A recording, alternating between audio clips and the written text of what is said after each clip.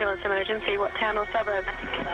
Yeah, I've rang you like several times and blue yesterday the special government. You had a blue with them? Yeah, back in the IS. So what's happening today, sir? Why do you need help today? My personality, disorder, my PTSD, Okay, so do you need an ambulance today? well, I think I might. Okay, what's your reason for needing an ambulance today, sir? Talk to somebody.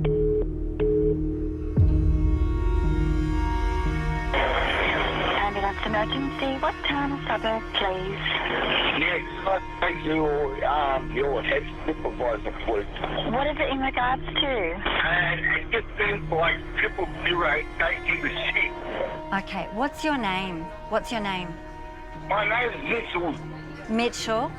Can I send an ambulance to help you now? Is that what you need? Yeah, but I'm not going to go to hospital because there's doing this thing happening. I've been under a lot of stress since yesterday. I don't have to put up with this sort of stuff. Okay. The reason that we send paramedics to help you is... He hung up. I'd say he's going to ring again. Mitchell, darling, if you want the ambulance, you're going to have to talk to me. 3, 4. Thought he was in tonight. Mitchell. It looks like our gentleman caller has now phoned back. Yeah, he's called quite a bit. This is just today. We got 1, 2, 3, 4, 5, 6, 7, 8, 9, 10 calls from this number today. Mitchell. Mitchell, you need to tell me what's happening. Originally, most of his calls he wasn't saying a thing, which apparently we've had him in the past, and he has been treated for post-traumatic stress disorder. Eventually, he said that he is just feeling violent and not himself, so it then got changed into a mental health case. But these last ones, it's just got unknown reason in it, so he's just calling back and saying nothing again now. Mitchell, we don't know what's happening, so we're going to send the ambulance. You need to talk to me now, so you can tell me exactly what's happening. Mitchell. I am not going to put up with this shit no more. Ambulance emergency. Tell me exactly what happened. Tonight, We've checked for drug overdose out the front of our venue. a bad batch of drugs Is she having an overdose? We're not sure if she's okay or not. causes pandemonium on the streets. 438 responded to another overdose. Another one. Yeah, he's just there on the floor. If you have too much, you can die. You guys just found him like this? An horrific accident Ambulance emergency. Someone got hit by a car. We might have severe head trauma. Head injury, hit at 40 kilometres an hour. catapults crews into top gear, Just relax, mate, just relax. Sit down, buddy. and a heartbreaking call-out Does she normally have seizures? Oh, bloody hell. hits home for paramedics. Those are the people who are not abusing the system. It's a cruel world. Brings you back down to earth. Unprecedented access from the control centre I'm upgrading it hot. So he's just been crazy. to the paramedics on the front line racing to save lives. Oh, they're calling us again. How can we help you today? These are the stories behind the lights and sirens Far out. of New South Wales Ambulance. Really quite escalated quickly, didn't it?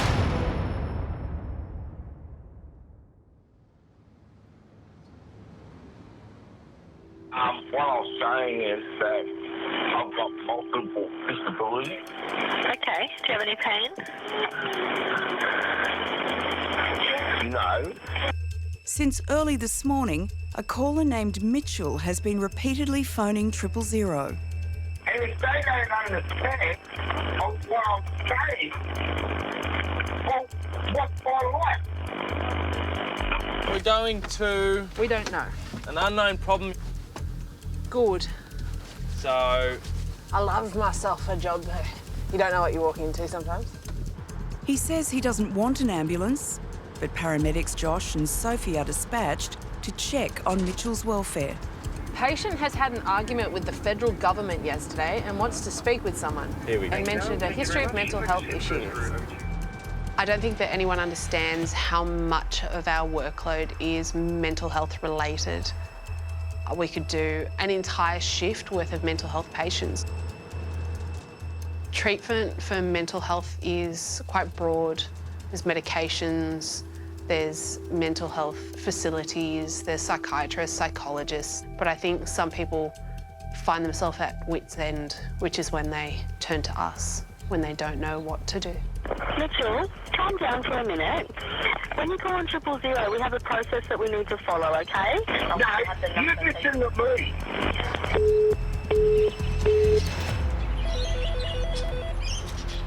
Hello?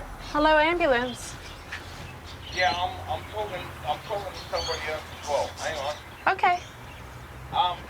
Who are you? I'm the ambulance.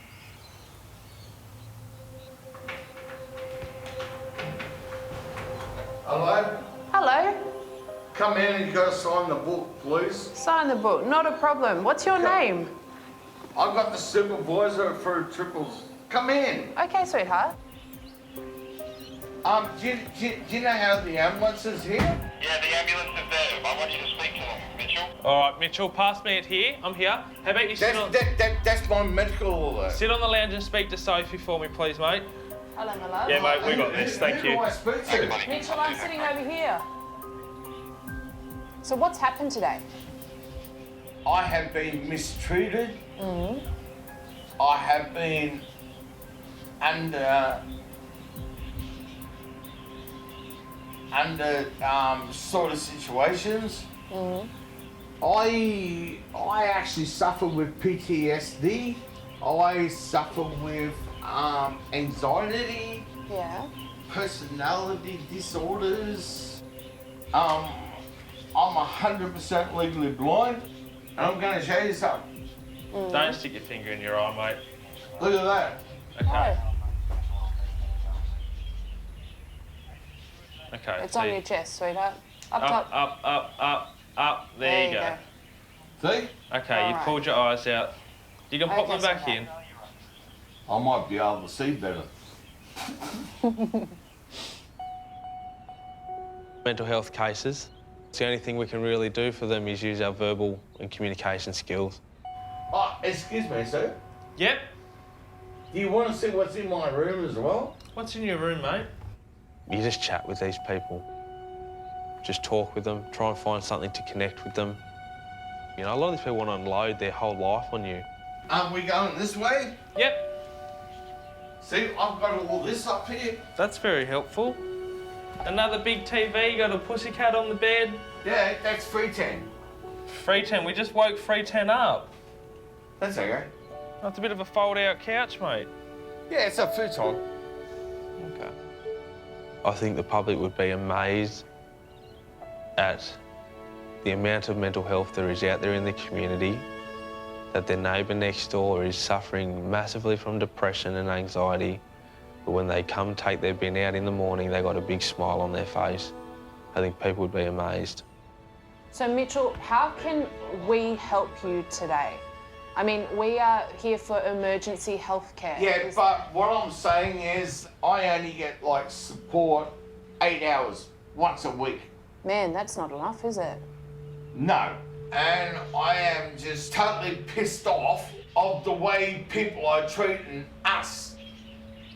Why did disabled people go through all this shit when they're traumatised, you know what I mean? And that's why, if you come up to hospital, they might be able to connect you with people. If you've done this already before and it hasn't worked, then I understand why you don't want to come up to hospital, and that's all you have to say, okay? But unfortunately, as an ambulance service, that's as much as we can offer you right now, mate, okay? We'll just leave the premises. Are you sure?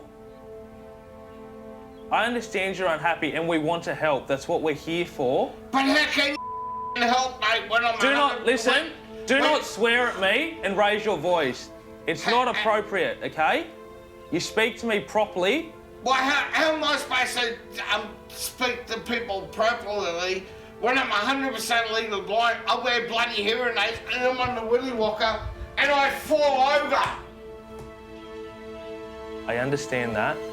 I need you to calm down because you get I need more help than what I'm getting. Okay. And I know I need it, but I just don't know what to do anymore because I've been right through the whole system and I'm sick of it.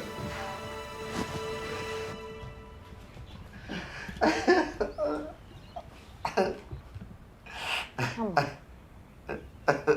It's okay, all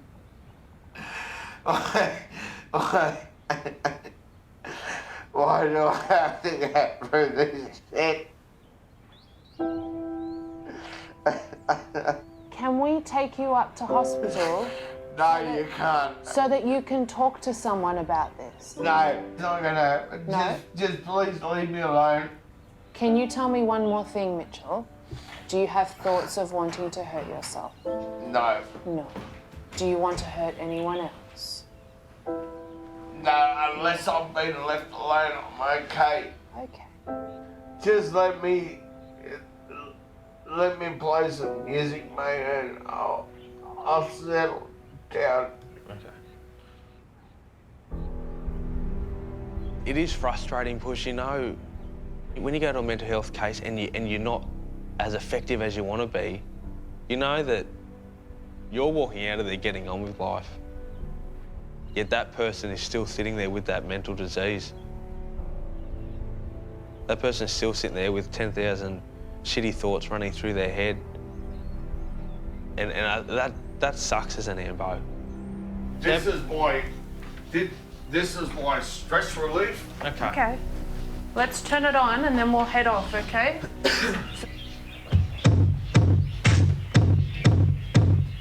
Beautiful. All right, mate, your neighbours will love you. No, listen to this for a second.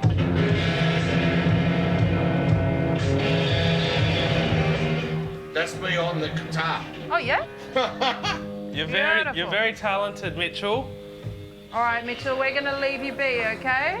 Okay, mate. Oh, sweetheart. All the best. Have a sit down and relax, okay? Goodbye.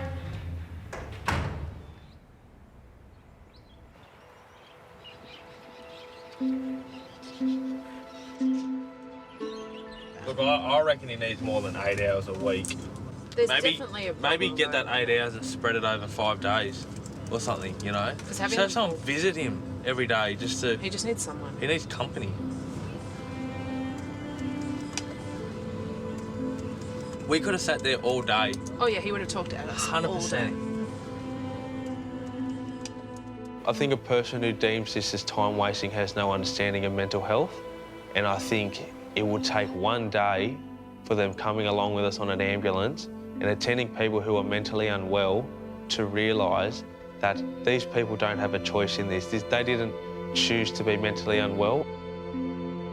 Unfortunately, that is the card they have been dealt. And I would never say the mental health people are the time wasters, because the one that we think's the time waster that we don't get to is the one that we might not be able to save. 825, go ahead. Thank you. Just advising, we've left this patient at home with no acute health issue. I can almost guarantee you that he's going to call us back. 825, copy, understood. Okay, tell me exactly what happened. I can't, like, in the middle of the night, I've just been itching so bad. And is your breathing normal for you? It is normal, I'm really itching. It's late afternoon at the Sydney Control Centre. Is that blender, is it unplugged at the moment? She can yell like that, she's breathing quite well, right? So don't you get upset. Now, is she changing colour? As the day ticks on, calls continue to roll in. All right, and I believe the bleeding's serious, is it? Yeah, okay, so we are organising help for you. Okay, just stay on the line. Yeah, that would be good, thanks, Amy. We have information from the police in Bronte. Police are on scene there with a 30-year-old male who's suffering shock and hypothermia. We have information now that the patient is stuck at the base of the cliff there. 423. 43. Thanks, 23. When you're clear, it'll be 2 immediates from police, Bronte, Calgary Reserve, hypothermia. Thank you. Copy that. Drop it down. To winch the hypothermic patient to safety from the bottom of the cliff, a rescue helicopter is almost on scene. Car 423 with 31-year-old Biffy and 22-year-old rookie Gina is still 10 minutes away. The full details of his condition remain unclear. Hypothermia. It's not something you go to often, is it? I have no idea. This is weird. Is that all it says? Yep. Shock and hypothermia, that's all. Jacinda Bronte, I'm upgrading it to hot. Okay. He's been in a helicopter and he's deteriorating. Okay. Okay. 2433, can we upgrade that to a 1 speed? Deteriorating, is he? So patient is deteriorating with hypothermia. Really quite escalated quickly, didn't it? The police have said he's really quite deteriorated, so 423 almost the same for this one, and we just started IC back up from Randwick as well, so that if he's quite quick, we can start extra forward as well. Sorry, bump. On the way to those bigger jobs when someone's going to be quite critical and needs your help urgently, we'll always think of it as the worst case scenario. And our adrenaline is pumping, thinking what we're going to do, you know, preparing drug doses, thinking if we're going to call back up. Sometimes you're a bit frazzled, but you have to walk in with a clear mind because you don't know what you're going to turn up to. Hello. Where's best for us to park? Hi. Ian's just a bit cold, so I don't know what the job came through as. They like he's deteriorating. Can you hurry up? Like, what's ETA? Ian's just cold because he walked along the rocks and got stuck by the rising tide. He got pinched out by a lifesaver. That's as good as the job gets, I'm afraid. Sorry about that. No, it's all right. All good. He's just over there. We'll just, thank you so much. Awesome. All good. Hello, how are you? I am a bit dizzy Yeah. because of the cold. Yeah. You want to come hop into our ambulance? Yes, that would be Yeah. Okay, no worries, mate. Come along. What's your name? great. Ian. Ian. This way, sir. This way. This way, Ian.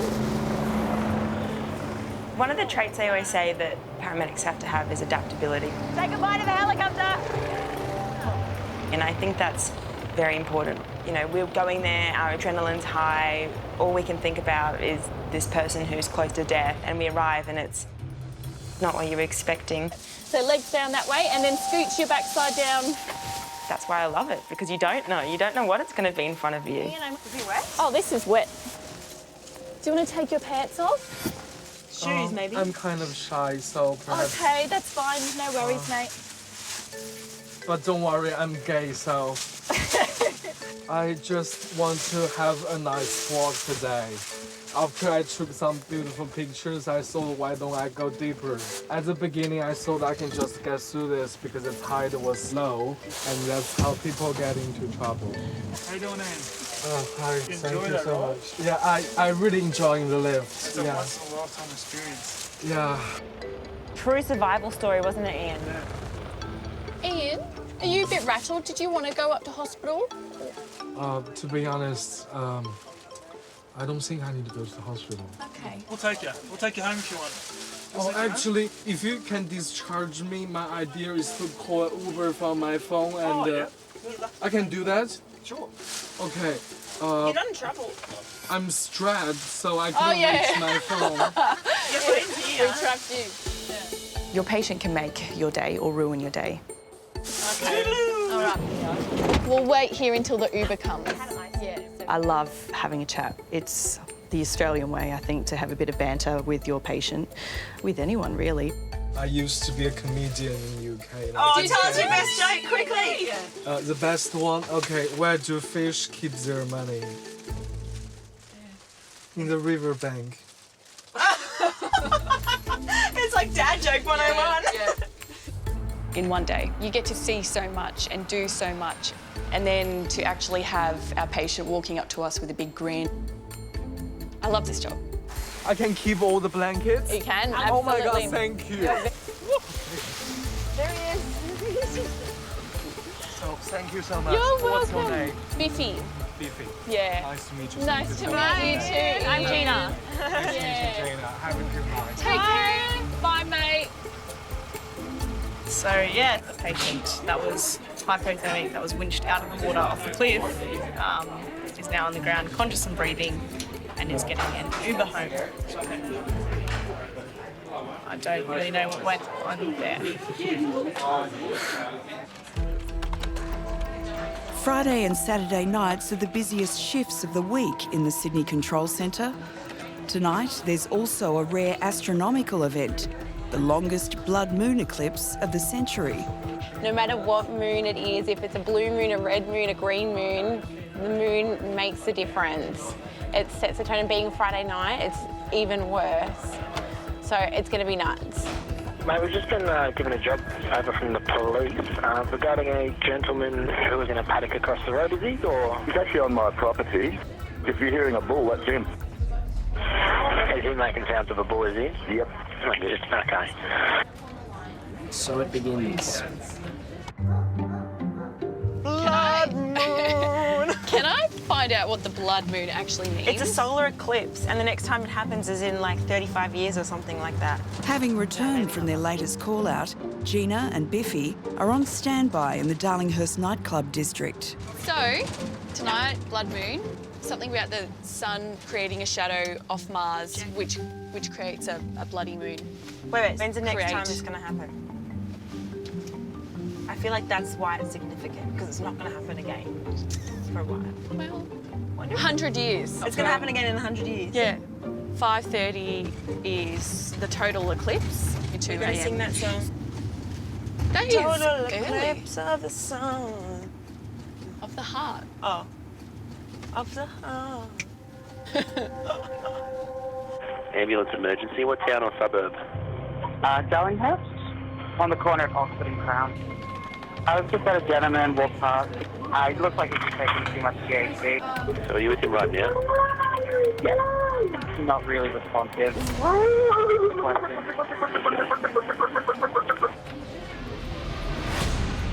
Approaching midnight, an alarming trend starts to emerge around the pubs and clubs on Oxford Street. You think she's taken something? What kind of stuff's coming out of her nose and mouth? There's a massive spike in drug overdoses, most involving the party drug G. So we understand he's taken G, is that correct? All right, as I mentioned, I'm organising help for you now. 43, I'll get you to 1 Charlie 17 in Darlinghurst, please. Copy that, drop it down. Yeah, it's going to be up by Oxford Street, I reckon. 423, fortunately they're nice and close for it. It's one of the many overdoses, drug affected, that we have running at the moment. Is she having an overdose? Oh, she's asleep at the moment, they said, but they're not sure if she's okay or not. Right now, there's a new overdose call coming through every 8 minutes. Another one. There's a lot of calls for it. Oh, man. All right, I'm going to need guys. Ambulance emergency, what town or suburb? Darlinghurst. We checked the drug overdose out the front of our venue. Friday night in central Sydney, and there's been a spike in overdoses, particularly with the party drug G. Sydney to Inspector 21. Yeah, I've got A&E and 17 for you. This time at Darlinghurst. G, or GHB, is a depressant drug that's been on the rise since 2016. Its effects are unpredictable as communication between the brain and the body is compromised. Overdoses can be fatal. There's 3 all in Oxford Street. Yeah, right. All within like a couple of blocks from each other. Oh, I wonder. That's interesting. Someone's maybe sold some dodgy stuff in the same area. It does happen from time to time where it's clearly obvious where a dealer has been, either outside or inside that premises, given it to a few people who probably haven't done it before or are addicted to the substance. Have you been to many? Not too many G. Paramedics Biffy and Gina are responding to reports of an unconscious man phoned in by concerned passers-by. I find G a very bizarre drug. Quite the party drug of choice. I hear that they come in those little soy sauce fish capsules. Yes. It's like a... G, up or downer, up or downer. GHB has a unique effect where it has waves. So the patient can be unconscious for several minutes and then wake up and be ready to go and party, and then a couple minutes later can be unconscious again. So that is very unique. Just here. Yeah, he's just there on the floor. So usually if someone completely overdoses with G and is unconscious, then they are still breathing for themselves. You guys just found him like this?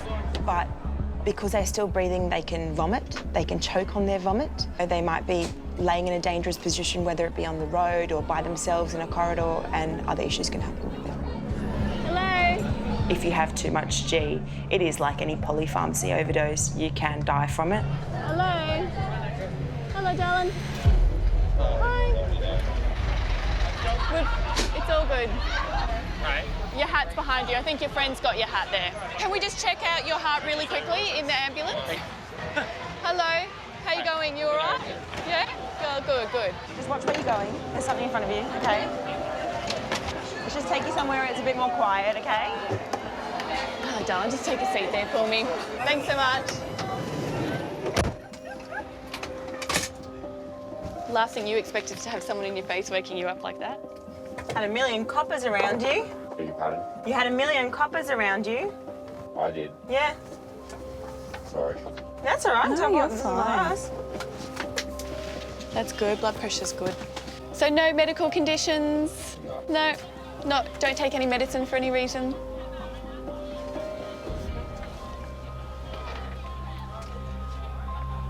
On the nod.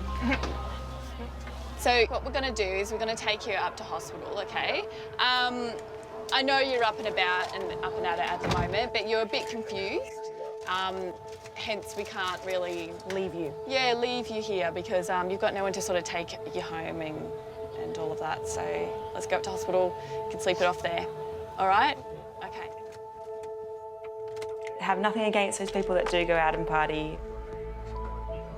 My opinion on recreational drugs has changed because when you start working on the ambulance, you often see a whole lot of other side effects or injuries caused as a result of drugs, whether that be getting hit by a car or getting assaulted or going in a fight yourself. We see a whole range of things that are related to recreational drugs. Is he out? Yeah. He's quite calm and just needs a bed for the night. Sometimes I get a bit frustrated because I would think I would never put myself into that position where I'd have to call an ambulance or let any of my friends do that to themselves. So I guess it is a job well done. At the same time, it is frustrating because they have done it to themselves. But we've saved their life. Is the moon out yet? No, but is it like changing colour yet? Saturday, 2 a.m. in the Sydney Control Centre. As the busy night wears on, call takers are convinced there's something else going on. Pardon? 3 cans?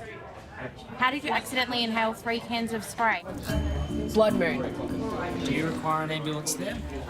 No. Does anybody there require an ambulance there? No. Hello? You've got the ambulance on the line. Come to the phone, please. Hello? On a full moon, look how strange things happen. Tell me exactly what happened. My son's been fishing last night and he's got something under his skin that's crawling up his legs. My friend, he phoned. I cooked loose with my crab. He was intoxicated, he got there too, and he did it. My wife is collapsed on the ground and I can't pick her up. So she's about 20 stone. It's a 55-year-old female who's 127 kilograms, has collapsed and can't get up. That's very precise, 127. Did she fall onto a scale? Already tonight, there have been 45 call-outs to people who've fallen and can't get up. It's a very common job for paramedics, but each case is different. There's hubby. Hello. Good, how are you? My wife is on the ground inside. Okay. You might have to reverse it or you can put it on the footpath. I'll just leave it here, mate. Yeah, sure. Right. Alrighty. Okay. That grass is squidgy. Oh. Where are you going? You definitely never know what you're walking into. Sometimes the notes that come down on our computers are very vague, and other times they're very descriptive. So we could be walking into situations that we're definitely not prepared for at that certain point in time. Ooh, that goes up. Whoa. Yep.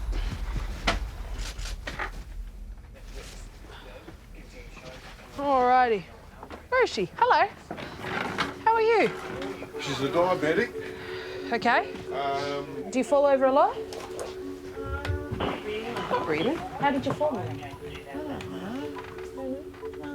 The thing is too is her feet are swollen up. And she probably tripped over, lost her balance that way. Just her own feet? Yes. All right, I'll go in front, Josh. You happy at the back? Where's your bedroom, my darling? Down That's their bed. You sleep on this lounge? Sleeps. Jolly good. Let me just clean your bed up so Do we you have want a to place give me to a place little you. bit of room, sweetheart? Yes, Beautiful. All right, Ingrid, do you reckon you can roll on your back for me, my love? Yeah? Alrighty. I think Brian's just having a panic attack. Who's Brian? That's me. Why is he having a What do panic you mean? attack? You can't get you up, my love. Well, did you want to sleep on the floor tonight? Was this your choice? No. No? No. You're okay. We're having a moment here with some washing. Hang on. Uh-oh. Uh-oh. Sophie's wrecked the Great Wall of China and it's about to come down. It is, eh? We need to move quick. All the time. You We set need me to move going. quick, otherwise you may be trapped Patient code 9. under laundry. Okay. All right, darling. 1, 2, 3. Wow. You are a very tall lady. You're taller than I thought. Hello. This is so embarrassing. No, it's not. I end up on the floor all the time. How about we have a seat on the lounge and I'm going to check a few things. Yeah? Any pets in here? No. No pets. No pets at That all. we know of. No. No? No pets. You can go days without doing an actual intervention on a patient, whether it be a cannula or administering oxygen or anything like that. You're a social worker for the community a lot of the time, dealing with people's problems that they just can't deal with them themselves. So you got a little bit of a temperature, my love. Hello? You do. Do you feel more drowsy than normal? A little bit. Or are you just drowsy because it's 2 in the morning? Is it? Yeah. You have 3 more hours and you get to see the blood moon. So don't give up, you've come this far. All right. You know, it's all good to, know anatomy and physiology and all the drugs and all the real cool stuff, but it comes down to a good paramedic is just someone who has a broad life experience and knows a little about a lot. I can't believe this. Oh, Bronny had a panic attack. He rings the ambulance. I can't lift you up, the size of you. Oi. You're going to get in trouble. Yeah, that's a death sentence, mate. Are you happy to sign on her behalf saying we've come out, we've popped her back on the lounge and you guys are happy? Yeah. Alrighty. All the best, Thanks for guys. that. Thank You're you. all right, mate. Ambulance emergency. Tell me exactly what happened. My tenant downstairs has come down with what looks like his neck slice and holding the blood gushing out. Get a clean, dry cloth or towel and place it right on the wound and do not lift it up to look, okay? Today's just been crazy. Does she have a weapon? If you're not safe, you need to get out and call us from a different location. The pace of calls, the type of calls, a lot of people just very argumentative. Listen, I've organised help for you. It's so we can make sure that we're coming to the right place. That's why we're asking. I didn't speak to you before, so I need to make sure that the information is correct, okay? It's like as the day just gets on, everyone's just getting a little more anxious and a little bit more worked up. Keep going, no breaths yet. Compression still. 1, 2, 3, 4. 1, 2. All right, stop, sir. Stop the compressions. Stop. All right, you need to tell everybody in the room to go away because they're not listening. Ambulance emergency, what town or suburb? Hello, someone got hit by a car. We might have severe head trauma. It's an emergency. They're literally in the middle of the road. They're passed out on the ground. They haven't moved. Looks like we're at a job. Duty Operations Manager Brian is in one of 3 vehicles immediately dispatched to the injured bike rider.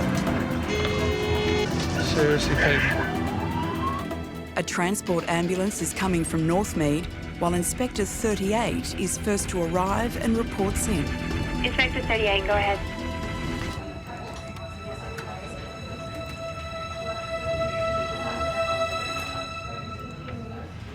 Probably that. They've just confirmed one male was struck by a car, combative head injury. Combative head injury, care flight is required. City Inspector 34 and all other cars. Care flight 3 has been tasked on my head. Inspector 34 received. Copy, thanks. All right, care flight's on the way. We've got 2 transport cars and Inspector 34 and a yellow. The cyclist collided head-on with a car at 40 kilometres an hour, and his head injuries are critical. The specialist ambulance helicopter medical team is scrambling from nearby Westmead Hospital, and another intensive care paramedic team is also dispatched. There's the helicopter.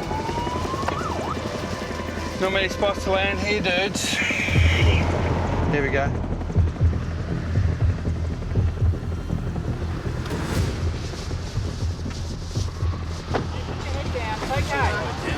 All right, I'll grab the straps actually. All right, so what we'll do is lay him down and then we'll get him on the bed, okay? Brian is a senior officer and takes control of the scene. Despite his severe head injury, the cyclist is conscious and agitated. We need to manage that airway properly too. Head back, head back, head back. Lazy back, lazy back. Yeah. Sit down, buddy. It's okay, mate. Put your head back, mate. Put your head down. If he continues to struggle, the risk of brain damage and death is high. All right, buddy. Just relax, mate. Just relax. All right, buddy. Come on, just relax, mate. Sit down, buddy. It's okay, mate. Put your head back, mate. Put your head down. It's okay. It's all right. I might grab the straps actually. It's all right, buddy. In Sydney's West, Duty Operations Manager Brian is leading a team working to save a cyclist's life. Just relax, mate. Just relax. He has a fractured skull and possible brain damage, a leading reason patients die before reaching hospital. I'll just get the ketamine organised and I see. Might grab the straps. He's still up some K. He's quite agitated. He's got a head injury. He's GCS 13 at the moment, but he's non-compliant. So what we'll do, we'll give him some ketamine IM. The medical team will only be a few minutes off. And then the plan will be, once we get him under control, we'll lay him down and then we'll get him on the bed, okay? Now, he'll probably get a tube for his trouble. So we'll probably intubate him here. All right, let's give some K. Mate, just hold nice and still. Sharp out. Every second counts. This type of injury can interfere with the patient's breathing. Carbon dioxide builds up, leading to secondary brain injury or death. All right, prepare to lift? Lift. Okay. They're waiting for the helicopter medical team to put him into an induced coma, so a tube can be inserted down his airway as quickly as possible. But the chopper is still trying to safely land in a nearby park. What's the ETA of the medical team? The quicker that we can place that patient in induced coma, the better their outcome. The longer we wait, the longer that patient is exposed to that sort of potential for a secondary brain injury, the chances are the difference between walking out of hospital and potentially ending up in a brain injury unit, or even worse, dying.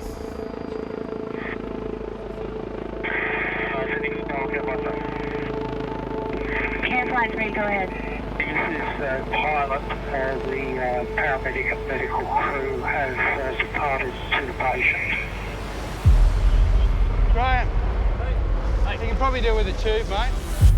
The helicopter medical team finally arrives. So his injuries are all head. He's certainly got a depressed skull fracture there. He's got a boggy mass posteriorly, and he's got blood pissing out the ear. I think you're right. It looks like he's going to be an easy tube, but I think we should just get on with it. Yep, righto. With the addition of the medical team, there are now 10 paramedics working together to save this patient's life.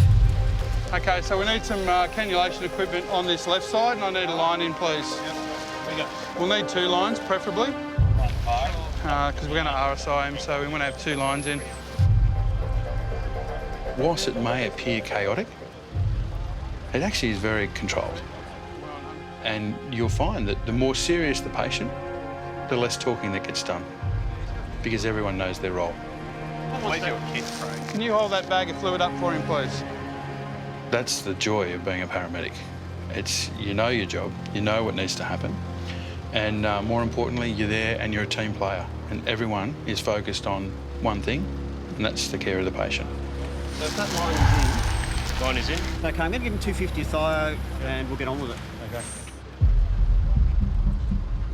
To run a tube down the patient's airway, the medical team must first administer drugs to anaesthetise him and paralyse his muscles to stop him moving. He's a bit more manageable now, Al. Okay, we ready? The timing needs to be perfect. Once paralysed, the patient can't breathe for himself and needs to be intubated within the next minute. Hold it there, I've got a pogo at 100%. Beautiful. Okay, I'm through the cords. Okay. That's a good one. Tube over. Tube come in. Okay, left tube. Okay, we're coming through. And that's your way down, so yeah, let's go on.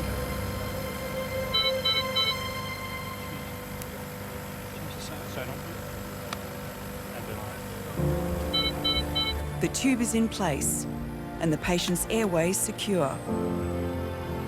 Paramedics will breathe for him on the way to hospital. Okay, we clear. We're going to get out of the way. We can load them. I take a lot of pride in my colleagues and the way they do their job. I think every day they come to work to do their best. You know, to be working in such a highly focused team, to be working as part of that team is very rewarding. And that level of commitment that they come to work every day to provide the best care they can for patients, like, you cannot get that. If you could bottle that, you could sell it for millions. Lower back sore. This chair ain't doing it for me. I've had my lumbar support, the extra one, for about a year, and tell you what, I cannot sit in a car without it anymore. I'm surprised you don't get one of those wooden bead things. Remember the taxi drivers used to have? I haven't seen them in years. Remember those seat covers? Can we get them and kit this ambulance out? Do you remember them? Yeah, they're still around in the cabs. We should get them. We should deck this thing out like a full taxi cab. As long as we can have fluffy dice hanging from the rearview mirror, I'll be happy. Hello? Hello, is this Kim? Hello? Hello, this is the ambulance service here. We just received a phone call from the alarm company about Maria. Yes. Is she having a seizure at the moment? Yes, please. The control centre has received an alarm activation alert from a recurring patient. The young woman is having a seizure, which she's suffered numerous times in the past. Paramedics have often been called for help at this particular home, but it's Josh and Sophie's first time. Alrighty. What happened tonight? She just got started seizures. Does she normally have seizures? Yes. She does. What's her name? Maria. Yes. So, how long did the seizure go for? I think a couple of minutes. A couple of minutes. And is that normal for her? Is that a couple of minutes long? Yes. Hello? She's deaf. Is she profoundly deaf? I'm deaf for a long time. She can't hear anything. Does she have hearing aids? No. What about cochlear implant? He got a cochlear implant in there, but can't have. Oh, it doesn't work? Doesn't work for a long time. Ah, bloody hell. Does she sign? Yeah, they live in sign language. She knows sign language? A little bit, and lip reading too. What condition does she suffer from? She got an NF2 disease. Yeah. So he just like have tumors everywhere over her body. So they eat on the ear, the nerve, so she can't hear anything. Yeah. Okay. Yeah. All right. Maria has a rare genetic disorder called neurofibromatosis, or NF2. From the age of 18, tumours have grown in the nerves between her ears and brain, affecting her balance, and she's completely deaf. How often will she have a seizure? Once a week, once a month? Maybe sometimes 6 months or something like this. Okay, so not very often. The NF2 is causing Maria's seizures. The tumours have spread and are pressing on other parts of her brain. Yeah, she's in incontinence pad. She's very unwell, eh? Yeah.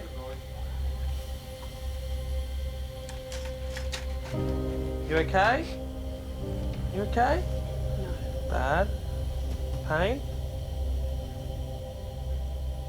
Bad? Good.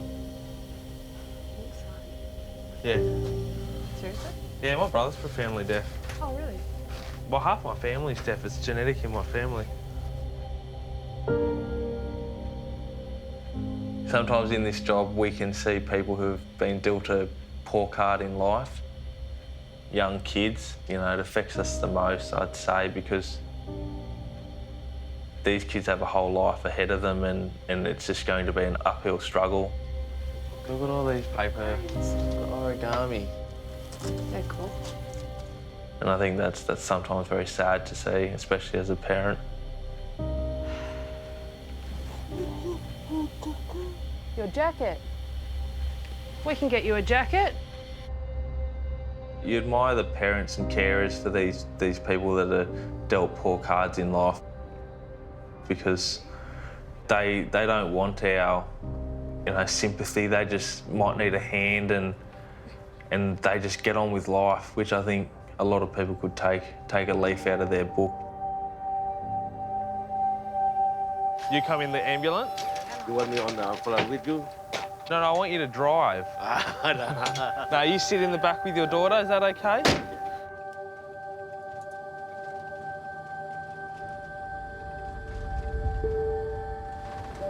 In her bedroom, there's jars of the birds. She makes them. Has she done all the jars? Yeah. They're beautiful. She's got 4 jars so far. Yeah, she makes a lot of... Yeah, she's getting there. When she was little, could she do things for herself? Oh, she go to the school very well until year 12. Yeah. They found out she got a big tumor in between the ear, inside there. Okay. And then 1 month later, they operation, and after that, all the time hospital. Never the same since then. The surgery she had a month ago, was that to take a tumour out? Yeah. A lot of tumor growing up along the spinal cord and the head all the time. Really? Yes. How many surgeries do you think she's had? More than 10 times already. More than 10. And she's 30-something, isn't she? 35? 34 now. 30, yeah, almost 35.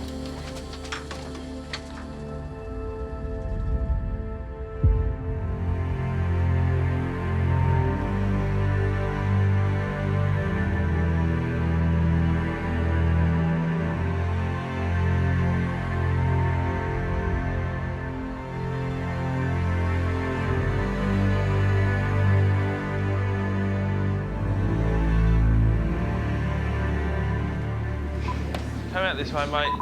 You're welcome.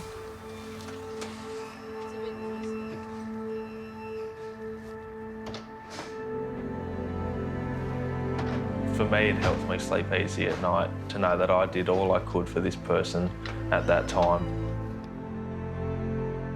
You know, because this person lives this, you know. I've only got to see a glimpse of it for 20 minutes, half an hour as a paramedic. All right, do you want to follow us in? They battle and their life is hard. You know, they haven't given up. And that's what's grounding about being a paramedic.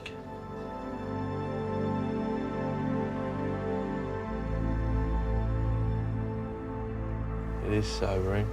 Brings you back down to earth. Yeah, we don't have a million tumours in our body.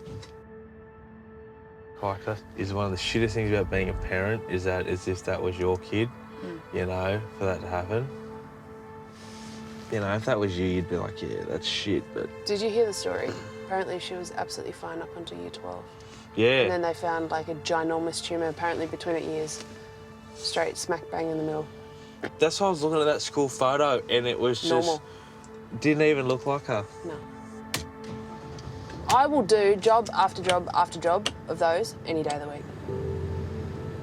Those are the people who are not abusing the system. They've been dealt the shittiest hands of cards possible, and they're dealing with it. That's it. They didn't ask for that. No. They did not ask for that. It's a cruel world.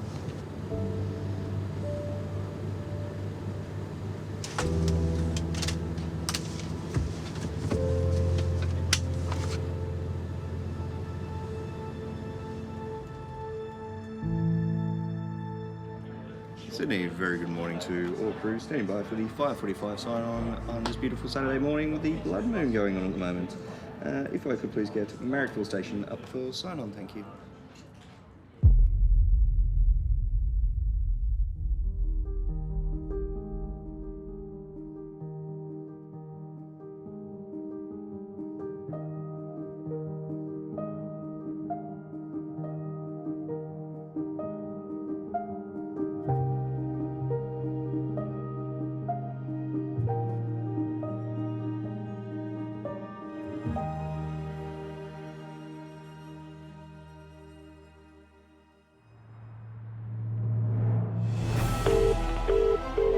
Next time. Ambulance emergency. Tell me exactly what happened.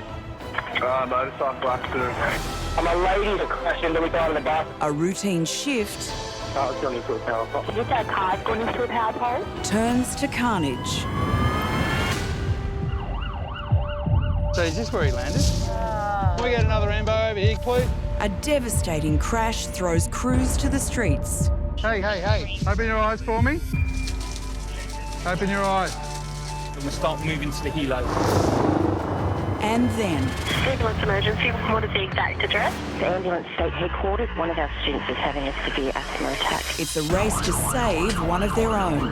25-year-old female at ambulance headquarters. Shit's really hit the fan. Bring everything. When a student paramedic goes down. Is it Laura? Yeah. When it's a fellow paramedic, you don't want to let them down. Open your eyes for me, mate. Open your eyes.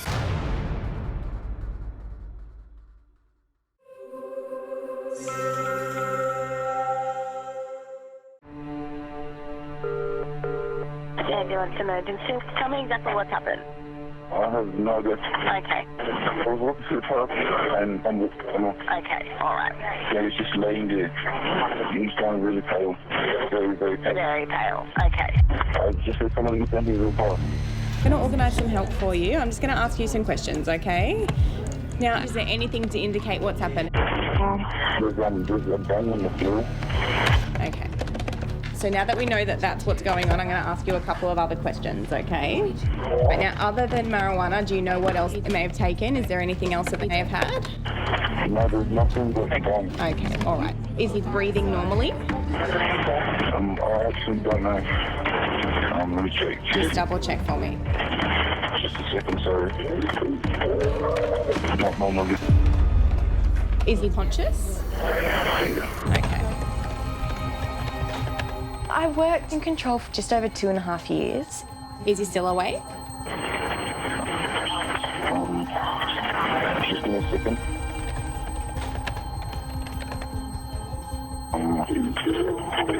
Sir? The biggest challenge, I think, as a call taker, you can't see what's going on, but constantly telling callers, you need to tell me what's going on so that I can help the patient. What's he doing? He's laying on his back and he's vomiting. He's vomiting. We're going to need to turn him on his side, okay? Someone's calling you for help, you need to take control because you're dealing with someone's life. All right, so you're doing really well. Just keep watching them very closely for me, and I just need you to tell me if anything changes, okay? They don't want you to cry with them. Okay, good. They want you to tell them what to do, to make them feel like everything's going to be okay. Can you try and give him a squeeze on the shoulder and just try and talk to him, see if he responds to you?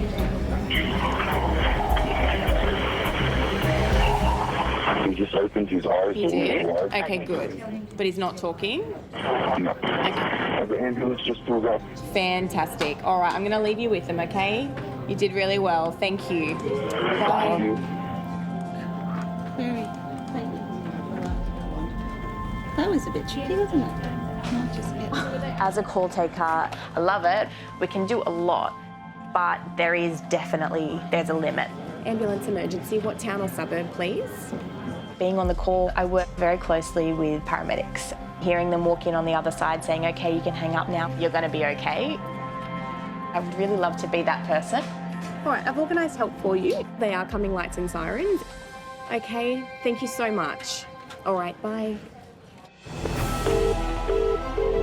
Tonight. Ambulance emergency. Tell me exactly what happened. Motorcycle accident.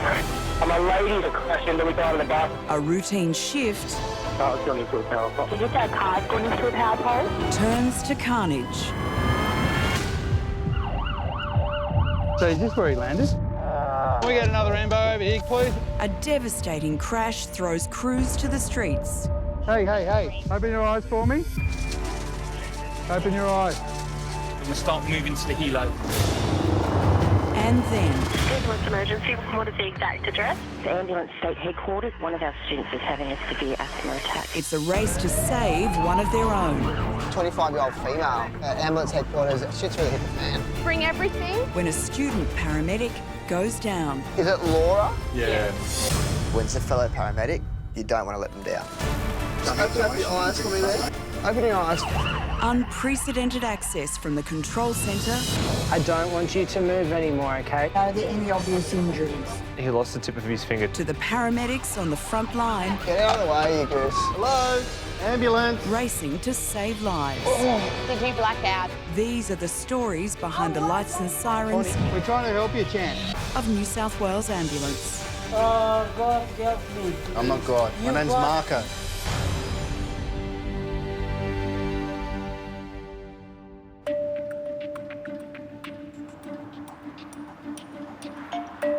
It's 8 a.m.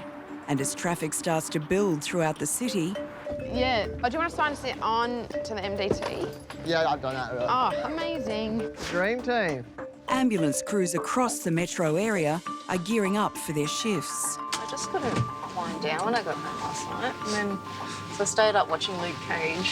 So just watching Luke Cage. Is he? Do it for me anytime. I'm a girl of simple pleasures, Mike. I know. I've noticed, Sinead. Ambulance emergency, which town or suburb? Okay, so she's not awake, okay? Is she breathing? Whereabouts in the golf club is your friend located? No, tell her not to have milk. Today, 24 call takers, dispatchers and supervisors will cover the busy day shift in the Sydney Control Centre. It's gonna be a great day. Hoping to deliver a baby. Everything goes smoothly. We'll see how it goes. Hopefully no nuffs out there causing too much havoc. Who's that yelling? Okay, tell him just to not be involved. Tell him to go away. 6:40, copy that. Getting St George up for a code 3. So I'm going to organise some help for you. I do need to ask you some questions, okay? Is she completely alert? For call taker Laura, it's her very last shift. She's leaving to begin training as a paramedic. Okay, that's okay. Take care. Bye. It's very sad. I'm going to miss all the people. You form some pretty special relationships in here, like just because of the nature of the stuff that you do. Everyone kind of understands how it is, you know, you get off the phone after a CPR call and everyone's been through it before, so it is kind of a family in a sense. Over the M-Fam.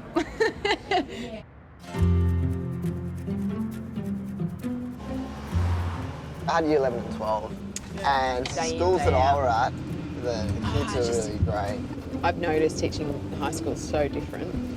In Ambulance 991 are paramedics Adam and trainee Karina, both in their 30s and both former teachers. I did a year 1 class. This is when I was fresh out of it, I had just finished. I got run rampant. These kids were controlling me all day long. It was the hardest day of my life. That's okay.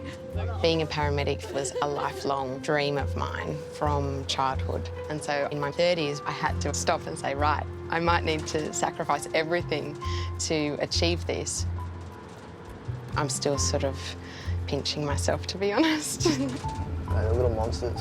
They don't mean to be. They are. Ambulance emergency. Tell me exactly what happened. A couple of students have had a bit of an altercation. The student has had false nails ripped off with her real nails also pulled out. Okay, tell me exactly what's happened. I think I'm going into labour. Now, how many weeks or months pregnant are you? I'm 39 on Tuesday. Tell me exactly what's happened. Motorcycle accident. Was it a single motorbike or was it a motorbike and a car?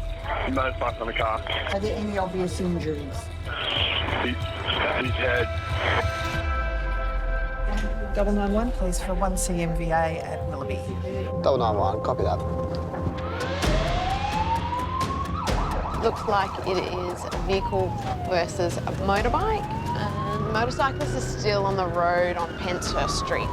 Potential head injury. Up against the morning traffic, Adam and Karina are 7 minutes away from the injured motorcyclist. With reports of head trauma, an intensive care paramedic team is also dispatched. They are close behind. So we've got the ISO coming, so you can run the job. You just tell me what your patient is, and I can just get everything else you need. Yep. I'll get a patient assessment. We'll look at extrication into the vehicle. Yeah. Motorcycle accidents are some of the most shocking jobs. Could be head injury, spinal injury, permanent disability for this person. And so being a trainee, it can be overwhelming. It's always your ABC, but then you got to think about your fluid. Start with, so any catastrophic hemorrhage, so CABC. So check for any obvious hemorrhaging and then go back to airway. Because I have wanted this career for so long, it definitely feels pressure. There's only so much training can prepare you for, and the rest is up to you. So you're still got his helmet on? Helmet's on. Let's just pause that scene.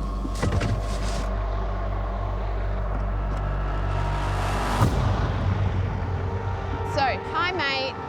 I'm Karina. What's your name? Mitch. Hey Mitch. Okay, I want you to keep your head nice and still for me, okay? Can you tell me, did you black out at all? No, fantastic. Have you got any pain anywhere? Oh, my shoulder, yeah. Your shoulder? Yeah. All right, don't want you to move. We're going to do our best to get you off the road, into the ambulance and nice and warm, okay? So we have one patient who is conscious and talking, just currently assessing. Can you please keep the IC coming? Just keep talking to me. You're doing really well. I know this is going to be really scary, so I'm just going to have a feel, okay? All right, so just keep your head nice and still for me. I'm just going to have a little feel down your neck. A motorcycle accident is exceptionally nerve-wracking. All the possibilities of what is going on. Have you been able to move your legs at all? Every decision that I make could be life-altering for this patient.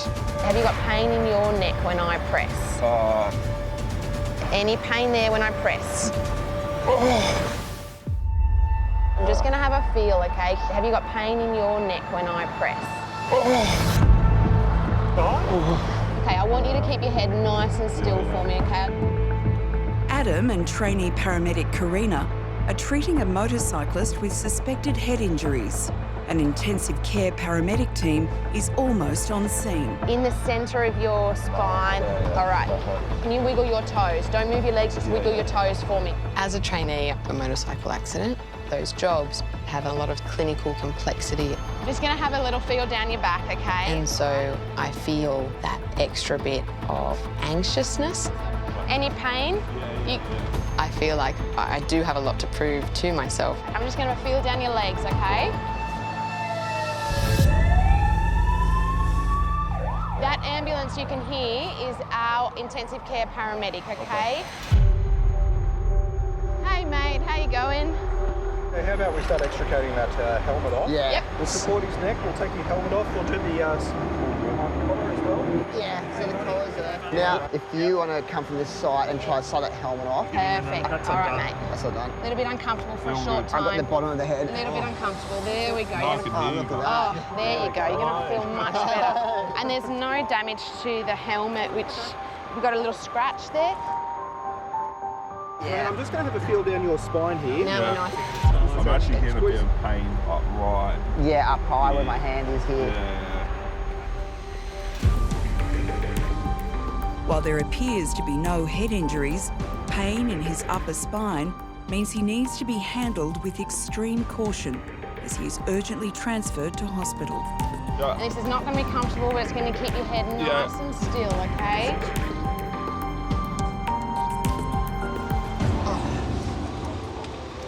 Okay, we're right, so... Yeah, good to rock and roll.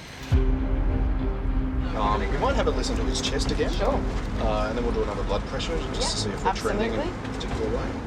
As a trainee, I work with some of the most highly skilled and professional men and women. Yeah. All right, we're just going to have a listen to your chest. If you can take some slow breaths in and out. Yeah. They set the bar really high. And it makes me push myself.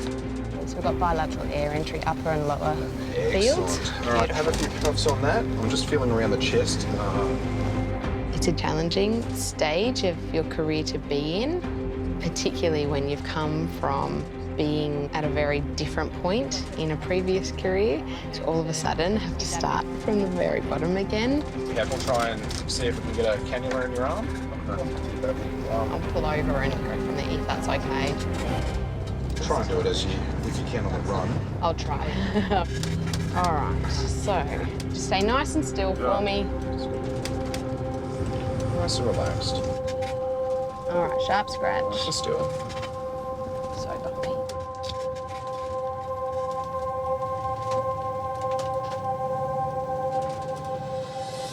Beautiful, all done. Karina, she's epic. She's one of those more clinically quiet-minded people. All right, just gonna pop that sharp away. She's got a lot of life experience and she listens, which makes it easier for her to assess and get people on her side and to work with her. She's fantastic. I've got that line in nice and quickly for you. Oh, no problem. High five. So, thanks, mate. I told you she's got skills. The power's in the hand, as they say. All right, a couple of bumps coming out, okay? Yeah. Get those seatbelts. It's such a privilege being able to put all the training that I have done into practice when I have seen that I have made a difference. I am so enthused to just get back out there and do it all over again.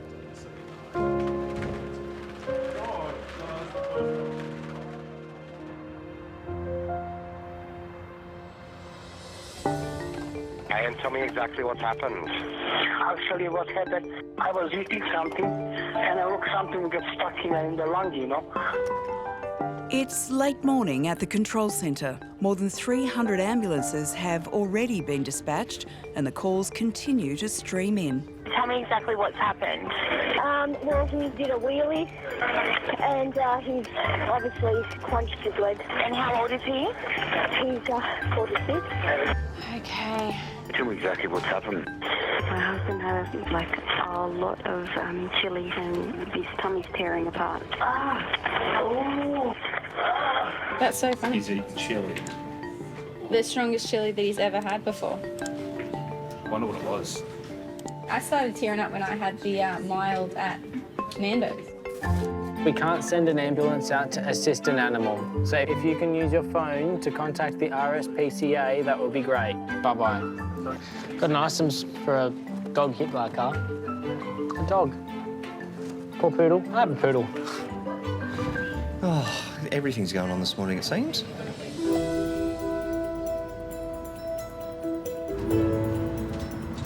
Did Matt text you back? Oh, yeah, it did, but I'm driving. Do you want me to read it in his voice?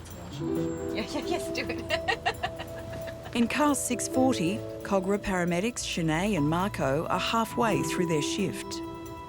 Miss those beautiful faces equally. What you up to? Let's go for a drink. Ha ha ha, I call in sick. I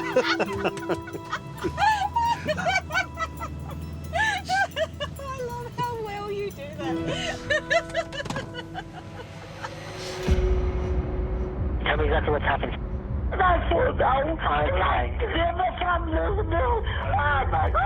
Call taker Chris has received a call from a 66-year-old woman who says she's fallen from her roof. Okay, are you injured? What part of your body is injured? The spine. How far did you fall? Did you fall a long way? Okay, listen to me. Listen to me. Do not move around unless it is absolutely necessary.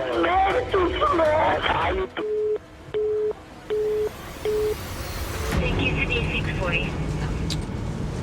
640. 646, could you head to please 1 Charlie Long 4? Copy. 66-year-old female, long fall, fallen off roof. She cannot move.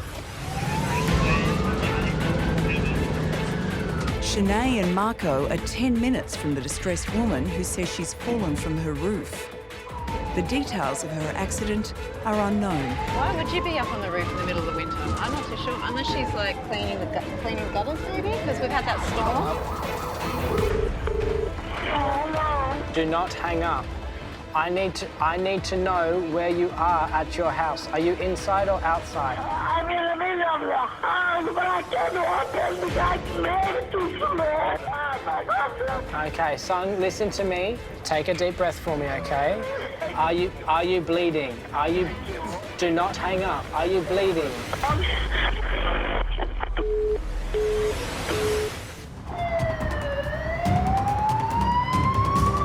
66-year-old female, long fall, fallen off roof.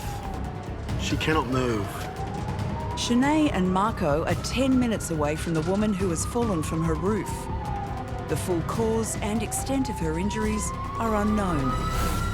Why would you be up on the roof in the middle of the winter? I'm not too sure. Unless she's like cleaning gutters, maybe. Yeah, usually not up on the roof though. Usually on a ladder. If she's fallen on her feet or limb, she might have a broken leg or whatever. If she's fallen straight 4 metres down onto her back or head, or it's a major trauma then.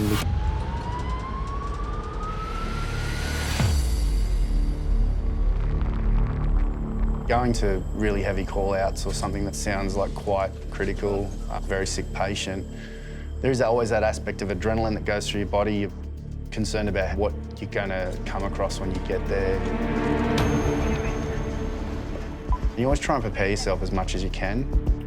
You just have to focus on the patient, figure out what they need, what's happened, and you usually have to think on your feet. Hello? Ambulance.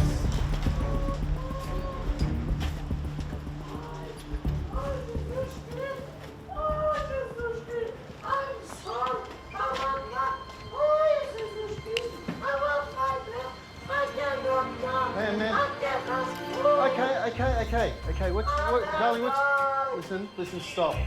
What's your name? Hi, Conceição. Oh, Jesus. Oh, that be my problem. Yes, I hear. Oh, very much. So listen, what was your name again? Conceição. Constance, is it? Conceição. You can say Connie. Connie, my name's Marco. This is Shanae. Oh, God. Listen. Oh, Connie, no, how... I feel too bad. Okay. So you've fallen on your back, is that right? Yeah, I just fall like that. I don't know what I did. Okay. Did you lose consciousness? No. Okay. No. Do you have any... Connie? I cannot move. Connie. I do. Listen. Sorry about my mess. I get my own. During the week, you always get a lot of falls in the elderly, stuck in a situation that they're not usually put in, but each case is different. Breathe in through your mouth and out through your nose. Keep it in your mouth and out through your nose. Good girl. Good girl. No, really.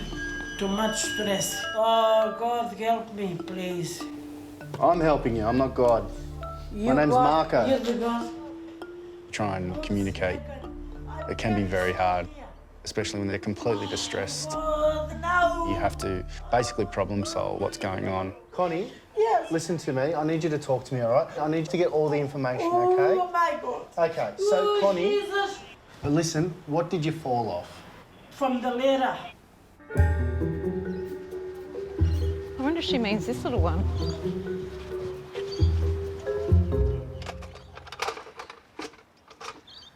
It's only a half a metre. So we don't know how high she's fallen. This is the issue. There's passion fruits over here. So we're on this ladder, picking passion fruit. She couldn't have been at the top because there's a ledge. Okay. Did you fall on your bottom? Yeah. On your bottom? Okay. With Marco and Shanae now having a better understanding of how Connie's injuries occurred, they can finally begin a thorough assessment. I'm going to touch your tummy now, okay? Yeah. Any pain, you let me know. Okay? No pain in here? No. No? Okay. No. I'm going to push on your hips. Any pain in there? No. Good. Along here? No. Okay. So all your pain... End of the spine. End of the spine. So around here? Yeah, yes. Yeah. Okay. Does it go along like this or down your legs? Yes, long. So you might have what's like a broken coccyx or broken something at the bottom of your spine. We need to get an X-ray. Yeah.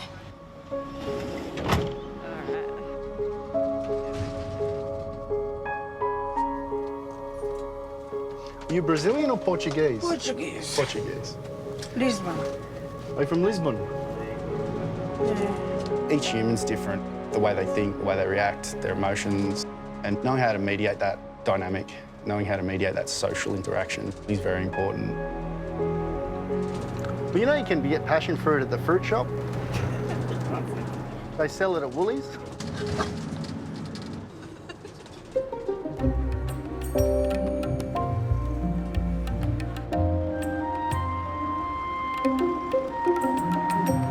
It's 7 p.m.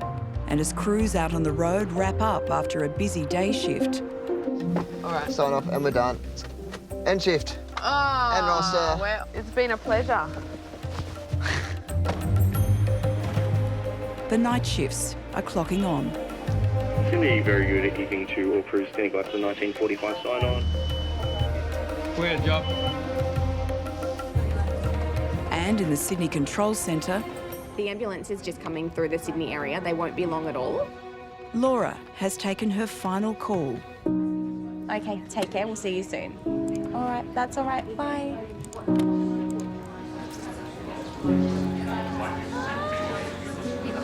I love cake. Are you gonna sing? What are we just singing? Maybe some Celine Dion. It's sad. I'll miss everyone. But very excited to move on to the new adventure. Congratulations. Very happy. Thank you so much.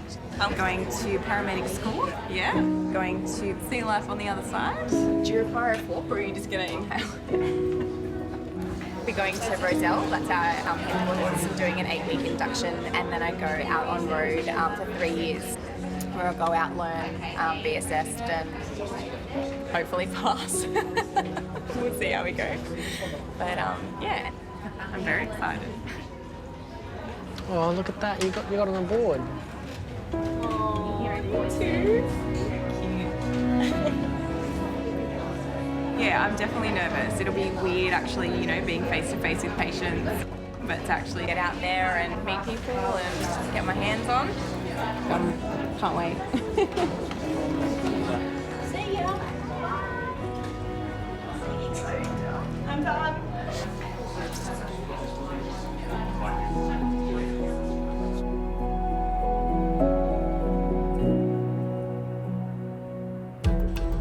Tell me exactly what's happened, please. I was just going up the stairs with my son and I just felt him. How old was he? 5 months.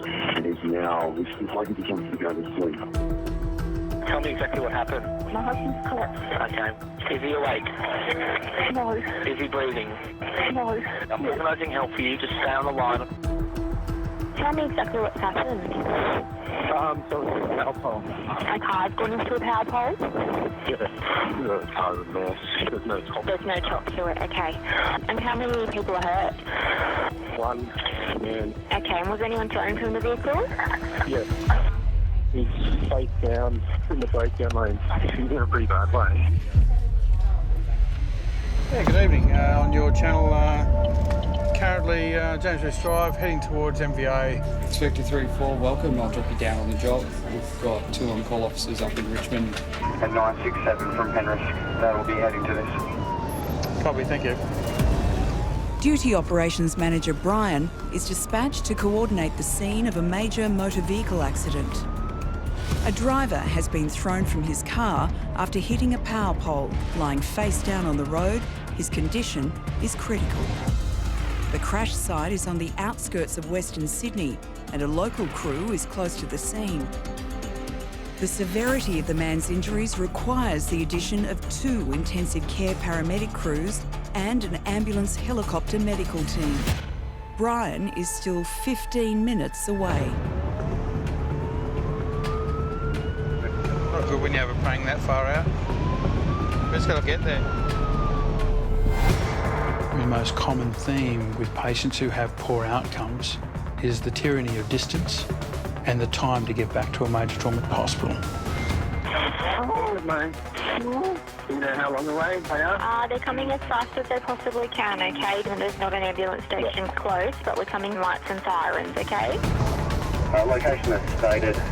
Middle-aged gentleman's been ejected from the vehicle. Ejected? We have obvious head, chest, and abdominal injuries. For a patient who's been severely injured in a major trauma, as every minute ticks by on the clock, their likely prognosis is they die. Vehicle hit the telegraph pole, back to half, without power lines down across the road. This is for us, right here.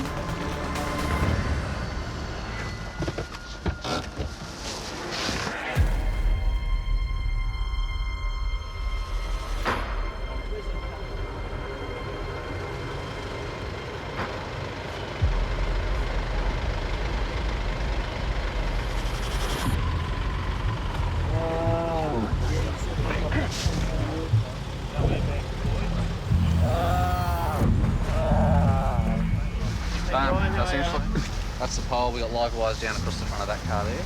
Okay, righto. Car's been ripped open across the side and across the top. Yep. Seatbelt snapped. Yep. Have we got anyone doing his airway?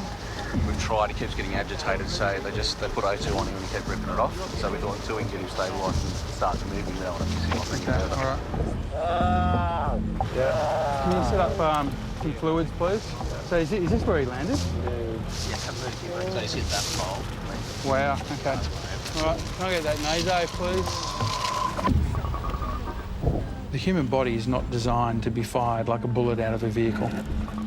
These people have been involved in the most horrific of ejections, and they have an array of injuries, and the list will just keep adding.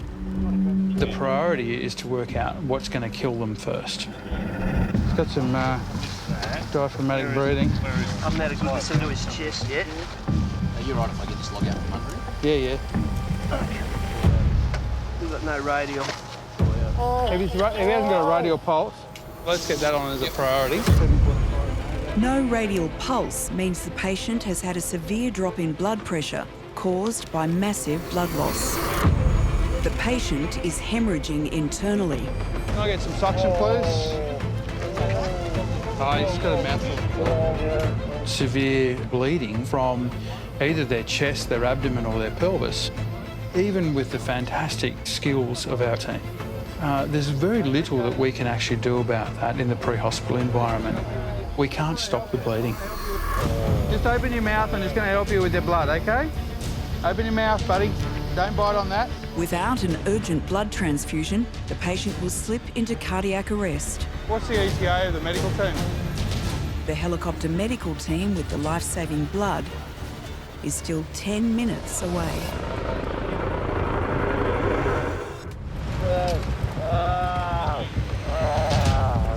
Humerus and radius ulnar, mate.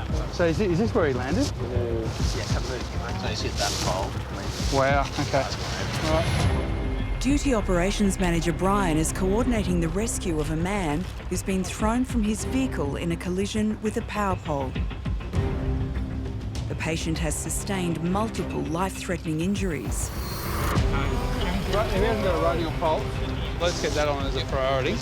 Can you set up some fluids, please? Paramedics can't find a radial pulse, indicating he's suffering from severe internal bleeding. Can I get some suction, please? Got some suction. Oh, he's got a mouthful of blood.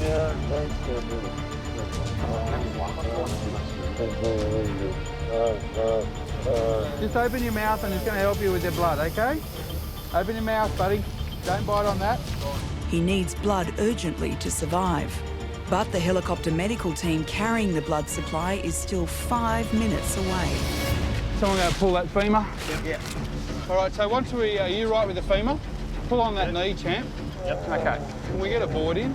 Yep. We'll roll him, yep. And that'll bring his head into normal alignment. Right. Then what we'll do is put a collar on, we'll lift him up on the bed, and take him to the back of the ambulance ready for some blood, okay?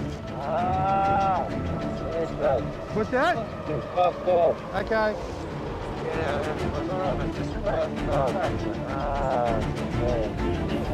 Hey. Mate. We're trying to help you, champ. All right? The trauma from the collision has left the patient combative and in pain. All right, well, how about we, let's just give him some pain relief before we do anything, okay? Probably do some K. It might calm him down a bit. We're giving you something for the pain, mate, okay? To manage his pain, paramedics need to administer ketamine, one of the most powerful painkillers available. Okay, so ketamine's on board? Yep. Okay, sweet. What's the ETA of the medical team?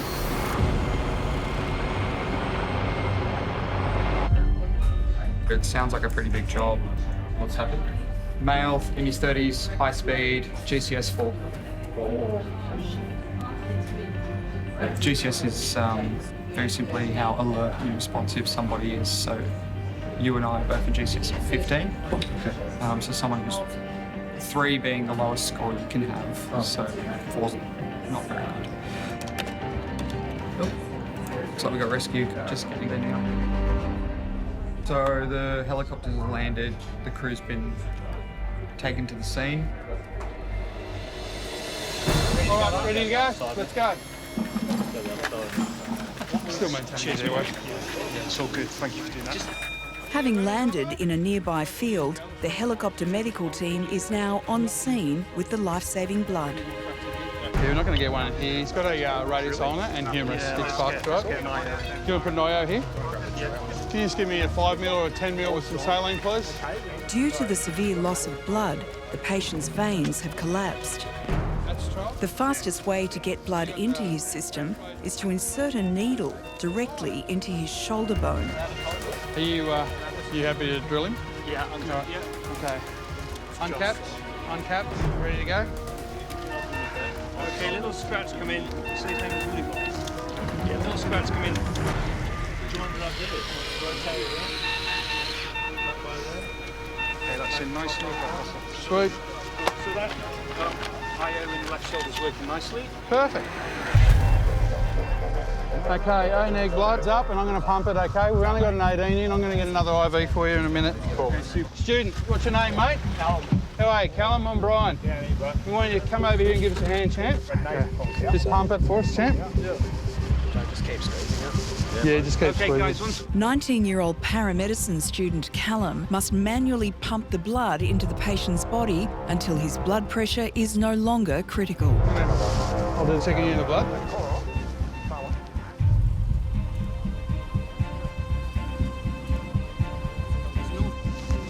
All right, don't pump. All right, second unit's up. Okay, pump, brother. You want to record that? Tell me about the pulse at the bottom. Got a pulse? Yeah. Okay, good, cool. I'm happy, yep. The patient's blood pressure has improved and his radial pulse has resumed. Good work, mate. Well done. First MBA. First MBA. You're on fire, mate. You're on fire. And once we secure this, I think we're going to get in the back of the ambulance. I'll do a quick ultrasound and we'll start moving to the helo. Good? Yeah, mate. Callum will continue to pump the blood on the way to the helicopter so the patient can be safely transported the 80 kilometres to hospital. After 28 years, being a paramedic, I've never met anyone that's learnt to swim by reading a book. And if you think you can, you read the book, you jump in the deep end, you're going to drown. Where's the probie? He's in the back here. Okay, as long as he's got... Do not forget that blood. You are in charge of it. Your job is to warm it up. I'll see you up there.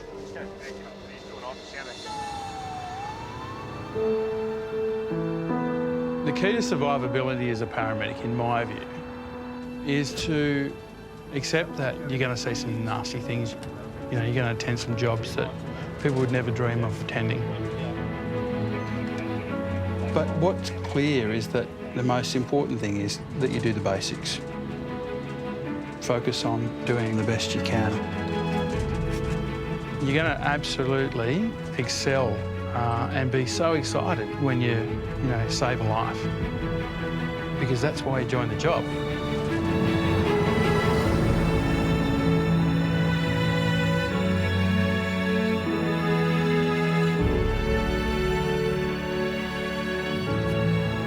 Feet first, the aircraft, feet first. Yeah, feet first.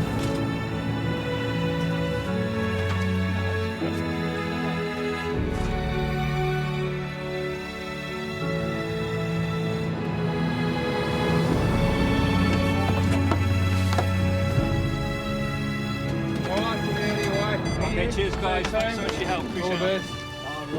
Thanks, Marshall. Take it easy. All right. You know, we all learn from each other's experiences, and irrespective of how senior someone may be, you never stop learning. And the longer you're in the job, the more you realise what you don't know. Subsequently, here I am 28 years down the track, and I'm still developing. I'm still learning to be a paramedic. The day that I stop learning is the day that I'll actually leave the job.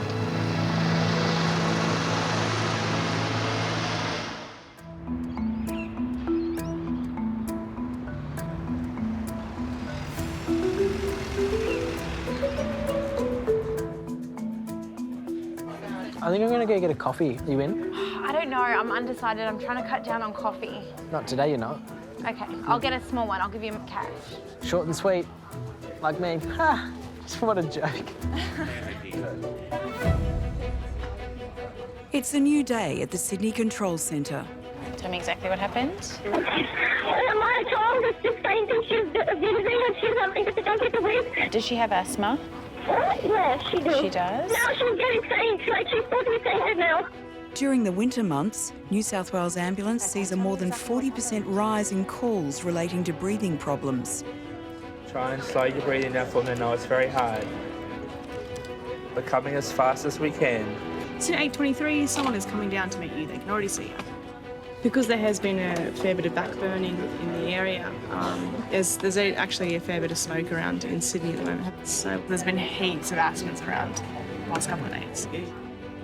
Ambulance emergency, what town or suburb? Roseville. What is the exact address? It's the Ambulance State Headquarters, Education Department. One of our students is having a severe asthma attack. Okay. Sydney to 991. I've just got another 1A that's dropped down in Roselle. I'll copy on it. 091, copy. Oh, 1A in Roselle. We're not too far. Getting there nice and quick. Ambulance headquarters. Oh, wow. That's not good.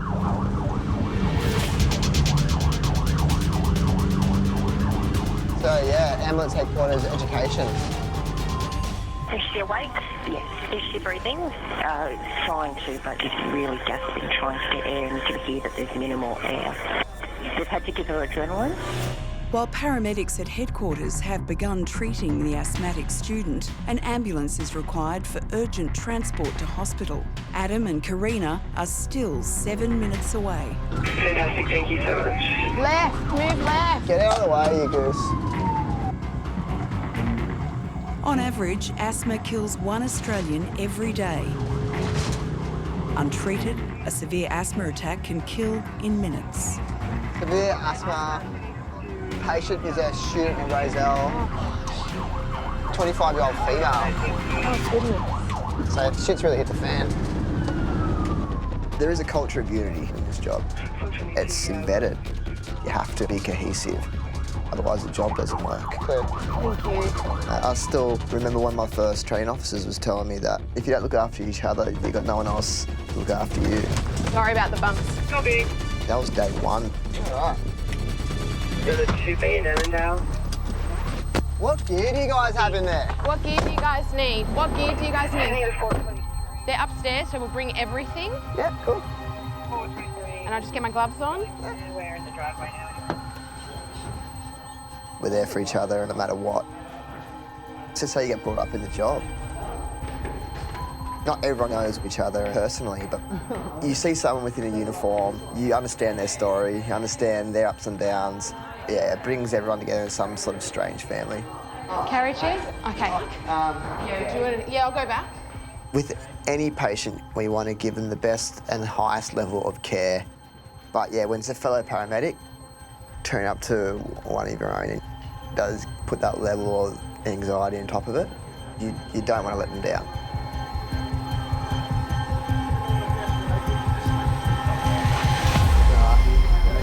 Is it Laura? Yeah. There's one Yeah, not yet, so 450. Ned code 2, severe asthma attack. Educators were working on her. Jesus. Was it Laura? I don't know. Laura's transition from call taker to paramedic has been cut short. Second adrenaline, can we get a time, please? Paramedics have begun treatment with adrenaline to try to force open her airways. Yeah. She's not responding to treatment. Okay, I'm Adam, so you don't need to speak with me. I got the story, but we're going to get you onto this chair, okay? And I'm also going to pull this up so you feel nice and decent, okay? There we go, fantastic. All right. Asthma is serious. It's not just a run and a cough that a lot of people perceive. When it's bad, it goes really bad. I've seen it at its absolute worst, where the patient was young and the patient died. Doing really well, okay? Couple of bumps and then we'll be in the ambulance. I'll just follow your lead because you know more on the job at the moment. I'll just get this on. All right, now I'm just going to expose his chest a little bit, get some dots on you. And I'm about to go a bit of adrenaline now at 12:27. With Laura's airways still constricted, Adam administers a third shot of adrenaline. Sharps away. Laura's condition continues to deteriorate. She needs immediate hospitalisation. That work of breathing has come back up. Yeah. It's quite a horrendous ordeal. You can't get air in. Importantly, you can't get air out. It's pretty much slow suffocation.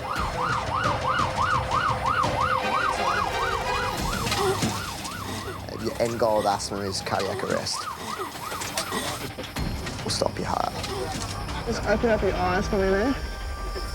Open your eyes.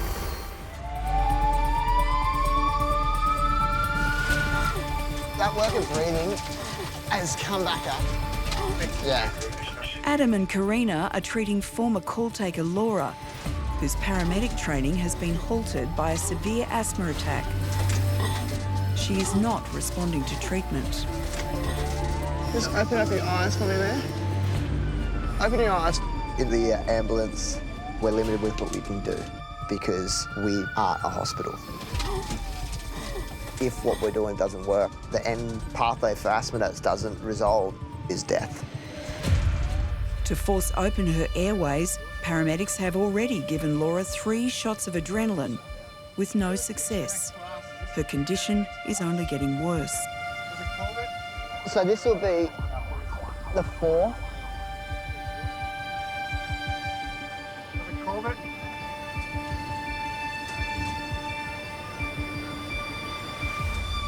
Yeah, cool. We'll keep the same odds we had. Current treatment. All right. Apologies for all the needles going in, but welcome to the job on the other end of the site. All right. I'm just going to make this comfortable. It isn't coming off your head. That's going. Are you feeling a lot more comfortable how you are at the moment? Fantastic. So, and you know you could be better, but you're getting all the help you can get, okay? Good. I'm just having a listen to your chest and just reassess everything that's going on. So just so you're aware, you've had a few of the Suicidal, and we had quite a bit of adrenaline, okay? So your heart's going to be racing, but it's going to help with your airway, all right? Thank you very much. I had no idea what was going on. It was very, very scary. Being in that situation where you really feel like you can't breathe and you know that it's getting worse, you'd panic. And that chest sounds heaps better. But having somebody kneel down next to you and say, I'm from ambulance, you're gonna be okay, it's like, thank God you're here. When was the last time you had an event like this?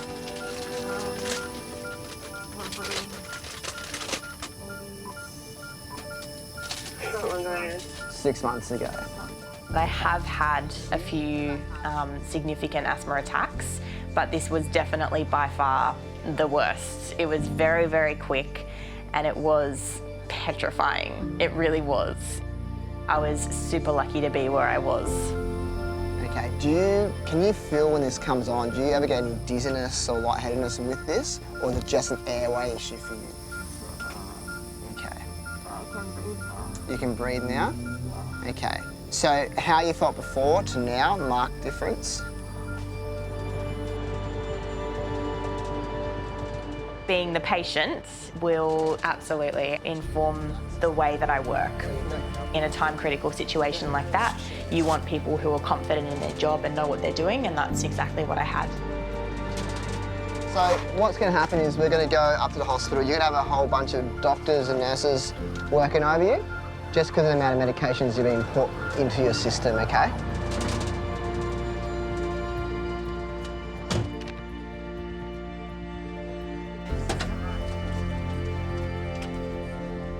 I can understand that trust now. All right, couple of bumps, darling. Being that vulnerable, I know how scary, how overwhelming it can be. It's really comforting to know that that paramedic is ready to do what they need to do for you. You can really tell like how passionate they are about it. It's really inspiring. And it's super exciting that I'll get to be that person for someone else.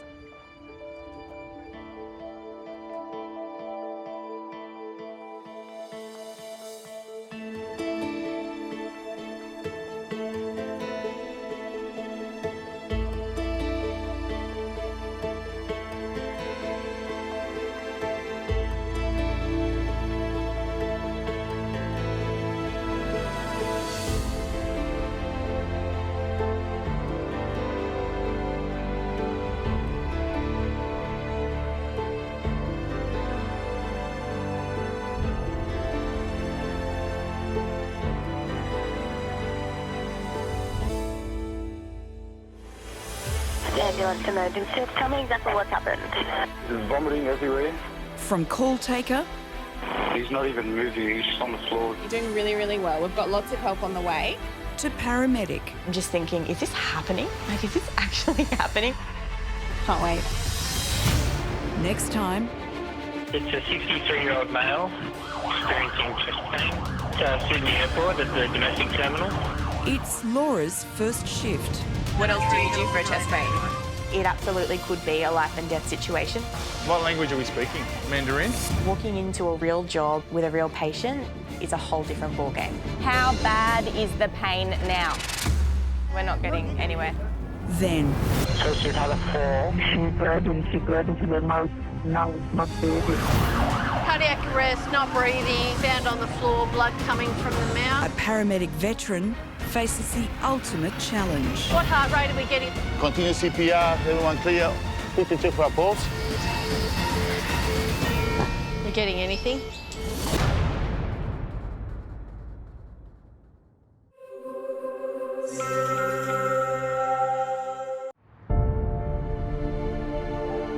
Being a paramedic, it gives you a sense of purpose. You can put a smile on someone's face in their darkest moment. It's not a job for me, it's my life. As soon as you put on the blue suit, your actions are potentially going to save this person's life. That's what I'm there for. This job is by far the best job in the universe. Ambulance emergency, what town or suburb? Oh my God, Daddy, there's a lot of blood. Every day, Australian ambulance services receive more than 8,000 cries for help. A red motorcyclist hit by a car. Is he breathing? I don't think he is. Each has a story. My wife's having her baby now. She's in labour, is she? I can see him drowning. Cameras all over Sydney with never-before-seen access. Is he breathing? She can't move. All over the bed. We need an ambulance, please. From the heart of the control centre, Remember, the baby's going to be slippery. Don't drop him. tracking 000 calls from the moment they land. They'll tell you how to do resuscitation. 1, 2. And the crucial role of dispatchers, City to 999. deciding who gets care first. We have to reassign you for a higher priority. The workload just backs up and then people keep calling. I've got one ambulance available. One.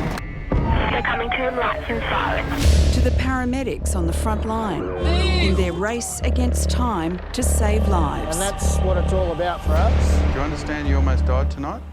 We've got you. Has this happened to you before? Do you know where you are? I just need to make sure he's okay. Capturing cases as they unfold. What have you gone and done? Cameras reveal the intimate moments of compassion. We're here for you. Don't ever hesitate to call us. Can you hold my hands? Hold my hands. Just relax, Nonna. Everything's all good. He's okay, all right? Okay, we'll take good care of him, all right?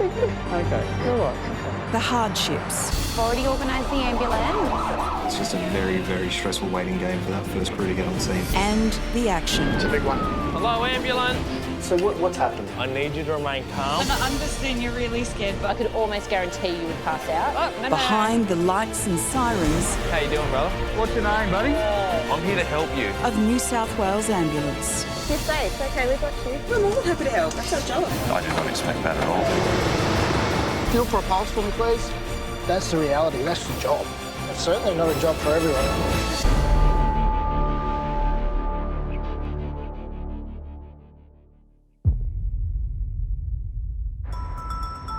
A very good morning to all crews. Stand by for the 7:45 sign-on. If I could please start with Blacktown Superstation for sign-on, thank you.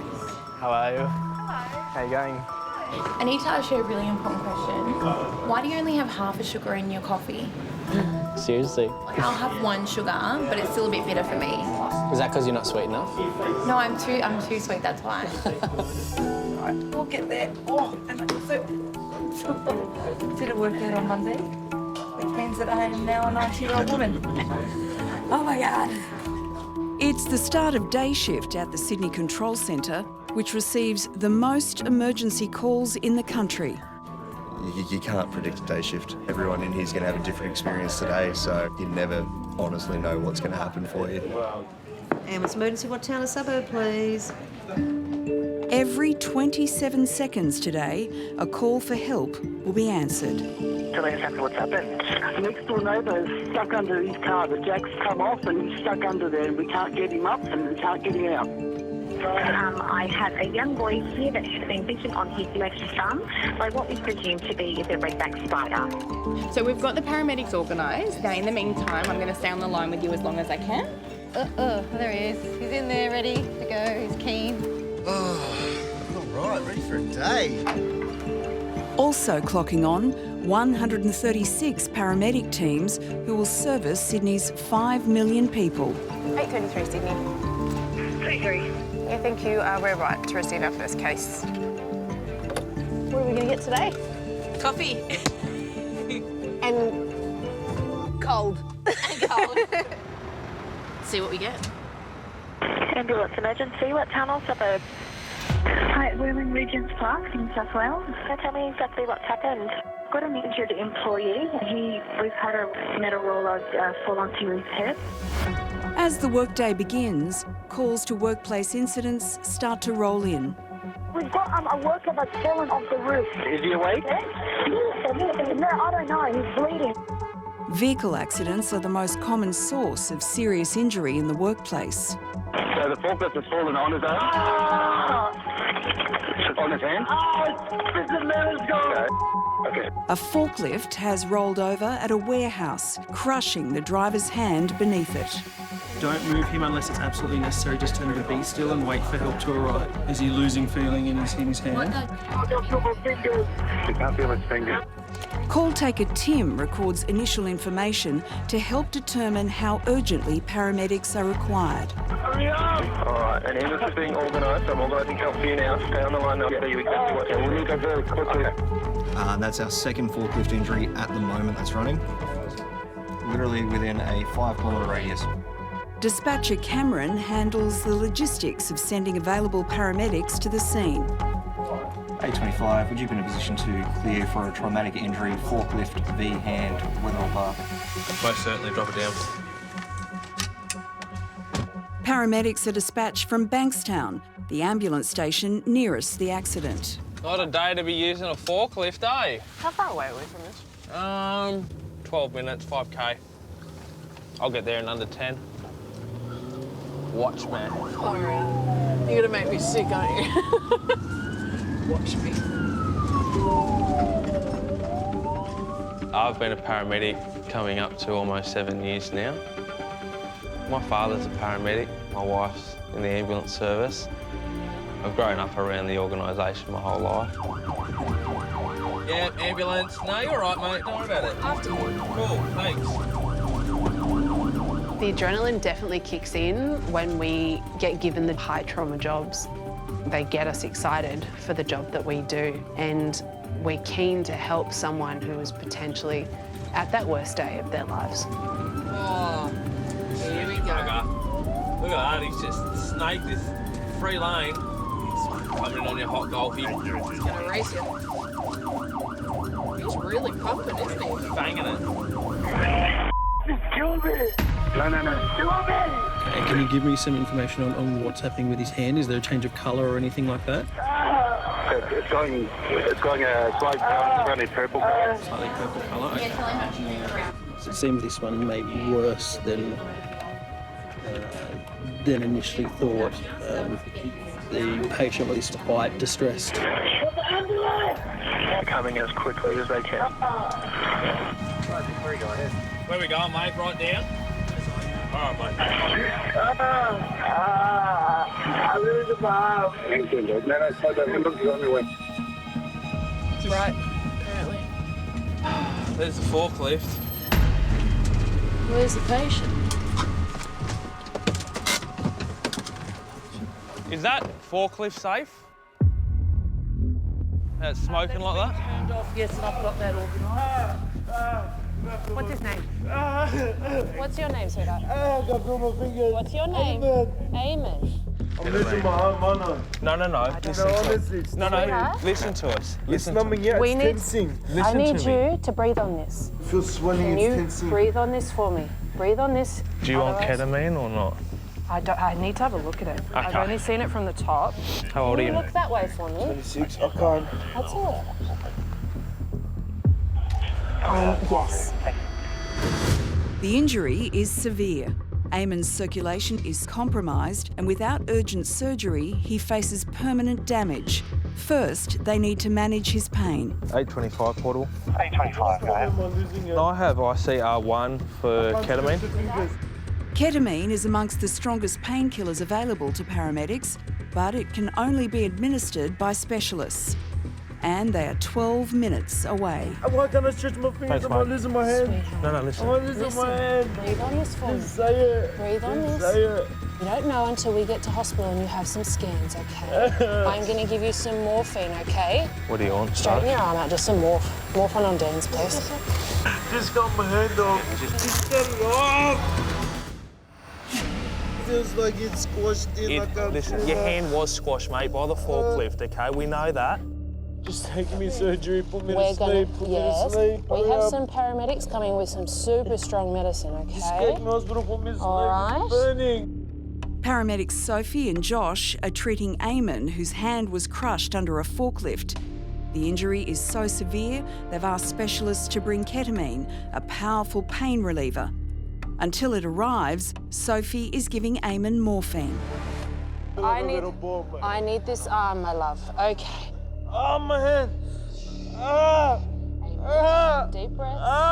Eamon, deep breaths. I can't. The pain is too much. I'm going to give you some morphine, okay? I know it hurts. I know. We're getting squashed. I It's know. burning. I can't feel nothing. I know. I know, sweetheart. Leave me. She's not going to leave you, okay? It's burning. I can't feel nothing. We know. Okay. I need you to stay still for me, my love. I need you to stay still. I became a paramedic because in year 10 at school, I witnessed quite a horrific car accident where a few people died. I did feel a bit helpless there. We couldn't do a lot. It was something that really triggered my ambition for this job. All right. Nice and calm for me. I think me staying calm throughout these big jobs is not only holding me together, it's holding the patient together. Because the worst thing I could do would be to panic, and that would make the patient panic, and it would turn a molehill into an absolute mountain. This is embarrassing. We've got you. This is embarrassing. I'm sorry. You don't apologize. Don't apologise. Good man. Slow it down. Slow it down. Calming people down by talking to them is probably my #1 skill in this job.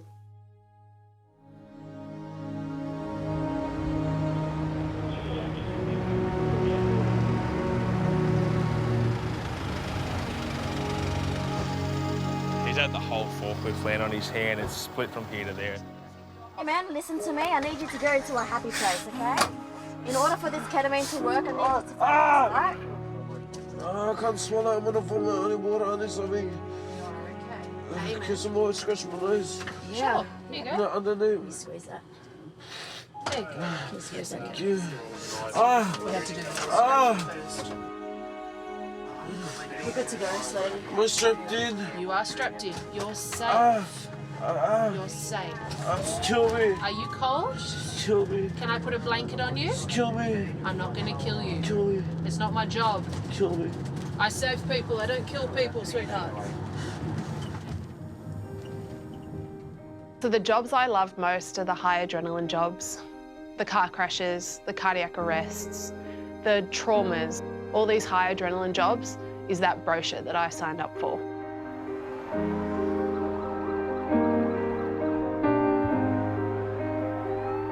We can take someone from the worst day of their lives to hospital to receive treatment, to come back home in one piece. And I think that's the most rewarding part of these high-intensity jobs.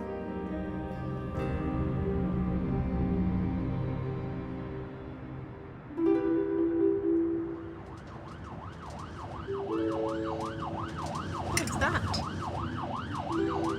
Oh, someone else has got a good job. I know. Come on. I got job envy. Oh, good. You know how to obey the... Yeah.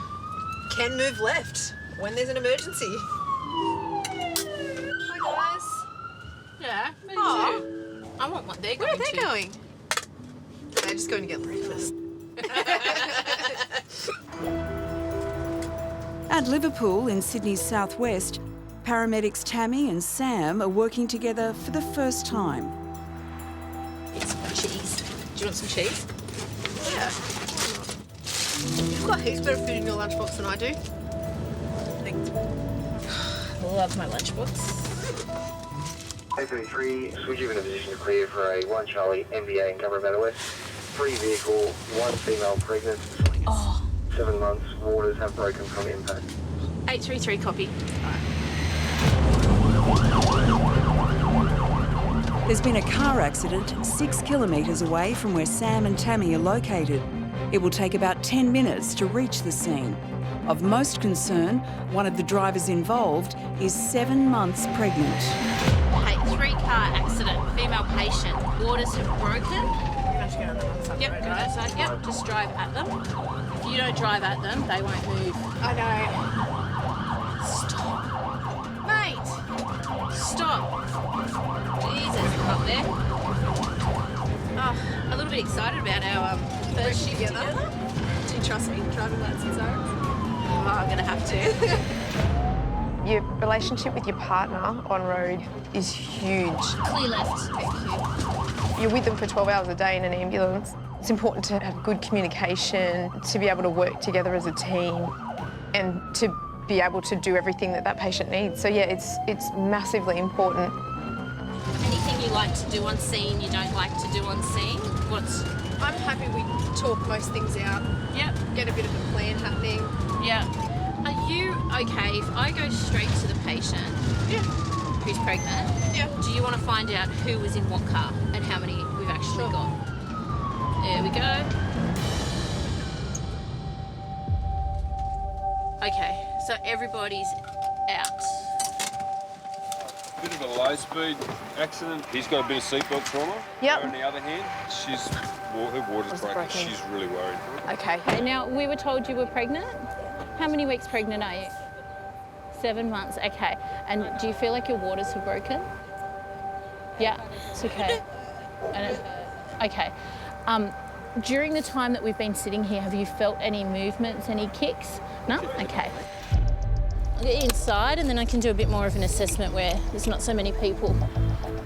While the mother appears to have escaped serious injury, the concern now is for the safety of her unborn child. I'm just going to have a look at your belly and a bit of a feel, okay? It's all right. Just relax. Tell me if it hurts. If I touch anywhere and it hurts, okay? That's a horrible feeling. When mum can't feel the baby moving, the waters have broken. I just cross my fingers and hope that baby is still going to be alive. I'm just going to have a look at your belly and a bit of a feel, okay? Paramedics Tammy and Sam are on the scene of a multiple vehicle accident. Yeah, abdo soft on palpation. The patient of most concern is a woman who's 7 months pregnant. Tammy is looking for signs of movement from her unborn baby. It's all right, just relax. Tell me if it hurts. If I touch anywhere and it hurts, okay?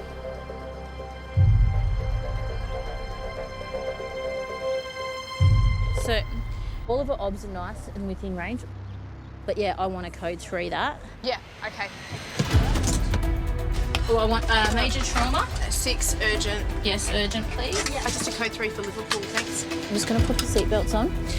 We're going to go straight down to Liverpool Hospital. So you've had a fairly decent hit, and with bubs and the abrasions, they'll have a check of the baby, they'll have a listen to his heart rate. Just going to flick the sirens on. So we're just going to put the sirens on to make people move out of our way. There's no detectable movement from the baby, and the ambulance doesn't carry the specialised equipment needed to check for a heartbeat. We'll bring the ultrasound down, and they'll ultrasound so that they can see if baby's doing all right, okay? So that's going to be one of their first priorities, is they're going to have a listen for you to put you in exit. 833, what's your ETA, sorry? ETA is 13 minutes, 1-3. Thanks, 833, we'll see you shortly. When you go to a job involving a pregnancy, it's not one patient, it's 2. There's that extra sense of pressure that you have an unborn life that you need to take care of. I feel a bit more nervous when I go to jobs like that. I have a 4-year-old and I have a 15-month-old baby. I think every mother, as soon as they become pregnant, their sole job is to make sure that their baby is going to be okay. I could only imagine the fear that that mother must be going through at that time. I'm not going to lie to them and tell them that everything's going to be okay. I don't want them looking back and saying, she told me everything's going to be okay, and it wasn't. It's all right. So this part of the hospital that we go into is called the resus bay. So you'll get seen straight away. What will happen is the midwives, they'll have a check of the baby, they'll have a listen to his heart rate, If he's under any stress, that's when they might talk about whether they might have to deliver him early. My heart just breaks for those mothers who've had to go through that. I don't know how I would personally respond. I just want to fall in a heap, I think, and cry. She must be so scared at that moment that she's going to lose her child.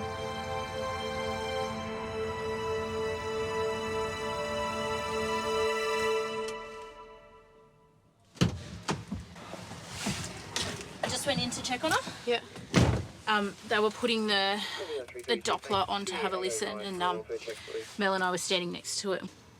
We're both like listening, and then you could hear. Yeah. Like, yes.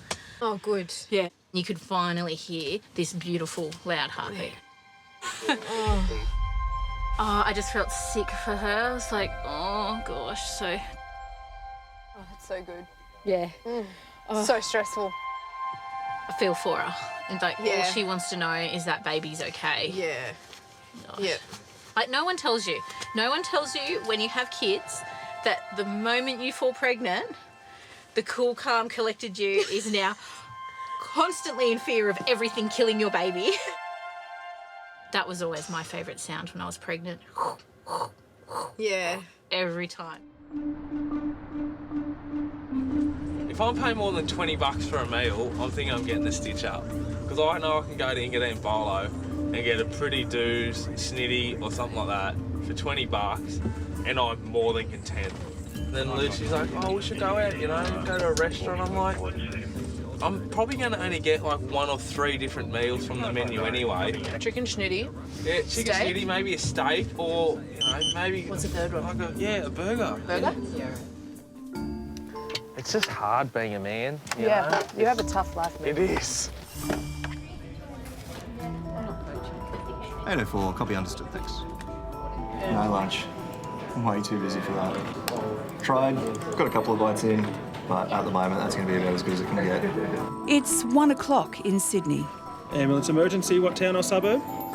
So far today, the control centre has answered more than 600 000 calls. He's talking. Don't push him off the toilet if he's talking now.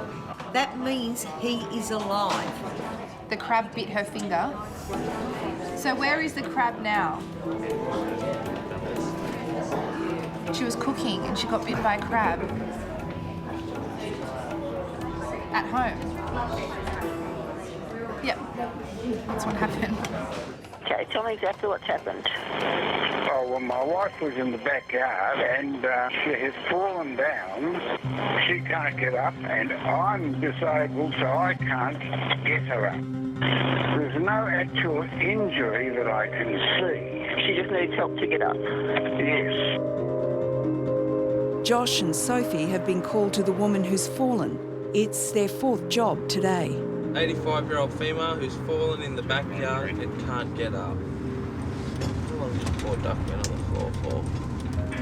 The elderly in this community, they're reluctant to call the ambulance service because back in their day, you just didn't call the ambulance unless you were dying. And it's a generational thing. They're more stoic and they're just a tougher breed of human. Hello, ambulance. G'day, guys. What's your name? Doreen. Doreen, what have you gone and done? Oh, I've fallen over and my husband can't get me up. I don't expect him to. Have you injured yourself? No.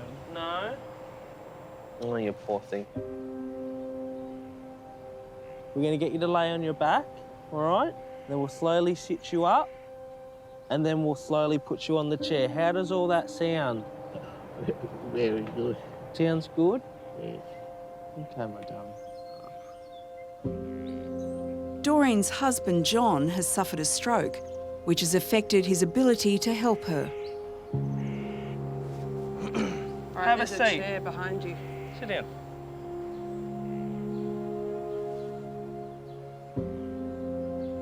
How are you feeling now that you're off the ground? breathless. That's okay. Get your breath back. That's all right. Doreen, do you feel giddy? Yes. Doreen. Yes. It's okay. Open your eyes. What's wrong? Where do you feel sick? So you were out the back here, you started feeling a bit giddy, and then you've had the fall. Is that right? Yes. I was thinking about getting the yellow bin out front. So that's why you're out the back. You're going to put the bin out on the street, were you? Well, I can do that before we go, so don't worry about that. Do you not feel too right in yourself at the moment, though?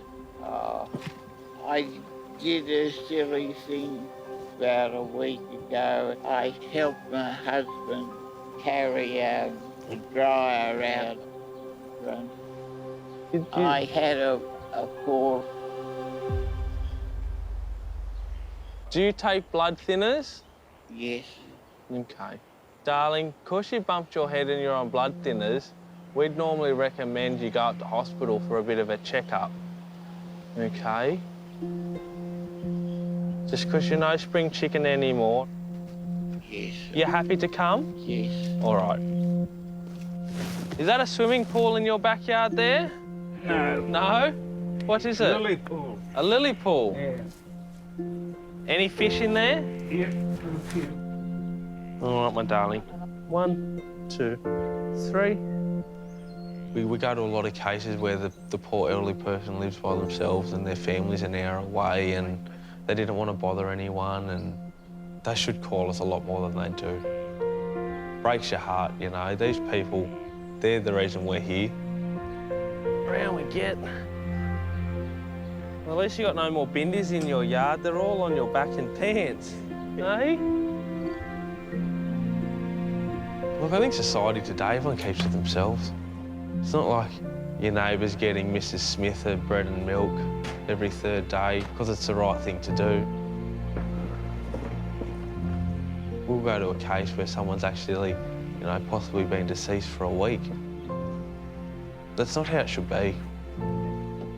These people are frail. You've got to bloody look after them. All right, old mate, the bin's out for you. All right. We'll take your wife up to Bankstown Hospital for a checkup, okay, mate? Bankstown? Yeah, she's okay. We'll just give her heart a once over and then we'll just take her for maybe a quick scan of the head and she'll be home. Okay? All right, mate, you have a good weekend.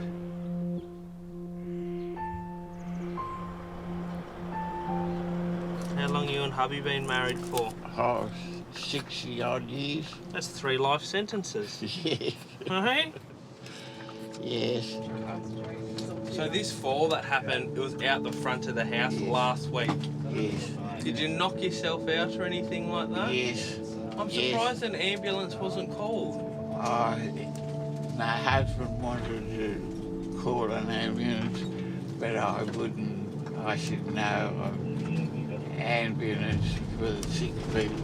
Oh, I haven't got my seating. That's okay. You know how you said ambulance are for sick people? We're here for you. You know that, don't you? I'd much rather come and pick you up off the floor at 3 in the morning than go to a 20-year-old man who stubbed his toe or vomited twice and think the world's ending and he's dying. Don't ever hesitate to call us. Hey? Yes, but look, I tell you what, I don't want to go into a home. I don't think you need to, but I think just knowing your limits now might just be all you need to do, darling. Yes. The best piece of advice I've ever got as a paramedic is I was at this job, I was towards the end of shift. I had this patient who wasn't critically unwell, but she was unwell. And we had a choice between 2 hospitals and one being closer to my station and one being further away. But I'll never forget this senior intensive care paramedic wrote on a piece of paper and slid it to me. And all it said on it was, "What if this was your mother?" And that stuck with me since that day. If this was your family member, would you be making the same decision? Oh, Doreen. Right in a patch of indies. It is as Aussie as it gets. Right in the patch of indies, next to the Hills hoist. I'm trying to take the recycling bin out. That's just stray all over. They're the people I joined the job for. I love the nanas and pops. Blows my mind though, like, you know, she had an even worse fall last week and didn't want to call us because there's other sick people out there. The zinger is when she said to me, I just don't want to be put in a home, you know, so in her mind, her proving that she can do all this stuff still justifies her not being placed in aged care. You know what? I reckon if Doreen was driving that forklift and flipped it and did that to her hand, she would have piled herself up and bloody waited at the bus stop for the next bus to the hospital. So tell me exactly what's happened. My wife's having her baby now. She's in labour, is she? Yeah, they told us to wait, but I can see him crowning.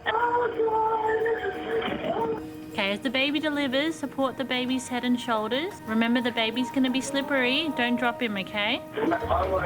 Okay, tell us when the baby's completely out. His head's out.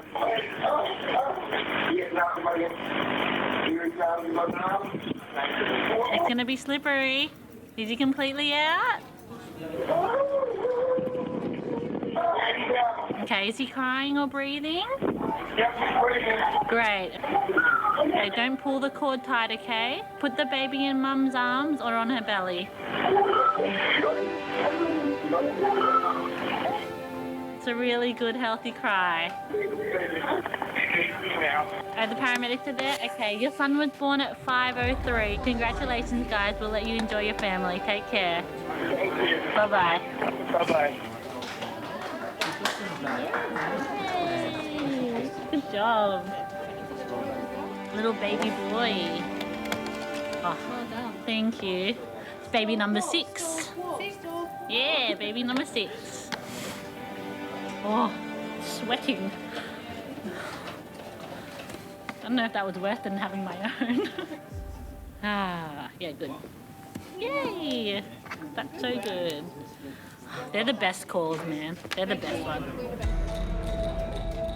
It's now 5 o'clock, and already today there have been 870 000 calls at the Sydney Control Centre.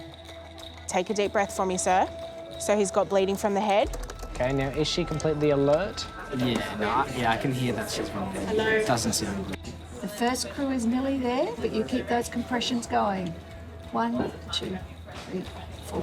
But the shift is far from over.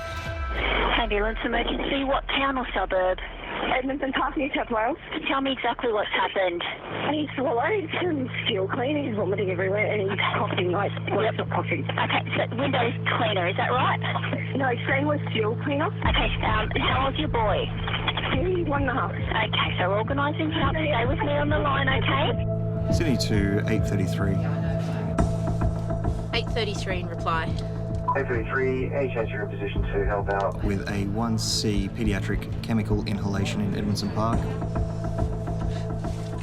8:33, drop it down. Oh, shit. It's a 1-year-old. 1-year-old. We want Mel on this. Yep. 8:33, I'm just looking at the notes, that 1-year-old patient with the inhalation. Can we get IC running as well, please? 8:33, copy affirmative. Sydney PQ1. PQ1, I'm going to drop down that chemical inhalation at Edmondson Park to you. Sydney 858, those details are coming to you also. Okay, tell me where I'm going. Left. Okay, we've got a 1-year-old male who's swallowed stainless steel cleaner, coughing and frothing at the mouth, patient's vomiting, face is pink. Okay, this kid is going to be sick. 3 ambulances have been dispatched to the sick boy. Sam and Tammy are leaving from Liverpool, 7 kilometres away. Car 858 is closer and already en route. while a third car, Specialist Intensive Care Paramedic Mel, is further away. Is your son still awake, Shani? No, he's not. Okay, is he breathing? That's good. Just listen to me. I'm going to tell you exactly what to do, okay? We're going to do some checks on him right now, okay? Put your ear next to his mouth. Check his breath. Say the word now every time he takes a breath in. Okay? Okay. No. Next breath. No. Next breath. No.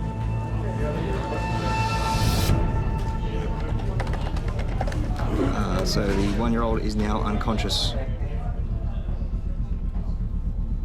That is very quickly going downhill. Adam, you were calling upstairs about Edmondson Park? Upstairs is our medical retrieval unit. So they do have road ambulances as well. They're just very highly qualified paramedics and doctors on scene. They also operate the choppers. So if it's something like that and that patient keeps declining, which it is common for paediatrics to do, they'll decline very rapidly. They likely will task a helicopter if one's available. Now it's just a very, very stressful waiting game for that first crew to get on scene and give us a proper medical update. Move! Go, people. Come on, away. If it was your baby, you'd want us out of the way. The paramedics are battling the afternoon peak hour traffic. Traffic is terrible.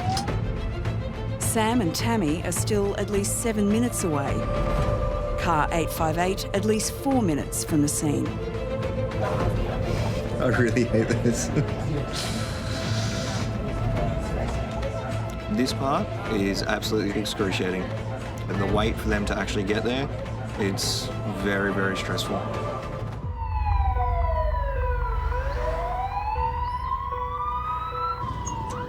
Your baby is the most precious thing to you in this world. And as a mother, you feel like it's your job to protect them at all costs. The worst caller is a sick child. A job like that is so confronting when you walk in the door. I sometimes think it could be my child. Then you tend to find your training kicks in. So our main concern is airway. He's going to be unconscious. So we need PD, resus, everything. Yeah, everything. It's paramedics Tammy and Sam's first day working together. They're travelling to an emergency in Sydney's southwest. A 1-year-old boy has swallowed stainless steel cleaner and has fallen unconscious. Okay, so we've got Mel coming and another crew. It's going to curve around. Is that there? Yeah. Car 858 has just arrived on scene. Specialist Intensive Care Paramedic Mel is still at least 4 minutes away. What's his name? Jackson? Saxon. Saxon. Sorry. So he swallowed an unknown amount of steel clean today. Okay. Apparently in and out of consciousness. He was all frothing at the mouth and vomiting before he stood up strong. Do you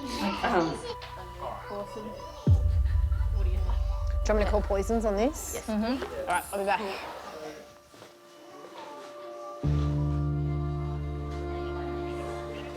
Hi, my name's Samantha. I'm a paramedic with New South Wales Ambulance. I'm just on scene with a 1-year-old child that's ingested an unknown quantity of stainless steel cleaner. The container is 250 mils, but it still feels like it's got a fair amount of liquid left in it. We still got IC running? Yeah, Mel is running. Okay. Chest sounds are clear. We can't get any other obs at the moment. It's not really compliant with oxygen. So Poison said with this, because it's an unknown quantity, they said it's a hydrocarbon, so similar to ingesting petrol. Yep. In smaller quantities, GI upset and irritation. In larger quantities can be toxic. The main concern's delayed aspiration. When you go to a sick kid, yeah, you want to hear them making a noise, because a quiet kid is a sick kid, and that can be really scary. So I always say, When a kid's crying and we're with them, I'm happy with that. Oh, good. Okay. Hey, Saxon. Hey, buddy. Yep, I'm happy to load and to get go. But Mel's not far behind us. Hello. Hey, Mel. Tat's Hi. got the story. Hello, Mel. So we're very conscious. Yes, we are. I shouldn't let that happen. No, this sort of accidents happen, okay? Tat, we might give him back to Mum, so as we don't distress him. Now, Mum, what we need you to do is be super calm, okay? Sit down, relax. It's going to be okay? He's going to be just fine, I promise. But the coughing's a really good sign, okay? Yeah. Saxon's condition has stabilised, but he still needs urgent medical attention at hospital. Can you do me a favour? Can you go and find your favourite toy, and can you find Saxon's favourite toy for me, okay? And we can take them in the ambulance if you want. That's okay. The first job that I went to after having my first child, he looked exactly like my child. Are you right, Tam? Yeah, I'm getting a car seat. It hits me a little bit harder now that I'm a mother. I'm gonna go put it in my friend's car so we can go to the hospital. Okay? Yeah, you carry my special bag. That's the important one. Sometimes I've found myself a little bit emotional on a job with a child. I've caught myself holding back the tears. I then remember I've got a job to do. So you're going to come with me, okay? And we're going to go drive up to the hospital with your mummy, okay? Here we go. I'll see you up there. Okay, see you there. I like Evelyn. You do? We'll have fun, okay? Copy that, 858, understood. 858 is going to be transporting the patient. The ICP is going to be travelling in the back with them. And 833 is going to be assisting and following up, making sure all vehicles are brought up. From the sounds of it, they're going normal road conditions, so fortunately, it sounds like he's doing pretty well, which is a good outcome. I was a little bit worried about that one.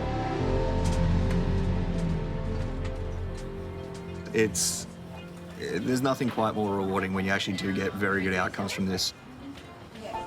Being in a position where you can send that many resources to that sort of thing, it's where I take the reward out of the job.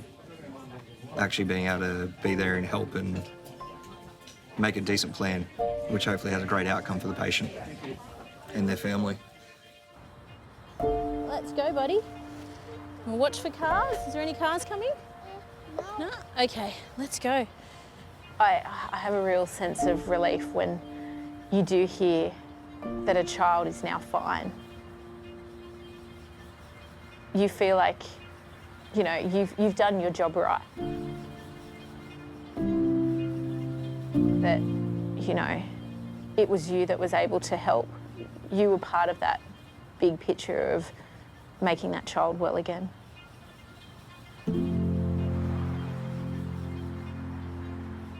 Oh, I'll go home and cuddle my babies. I might FaceTime them, do you mind? No. If I call them? I think they'll be having dinner at the moment. What time do they go to bed? About 7. Hi. Hi. Hey, Mav.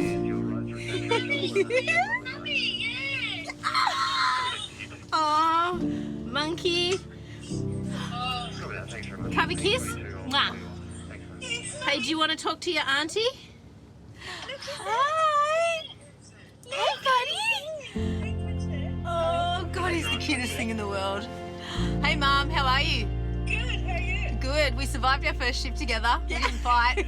Yeah, we didn't fight. We didn't yell at each other. Yeah. Like seeing both of you together. Is that? Yeah, it's really strange, yeah. You do sometimes need a lot of support from your partner, so I think working with your sister, it's definitely different to working with anybody else. There's so much unspoken trust, there's so much unspoken help between each other. It's pretty special. Okay, I'll speak to you later. Bye. Bye, Mum. Bye, Dad. See you, Mum. Bye, Mum. Oh, that was a cat. Oh, God, he's so cute. Oh, isn't he? Oh, he's just the sweetest little thing. Oh. Mav's waving's getting really good now. Last night he was dancing to that Taylor Swift Shake It Off, and he's going, shake it off, shake it off.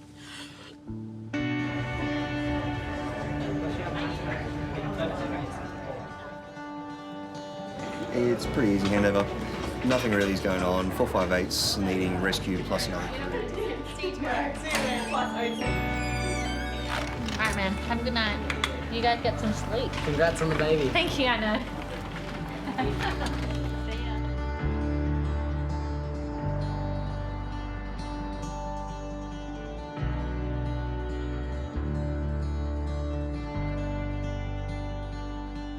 Being a paramedic means a lot to me because it's something you can be proud of doing.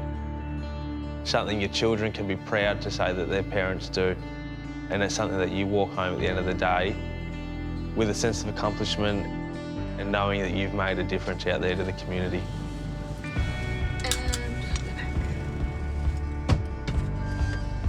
I don't believe a paramedic gets stressed in the morning looking to do that heroic thing. I believe we do our job because we want to help people. All right, let's go. Start the night off. And, you know, really hopefully get that patient that just says thank you in the end of the day. That's enough for me.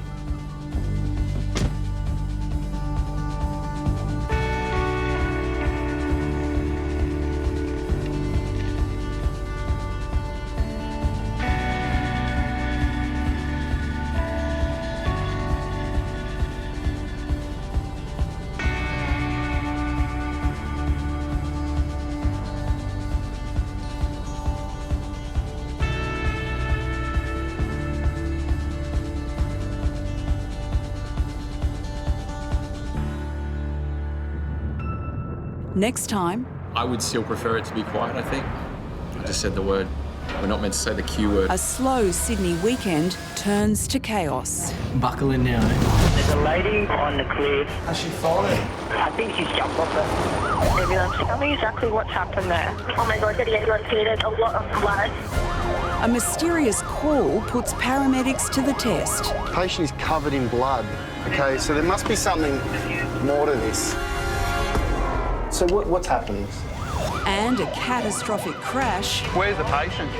Still trapped. He's crook. He's going to be crook. Forces crews to dig deep. We'll take good care of him. Thank you so much. No problem.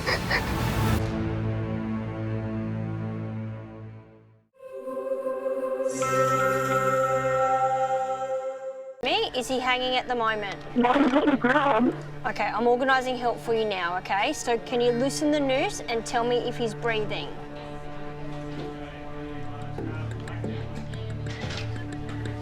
Okay, is he awake? No, he's dead. All right, is he breathing? No. I'm going to tell you how to give mouth to mouth, okay? No, I'm going to the ambulance with me because he's gone. Okay, so listen, if you want to give him the best chance, you need to do it now, okay? The ambulance is already on its way. You can understand, like, it's a very stressful situation and they're scared and panicking. It's hard to know what to do. There's a fine line between trying to encourage them and being too pushy. Okay, so listen to me, okay? This is going to help him, all right? But you need to listen to the instructions. Place the heel of your hand on the breastbone in the centre of the chest. Right between the nipples, and put your other hand on top of that, okay? Yeah. So 2 breaths, and then 30 pumps, okay? 1, 2, 3, 4. 1, 2, 3, 4. 1, 2, 3, 4. Are you coming? Yes, they're nearly there. Okay. One hand.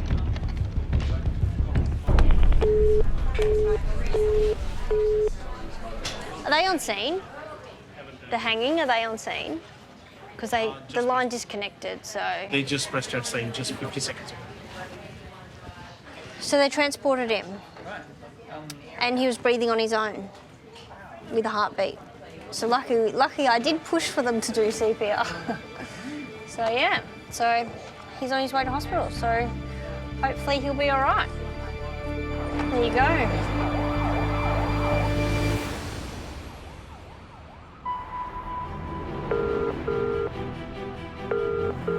Tonight, Ambulance emergency, tell me exactly what's happened. it's a race against time. So how many stab wounds he got? Rescue helicopter 206, are you on the air? When a violent attack Let's just get this guy out first. throws crews into overdrive. Then, 8:33, it's just patient's violent. a call fraught with danger We actually don't know what we're walking into. puts paramedics in the firing line.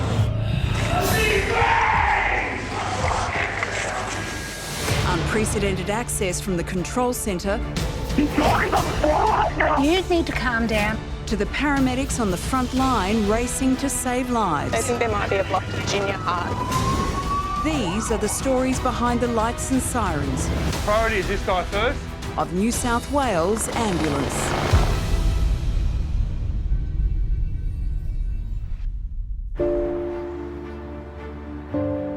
(8 a.m). Can you tell me exactly what's happened? A new shift is starting at the control centre. My husband, but he hasn't wakened up this morning. So you've had 2 seizures this morning. You're having breathing problems. She's feeling pain in her chest, is that correct? No, it isn't. Oh, look, don't cry. Look, you're doing a really good job there. It's nearly 40. Jane, would you like a coffee? No, thank Coffee makes me sick. I only drink it when I'm really struggling. So I'm really struggling. Can you ask them for froth on the top? Froth on top. I've been up since 3:30. You have? And Jamie went to work at 11:30 last night, was home at 3:30 this morning, and I wanted to kill him. He was noisy before he went to work, and then he got home, and I swear he was trying to be quiet, and it was so loud. Someone's gonna die when I get home. Die. As the city warms up, ambulance crews all over the metropolitan area are also gearing up for their shifts. Hey guys, how are you?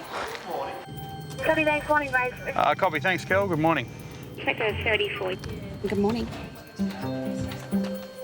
Good morning from Liverpool. In car 833 today, you've got the sisters Marshall and Marshall. Yeah. At least it's not raining because that wrecks my hair way more than the wind. Yeah, true. Paramedics Rick and Amy are waiting for their first call out of the day. That's a bit fancy. What do you think? Too much? I love them. They look great. The wind blowing in your hair at the moment, you know? Yeah. Let's go down to the beach. Yeah. It'd be nice to get down to the harbour today. Go down and... I don't like our chances, though. I first met Rick about 3 years ago. He had a ponytail back then, little man bun. Have you ever been to Ibiza? No, not only is he a paramedic, but yeah, he's a yoga instructor. Douche, douche.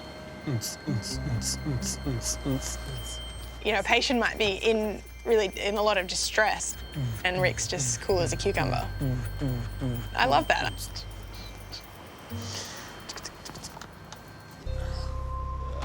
All right, shall we? Yeah.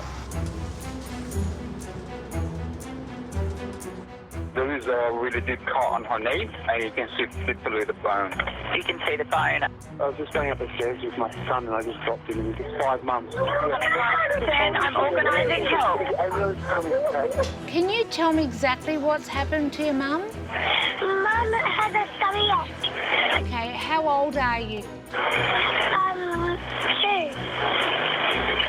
You're 2. I'm a big girl. You're nearly a big girl and you're 2. Responder 15, yeah, probably. I've just got another 1A that dropped down in Roselle. Ambulance emergency, which town or suburb? Okay, tell me exactly what's happened. I'm just not feeling so good. Chest pain.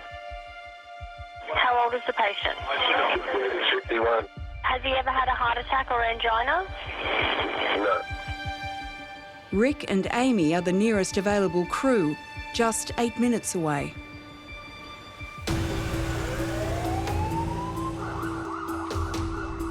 Heart disease is the single leading cause of death in Australia.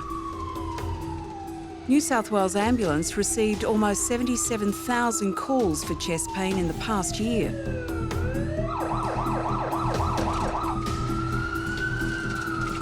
I came into this job quite young with not a lot of life experience behind me. I'd never even been in an ambulance. It was just a shock to the system. And because Rick is an intensive care paramedic, I have to try and step up to help him do his job.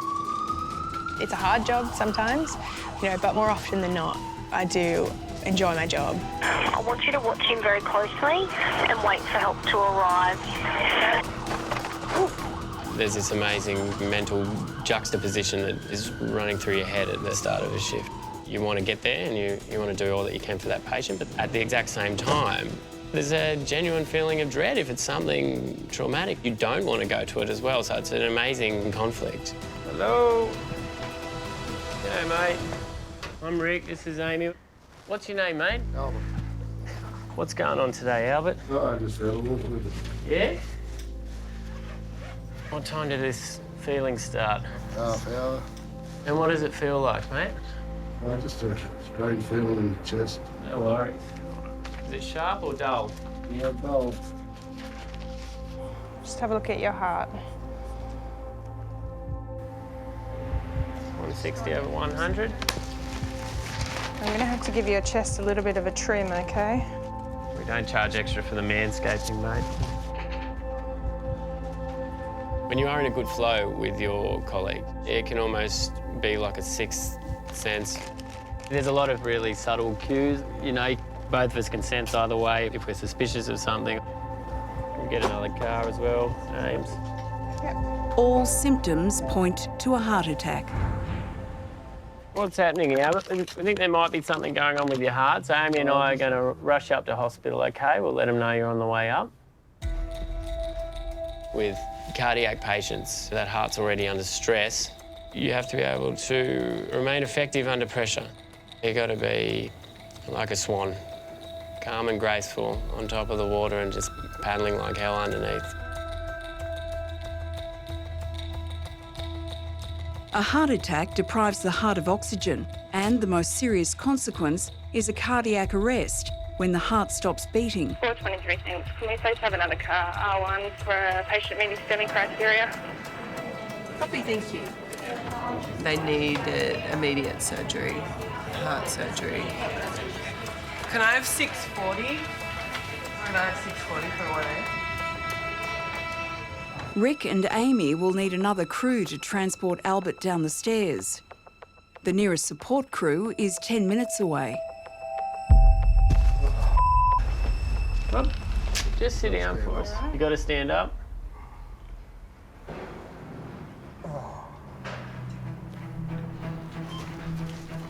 Is it easier when you lean forward, the pain? Try and sit down for us, Albert, so we can do our tests and then we can... Rick and Amy need to prevent Albert's heart from stopping. That pain as well. I might just get a line, Amy. Yeah, sure. With no heartbeat, it takes only 3 minutes for brain damage to set in. Within 10 minutes, the patient usually dies. You need to be emotionless. Things need to happen efficiently and accurately. You don't have time for emotions at that point. Where was that other car, Ames?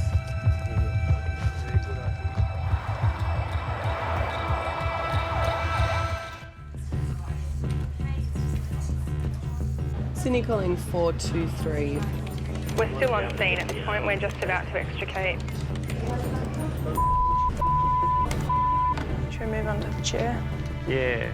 In Redfern, Rick and Amy are waiting for urgent help to arrive, but the backup ambulance is still 6 minutes away. 51-year-old Albert is suffering a heart attack, and the chances of a cardiac arrest are high. They thin his blood to reduce the risk. Here's an aspirin, mate. So this is supposed to have a lemony flavour, I'm told. ETA, please. Less than 3 minutes. They need immediate help to transport Albert down the stairs. Where's the other car? We've got to go downstairs They're 3 minutes anyway. away.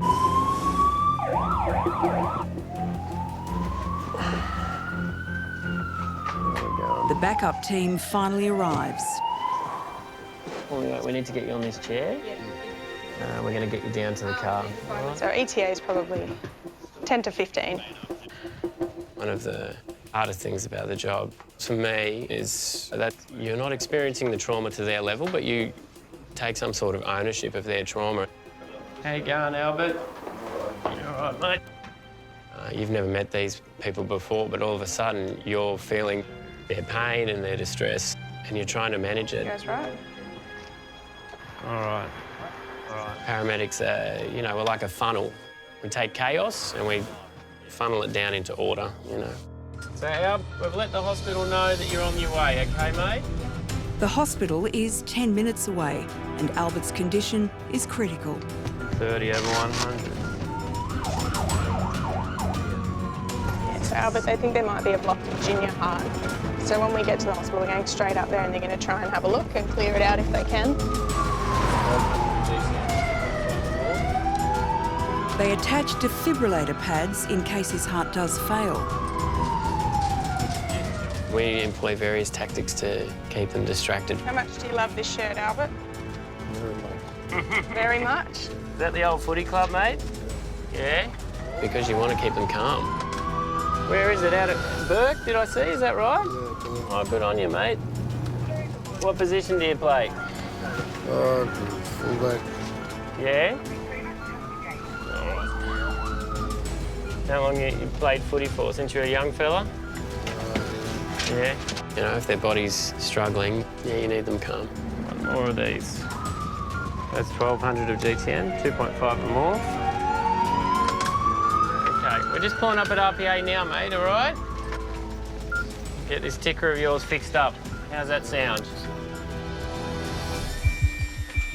Hi, Albert, I'm Alex Soder. I'm one of the cardiologists. I'm going to get you straight up to the cath lab.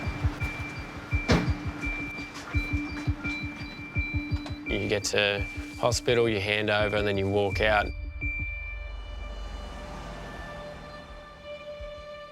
And then you can digest the job and reflect upon it.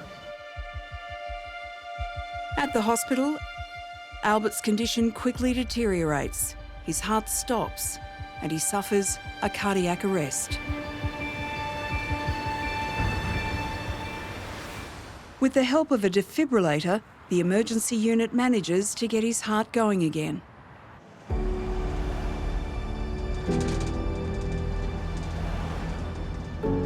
I feel very, very privileged to be able to do this job. You can save a life, and that is an amazing feeling, Everything was timed just right. I mean, he could have arrested a lot earlier before we had the pads on him. We could have arrested halfway down the stairs. Everything was lining up for Albert today. Super lucky guy. Do you have any pain? Are you with the patient right now?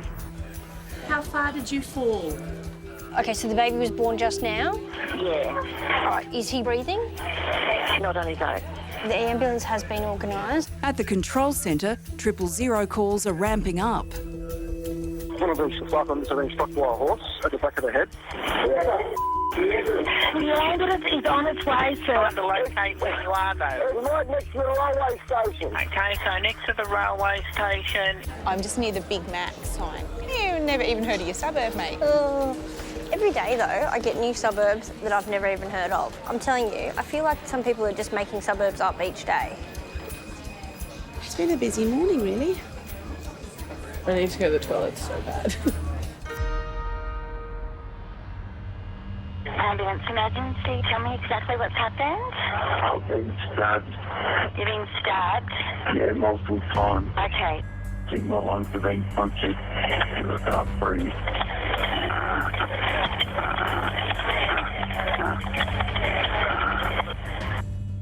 Due to the severity of the call, multiple emergency teams are dispatched.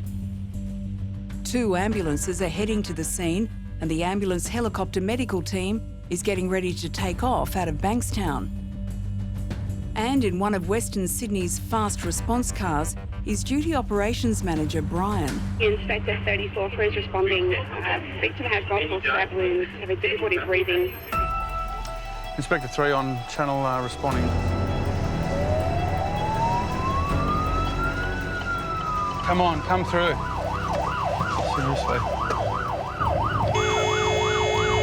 Obviously, in a stabbing situation, the likelihood is that, the patient's going to be fairly unwell, depending on where he's been stabbed. Bloody trucks. So the priority will be to get this guy loaded as quickly as we can. So police are on the scene. They have both people, but Brian is not far behind. Drives like a bat out of hell. I've been in ambulance for 28 years. We see some bad things, like, without a doubt, I've probably seen some of the worst things that society's got to offer. But I think also, too, you've got to actually understand that it's a part of life.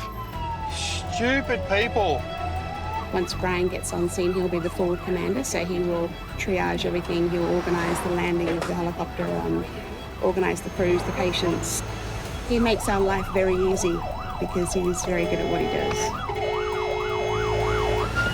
Jeez. You'll be fine. How you going, guys? Warren, it's all right. Listen to my voice. Listen to my voice. Listen to my voice. Stay down. We're here to help him. All right. OK, can you give him 10 of droperidol, please? Warren, stay calm for us, mate, all right? They're here to help you. This guy in here's got open chest. He's got popped both lungs. Like he's got multiple. All right, let's load him. He can go next. We're just giving him some droperidol. Receiving Q302.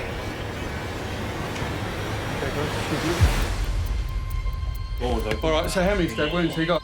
1, 2, 3, 4, 5. 5 to the chest, 1 to the neck, and 1 long run around his kidney area. OK, guys, just listen up. Priority is this guy first. Can we get the carry chair out of the IC car, please? Just take that straight in, please. Apparently they've both been stabbed. Before it was just one of them's been stabbed, now they've both been stabbed. The patient is critically injured, and it's feared he won't make it to the hospital in time. So here's the priority. So he'll be going in the IC car, and I'll get another car started, OK? Well, there's 2 patients, both with stab wounds. One patient has stab wounds to the chest, and one patient has stab wounds to the abdomen. So we've got 2 cars responding, and an inspector and a helicopter. He's not going to be able to move. Okay. I need to actually seal the wounds because at the moment they're blowing out. OK, can I get a first aid kit here, please? Where things get very hectic and very frantic, my role when I arrive is to try and bring some calm to the scene and create some order. Still got a good radial pulse. Again. Yeah, we're going to get the guy that's been stabbed in the chest first. One of the patients is critically injured, and it's feared he won't make it to the hospital in time. The ambulance helicopter medical team are coming by air to assist the paramedics. Their task is to bring the emergency room to the patient. Haven't heard from the helicopter yet. Helo's coming by road, Oh, so it's going to take us considerably longer than I first thought. why? What's wrong with the helicopter at Bankstown? Brian's going to ask. Oh, it's mechanical. City Inspector 34, you on this channel?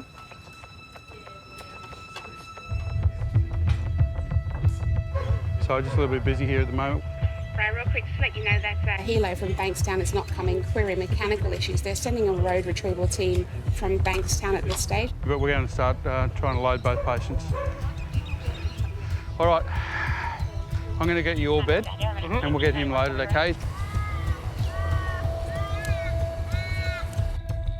Now that the specialist emergency doctors are coming on road, they'll be facing peak hour traffic. It'll take them at least 25 minutes to reach the patient. Can we get the police tape taken down so I can get stretchers out? The new plan is to have both patients transported by road to hospital. If possible, the ambulance will meet the specialists en route. 1, 2, 3. A person ringing 000 in a very dire circumstance, for us, that is the highest priority of jobs. How you going? Talk to me, mate. You all right? Because literally, seconds mean the difference between life and death. OK, mate. How you going there, buddy? All right, Okay, we're going to lift you up, champ. The emergency doctors are battling peak hour traffic. We're stuck in heavy traffic on the M7, so it's unlikely we'll rendezvous, but we'll continue. M7, M4, you may or may not meet them, but they're going to try and rendezvous with you. Morphine, okay? See you, Doc. With the doctors unlikely to reach the patient in time, the paramedics need to stabilise him.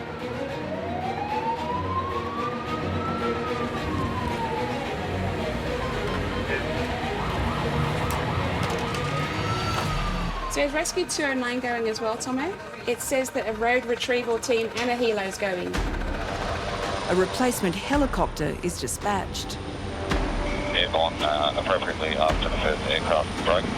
We have an ETA overhead for 5 minutes. The new ambulance helicopter medical team will land and meet them at the closest park, but the patient's injuries are extensive.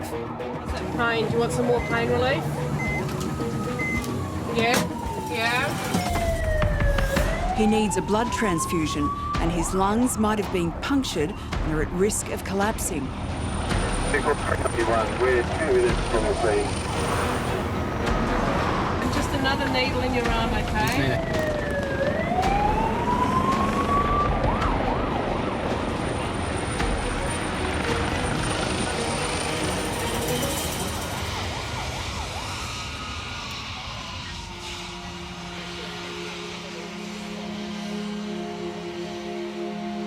I think he's got quite a straightforward airway. So he's got sucking chest wounds, so they'll ventilate fine when he's too... Right, okay, I'm going to put him to sleep. Okay, righto. The patient is too unstable to be airlifted. So you RSIing before we move, or are you going to go? No, we're going to RSI before we move. Okay, righto. The doctors need to sedate the patient to connect him to a ventilator that will push air into his lungs. We get to see a side of life that people would never see, the senseless violence. How many stab wounds has he got? At least 6 on his back, and 1 on his neck, and then 1 up under his ear. 2. How do you deal with that? It can be a challenge at times, but it's part of the job. The trauma to his chest is severe. With internal bleeding pressuring his lungs, the doctors perform surgery on the spot.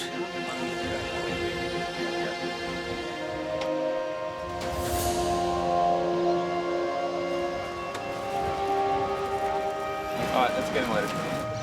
You good, JP? Yeah, I'm good, thank you. Thanks All right. for your help. No problem. Awesome. Pleasure. The doctors manage to stabilise the patient and he's ready to be transported to hospital. Yeah, so they did good. They did good.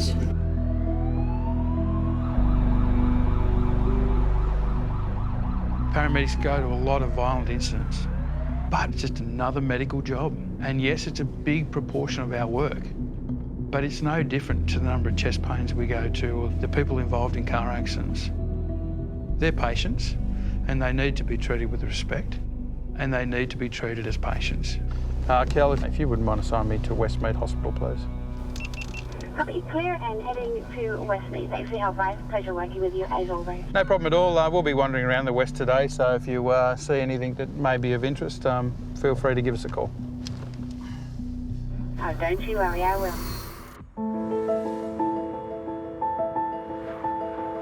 Friday evening, one of the busiest nights of the week. Tell me exactly what's happened.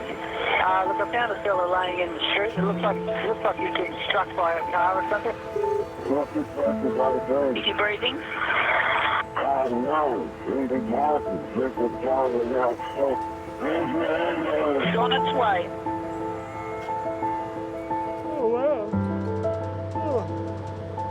There's less than an hour left on Rick and Amy's shift. It seems like everybody gets sucked into our area on a Friday and Saturday night. Yeah. They're hard shifts, you know. I remember when I first joined, I mean, it's terrifying. It was wild. Friday, Saturday nights going around to people kung fu fighting. It was amazing to get the full scope of how many people were snotting each other. You get some of them who are like so keen to come into the city and, you know, just get pumped with jobs and, you know, drunks and overdoses. Yeah. One thing about it, though, I've learnt in the job, shifts can go on. Like, very rarely is it going to be a 12-and-a-half-hour shift, you know. I have a funny feeling we'll be out again. Oh, yeah. You know, what do you agree reckon? with you. I do agree. Ambulance emergency, what town or suburb? Kingswood. Tell me exactly what happened. I'm in a panic mood because my machine's gone off, my oxygen machine. Uh-huh. So I need to get my breath back. You're running out of O2. Yeah. Ambulance 423, Rick and Amy are dispatched. I've got a 79-year-old female. Oxygen machine isn't working. Running out of O2. Do you have asthma? I've got emphysema. Emphysema. For some people with advanced lung disease, oxygen therapy is the only way to provide enough oxygen to their vital organs. It does get tough, you know, and your body is just screaming at you to go to sleep. The easy motivator is just to think about it as if it was your family member. You've just got to, you know, picture your grandparent, your parent. For me, that clicks me into gear. We better take our oxygen. A good idea, I reckon. Where is the job likely to be when I go into an apartment block? Always upstairs, always. It is always on the top floor. Oh, no. Getting more? Ambulance. Hi there, I'm Amy. Rick's here. What's your name? Catherine. Catherine. Little budgie, yeah? Oh, that's Bernie. Bernie. Bernie the baby. Oh, he's beautiful. I sitting there and I said, I'm short of breath. And I just sort of went it up with a little prong and nothing coming out of the big one in the bedroom. Okay, so this is your backup, but that won't last. It won't last you, will it? No. Oh. And are you on the oxygen 24/7? Yes. Okay, all right. I got a panic attack, you see. I'm in the end stages of emphysema, you see. Right. Which is not good, of course. I wish I didn't have it. I'm not ready to go yet. No, I've got lots of things to do. I like jobs where I meet really interesting people. And usually those people are quite elderly. Are you two not together? Are you married or what? Oh, no. Are you not married? We're partners in the job. Yeah. She's laughing or Yeah, absolutely. Yeah. Just breathe for me. I'm 26, nearly 27 now, but you know, sometimes it's really hard for me having to relate to people who had a whole life behind them. So much wisdom or trauma definitely opens your eyes and makes you sort of wise up a bit faster. I wouldn't wish it on anyone. We'll get Rick on the case. He's pretty handy. Inspector Clouseau. I was a tradie, I was a sparky before I became a paramedic. Tradies do make great paramedics because they've got that practical, systematic way of working out problems. Oh. We'll see how good he is. That one Is it working? What did you do? It might have been kinked or something. There's definitely oxygen coming out of that. It's not enough. It's not enough, is it? No, It's weak, is it? Is that? No. Okay. You have to be good with people. You have to be good with people. You have to remember that you're dealing with a fellow human there, you know? Tell me about this beautiful ring on your finger. That's a beautiful ring. It's beautiful. From my husband up there. Is he? Oh, Has it he? was his birthday on Sunday. Oh, was it? And how old would he have been? 80. 80 years And I'm young. 79 years young. Just a spring chicken. Oh, of course. Look at me, I mean, oh, there I am there, look. Look. This is you? Oh, you can put that in telly. I used to look like Liz Taylor. Wow. I had jet black hair. And how did you guys meet? Oh, you and your we husband? started in dancing. Was he a good dancer? Oh, yeah. No. 2 left feet. 2 left feet. He stood on my toes. They always said you have to be a film star. You have to be a model. Mm-hmm. But I didn't. I got married and had 2 beautiful children. A doctor and a lawyer. All right. I changed everything. It's all brand new, okay? That might be the trick.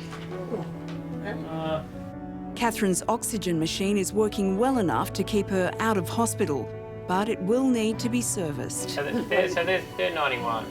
That's pretty good. Nothing wrong with my mind, but my body's not well. Right, okay.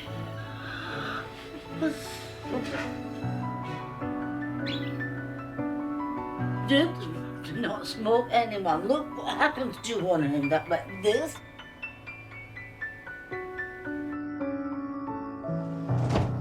Fast as a sparky came in handy then. Yeah. Yeah, we've helped her, you know, got her out of a bind. I love people like that, though. You need characters. 423. We're all good here. Got that guy, thank you.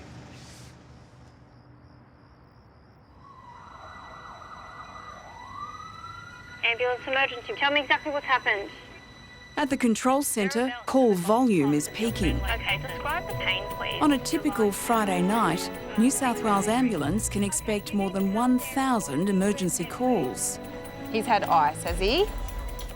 He may have taken a little more than he should have. I've got to do it here. I've got it on film. Come on. Listen to me. I have organised...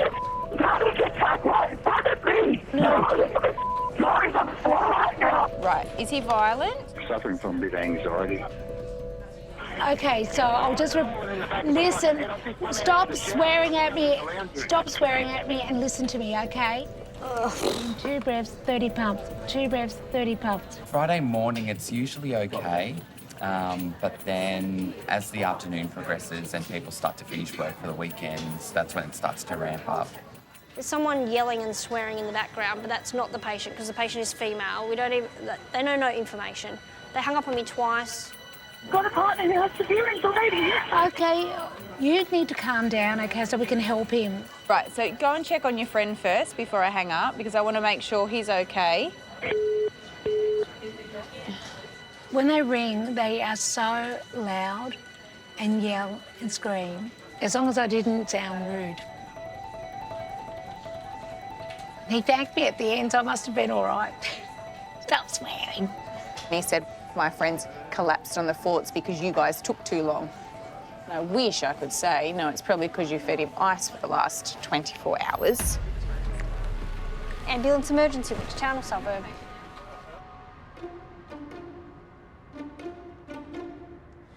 .8:33, we're clear and available at Liverpool. Near the Liverpool Superstation, sisters Sam and Tammy are waiting for their last call-out of the day. Well, we've got an hour and a half to go.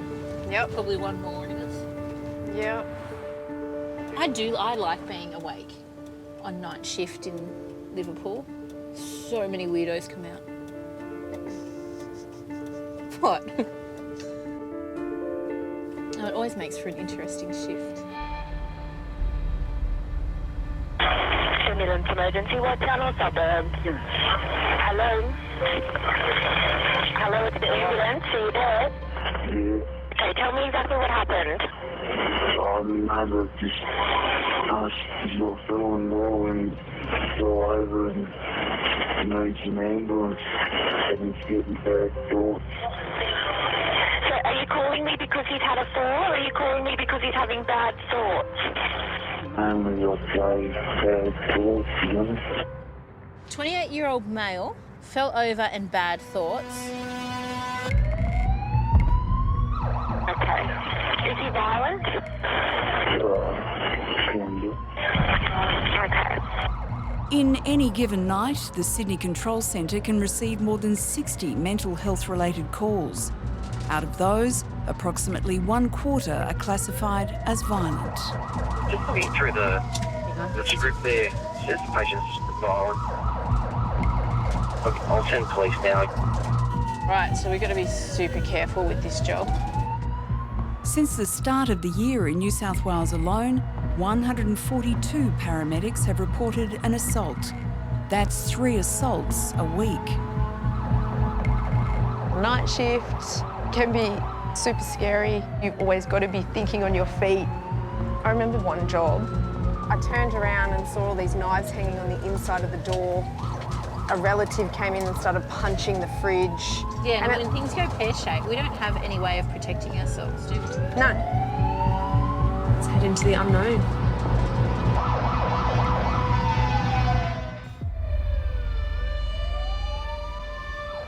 Friday night, 7 p.m.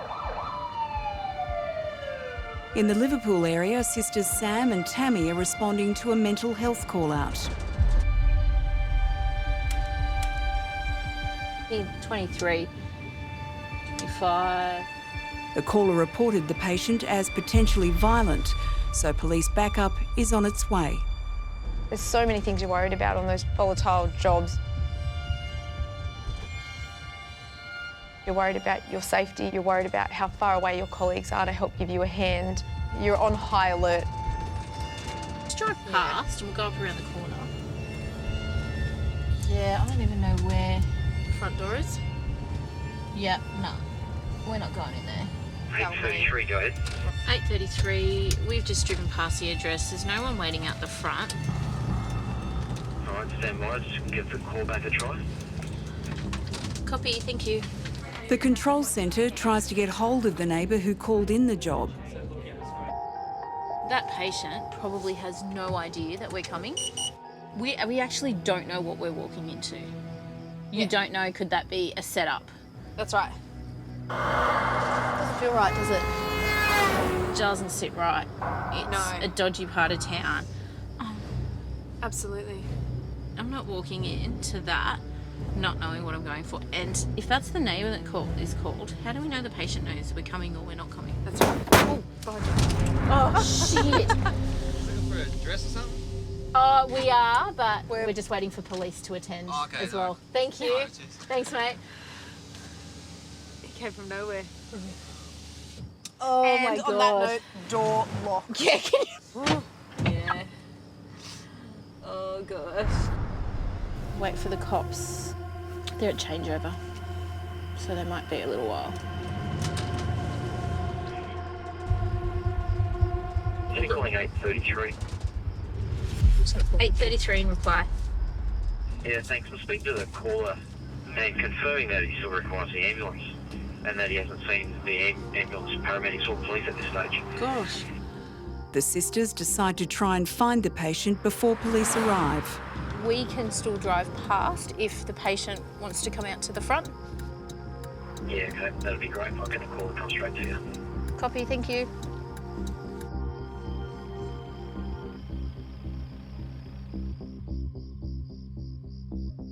Oh, there he is. Oh. Okay, all right.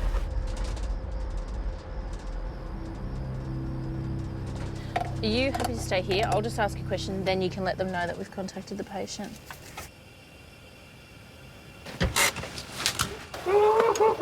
Yeah. Hello.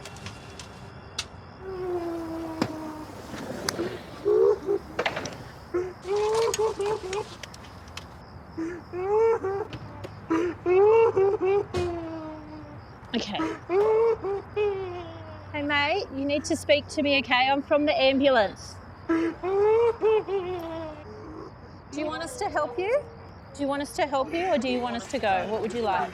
Calm down, take a deep breath, okay? I'm here to help you, all right? What's happened tonight? What's happened? Can you tell me what's happened? There's something wrong with football. Okay, sit up and we'll have a chat, okay? There we go.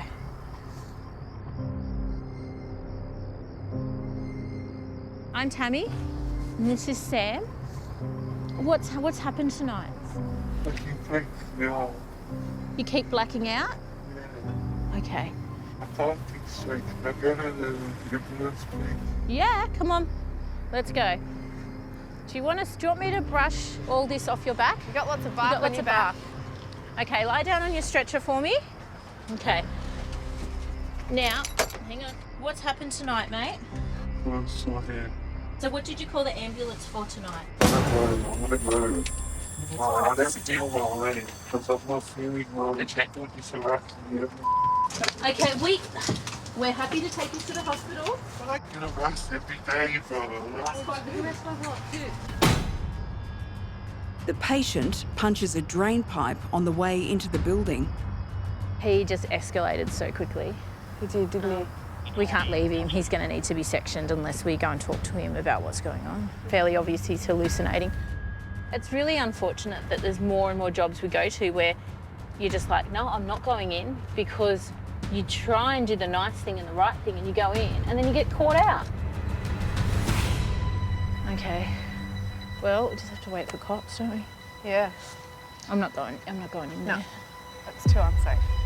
Yeah.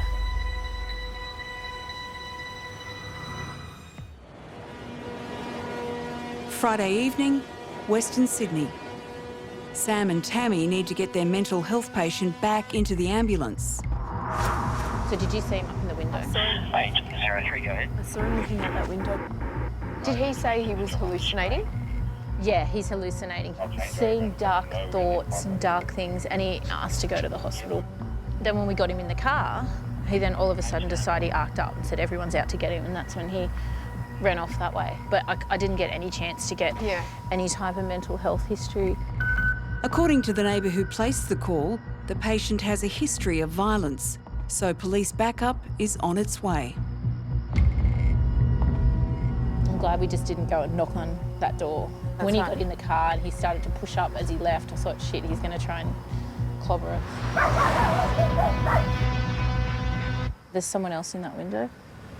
Here come the cops now.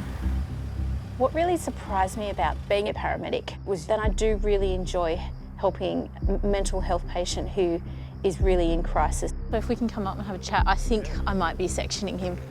Yeah, great, thank you.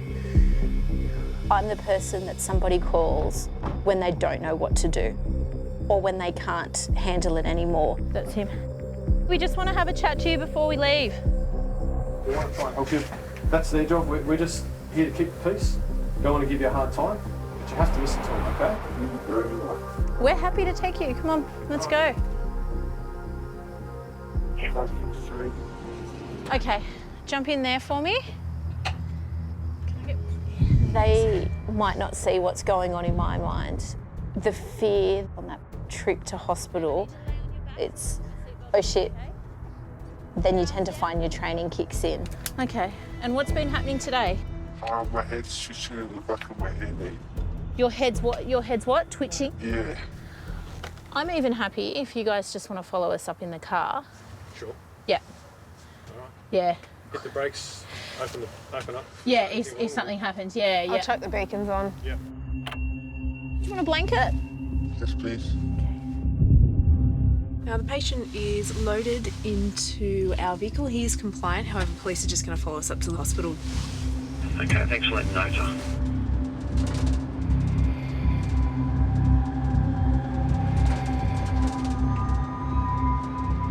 What mental health history do you have? Can you remember?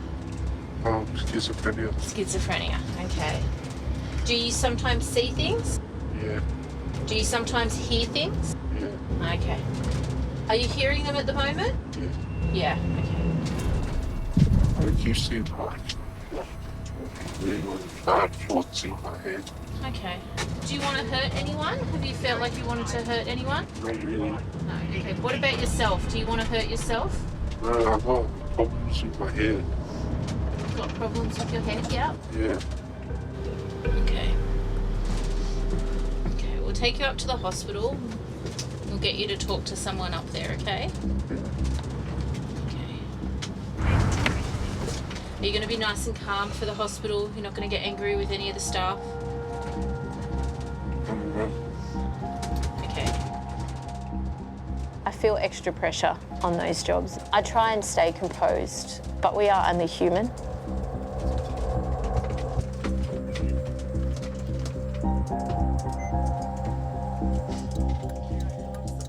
I am a strong believer in mental health shouldn't be an excuse for violent crimes.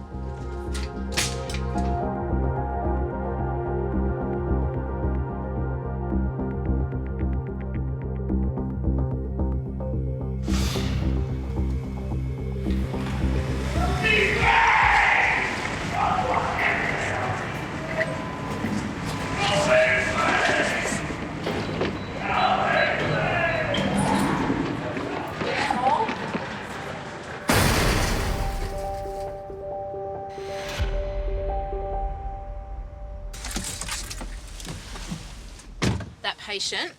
I punched one of the security guards in the face. Just now? Yeah. Wow. That's just... It makes my skin crawl, like... Yeah, that's draining. Like, the thought of... we were happy to transport him. I made that decision to transport him without police. Does it make you think differently about that decision now? Yeah, kind of. Like, you don't know what... If they're there and they're offering to come, I take it. Because at the end of the day, if that patient arcs up, you got nothing against him. And you get yourself an injury that'll last you the rest of your life, if not put you out of your job. Yeah. Wow. Some of the big jobs will stay with you and you think about them and you try not to let it affect you. And we survived. Yeah. You kind of go, well, we did the best that we could do. And you realise how lucky you are.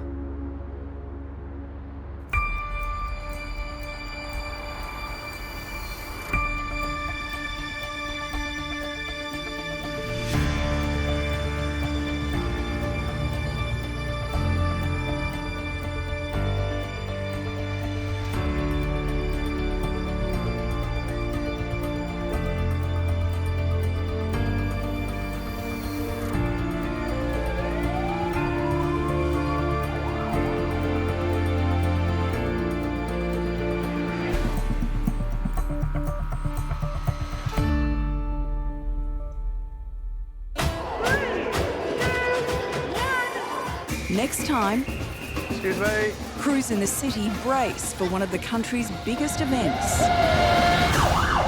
Bum right up there for me, doll. She's hypothermic, dehydrated, she's vomiting. Did you have any chest pain or breathing problems? While out in the suburbs, Ambulance, what's the town or suburb of the paramedics face the war on drugs. Have you done that to yourself?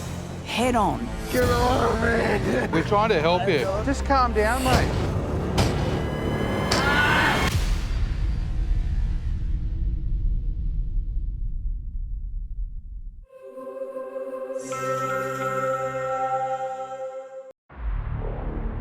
Okay, tell me exactly what's happened. I'm just a witness. I heard a bit of a rest and then we turned around in between both lanes, the car hit a tree.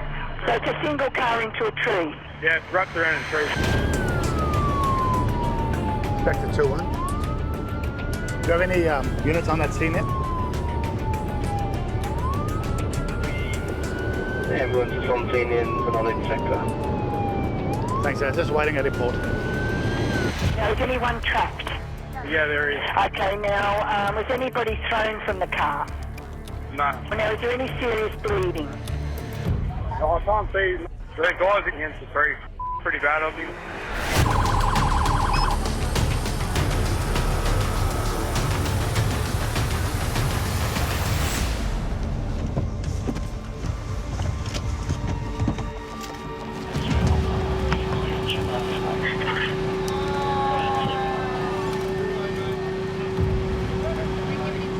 Hi guys, how are we doing? Do you need anything? So we just got to get the car off to get the rear guy out. Okay. We're going to try and get him out first, but we can't get access. So his feet are stuck under the front seat, is it? Oh, okay. When you go to motor vehicle accidents and you look at the carnage, it can be extremely intimidating. Have we established injury with this guy? He's got a left lower leg fracture. But being a paramedic for 23 years, you become quite resilient. So the back one's got a left lower fracture. The front guy, what injuries has he got? Well, they're just accessing him now. His legs are trapped in between the centre console and this tree. So yeah, we're going to move the car up. Okay. That'll open that up and then we'll get him out. Going to get him out, okay. Yeah. People involved in these cases, they are scared. There's a lot of noise around them. There's a lot of people talking. There's lights on them. There's a lot going on. The fact that I can go to somebody and comfort them in their time of need is what drives me. Yeah, good. They're looking after you, champ.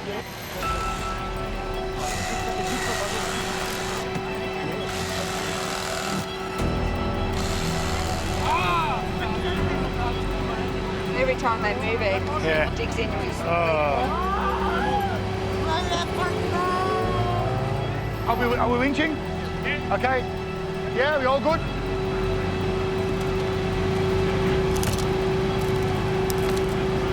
winching the car off the tree at the moment.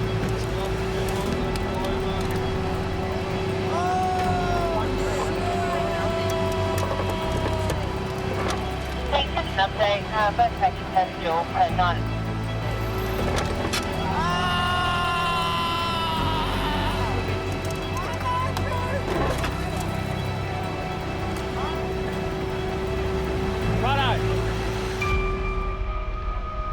That's released a fair bit. Oh, fantastic.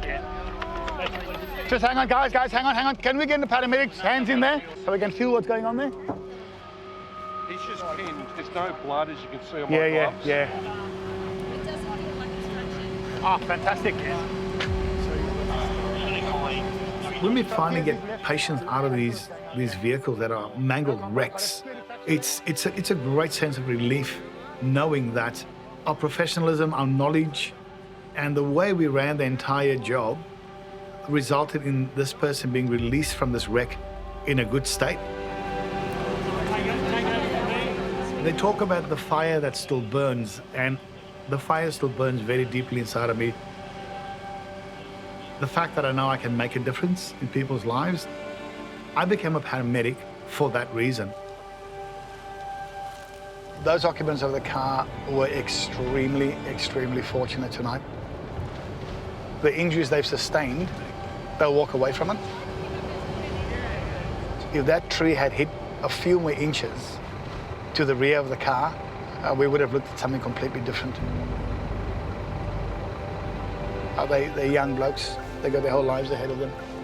So they were extremely fortunate tonight. But it's a lesson learned, isn't it?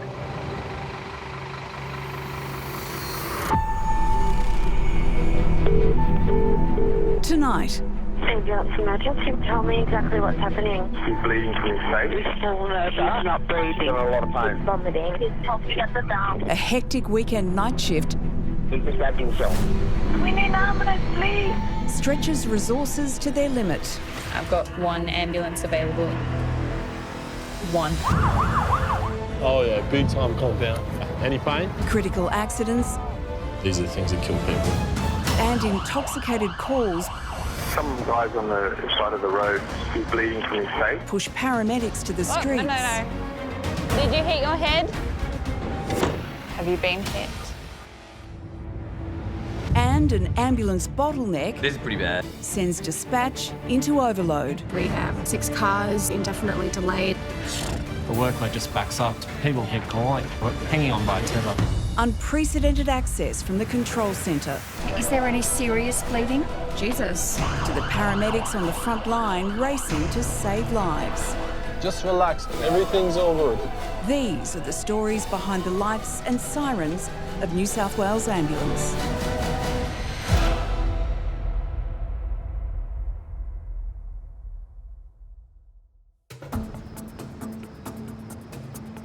How are you? Hello. How you going? It's hard to sleep before your first night shift. My eyeballs were like...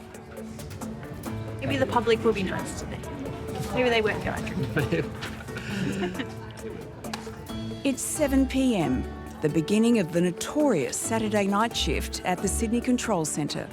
You always come in with a slightly heightened sense of trepidation about what the night might hold. Tell me exactly what has happened. My wife has sliced a couple of her fingers with a blender.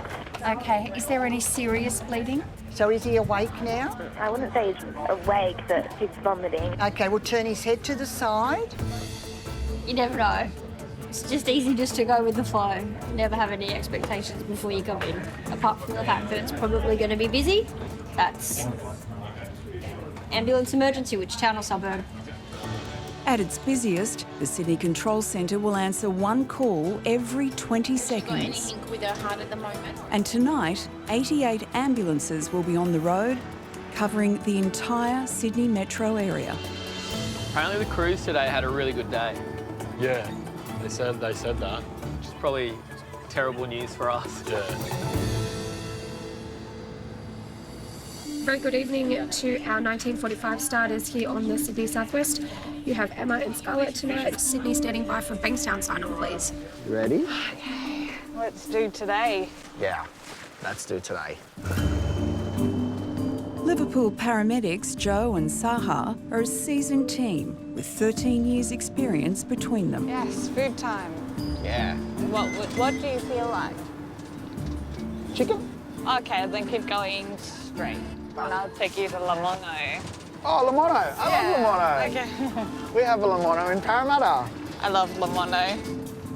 So when Dad and Mum migrated over to Australia from Egypt, they embraced the Australian culture.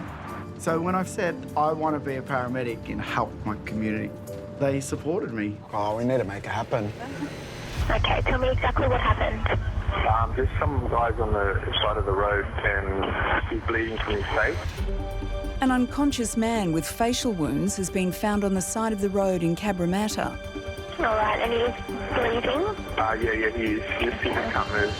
So there's Lamono, there's that Mexican place we went to the other time. Lamono. There's Italian. Lamono. Okay. We need 8:33. Ah, we were so close. 8:33. You want a 2-hour, please, at Paramedic 8:33. 8:33, copy. Joe and Saha are 10 minutes from the scene. The cause of the bleeding man's injuries is unknown. Okay, we're going to a 55-year-old male on the side of the road bleeding from his face. The patient is speaking, but not much. And that's all we've got. Patient's in a car park. But what's he doing In a car park. I reckon underlying drugs or alcohol have something to do with it. Sometimes a person who's intoxicated can be horrendous and their outbursts are really aggressive and really, really violent. Hope this person's not agitated. Or where there's potential for violence or danger. We cannot do what we do unless we know that we're really safe. All right, this is a car park. You just do not know. It's like rolling the dice.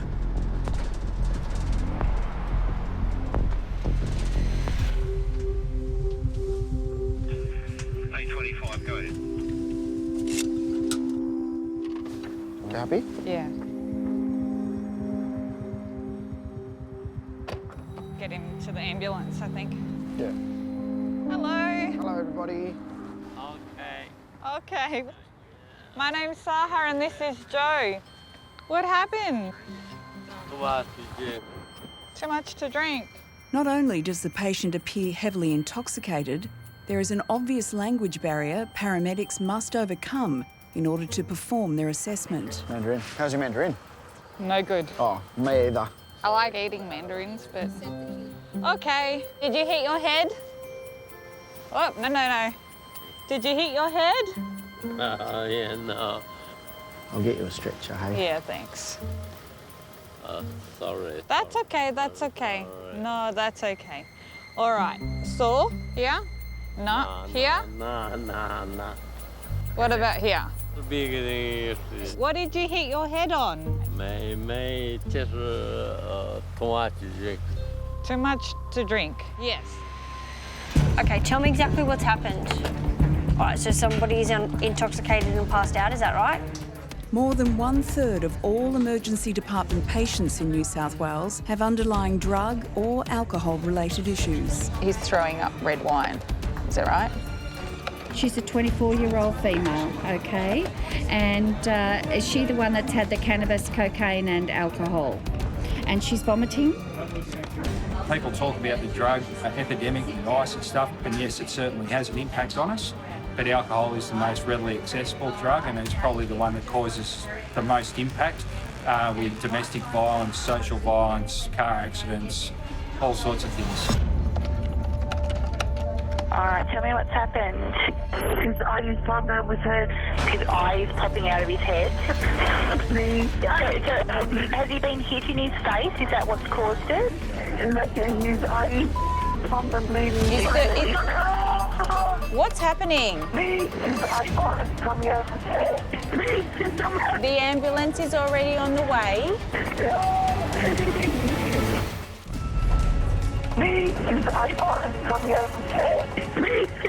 The ambulance is already on the way.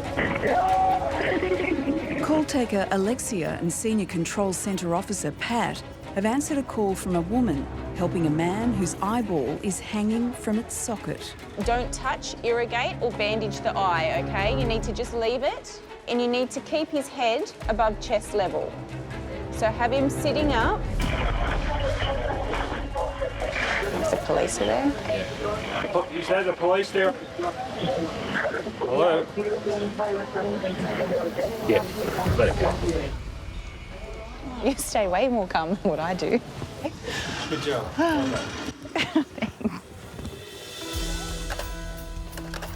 And you're outside next club, is that right?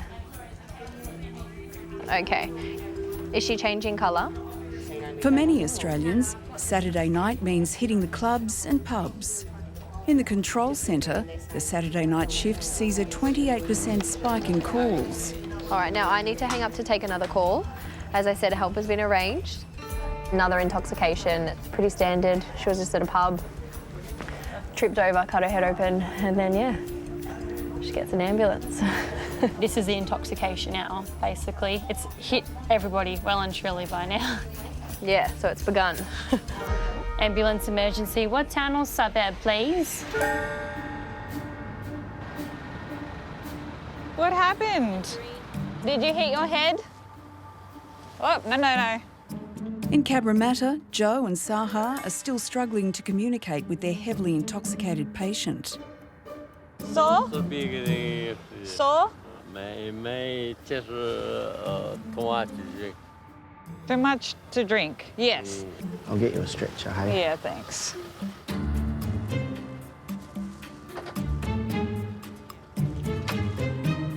Hey, any of you guys speak Mandarin? Oh, sweet. You can help. What did you hit your head on? You hit your head on the footpath or on the gutter? Oh, yeah. Hey, Sam, I brought a friend that speaks Mandarin. Oh, perfect. Hello.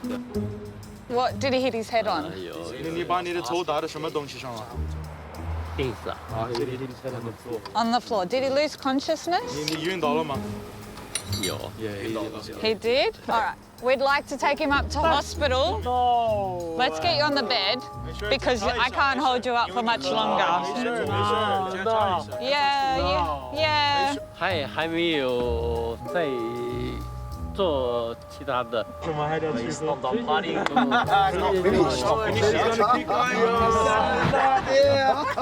He's a young man. Okay. All right. Up we get. 1, 2, 3, up. Come on, my friend. Over here. The weekends get really, really busy, and you feel it. Thursdays, your Fridays, your Saturday nights are a little bit more drug and alcohol fueled. Thank you for your help. Thank you, guys. We appreciate it.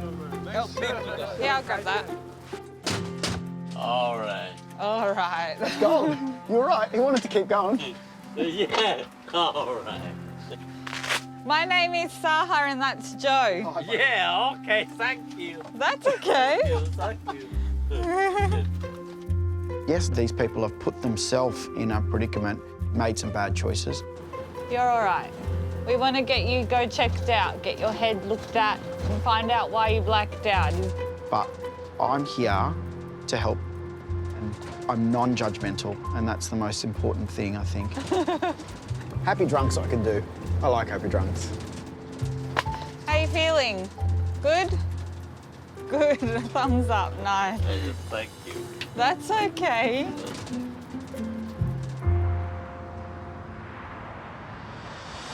Oh my God, another one in Padstow, another 1A. With only a month's experience in the job, trainee dispatcher Emma, under the guidance of her mentor Scarlett, is navigating the demands of a busy Saturday night shift. Jesus. We've had duress calls, we've had code 1s, we've needed police on scene, we've had arrests, we've had Police on scene again, second arrest, had 6 patients at an MBA. I'm a bit sweaty, to be honest. I'm a bit sweaty, I'm a bit sweaty too. Tell me exactly what's happened. Ex-wife can't discharge hang himself. Okay. I'm having severe heart and chest pain. Is your breathing normal for you? No.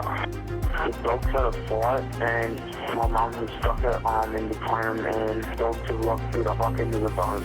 Given the spike in calls, it's becoming increasingly difficult to dispatch help to those who need it most. Now, look, So you've got this car going here, this car going here, and that car going there.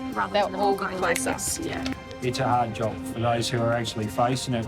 A little bit like a chessboard that starts running out of pieces. It always makes you think a little bit harder about what your next move might be.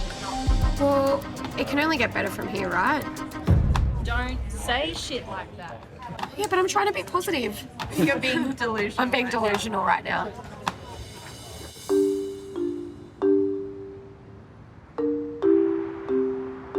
Saturday night.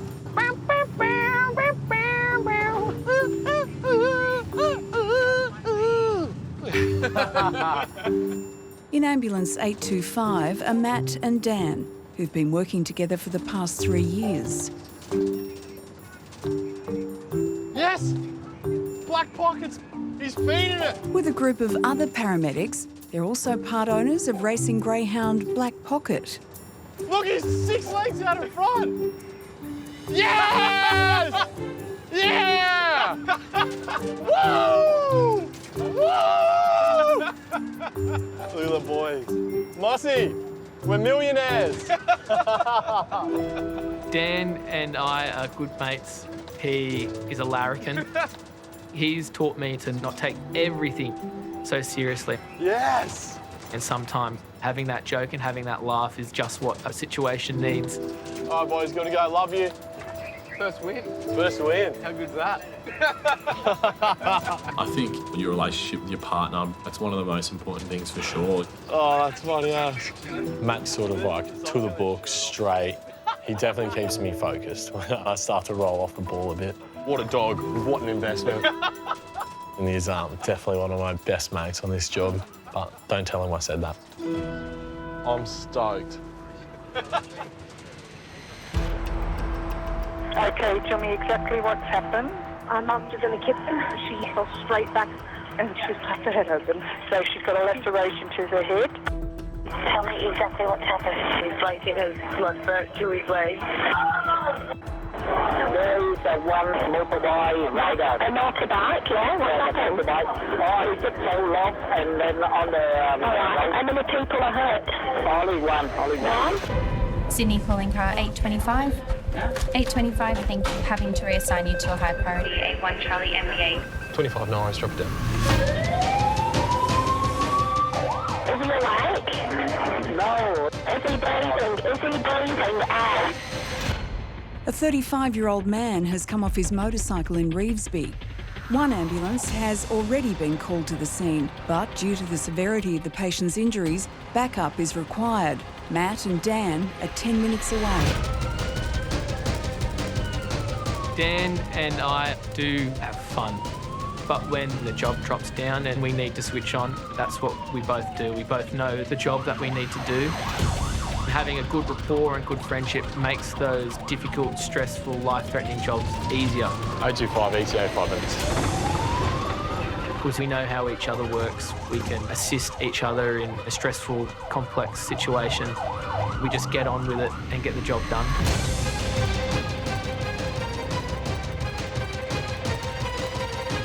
$825 if you can put us at centre.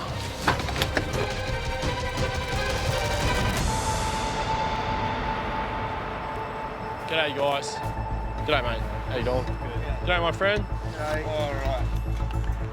So Neville's just been in a single motorcycle accident. Yeah. Basically, he has a tib fib fracture on his right. Okay. He's got some pain in his right elbow. Okay. And it looks like he's most likely got a collarbone fracture as well. All right, chin. Attending a motorcycle accident, they're typically pretty high index traumas. You're doing well, my man. Someone comes off their motorbike, they just get thrown and they bounce and they scrape and there's normally breaks everywhere, big spinals, big head injuries. This is the strongest bounce I've ever cut in my life. They're some of the sickest patients that you'll come across for sure.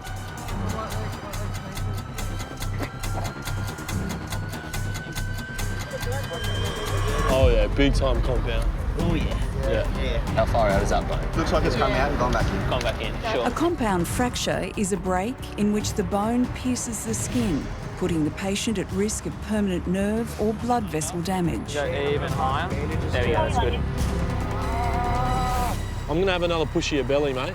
It's all good. Okay. Any pain? Ah, that hurts. Yeah. While the patient's external injuries are serious, it's the threat of unseen internal injuries that pose an even bigger danger.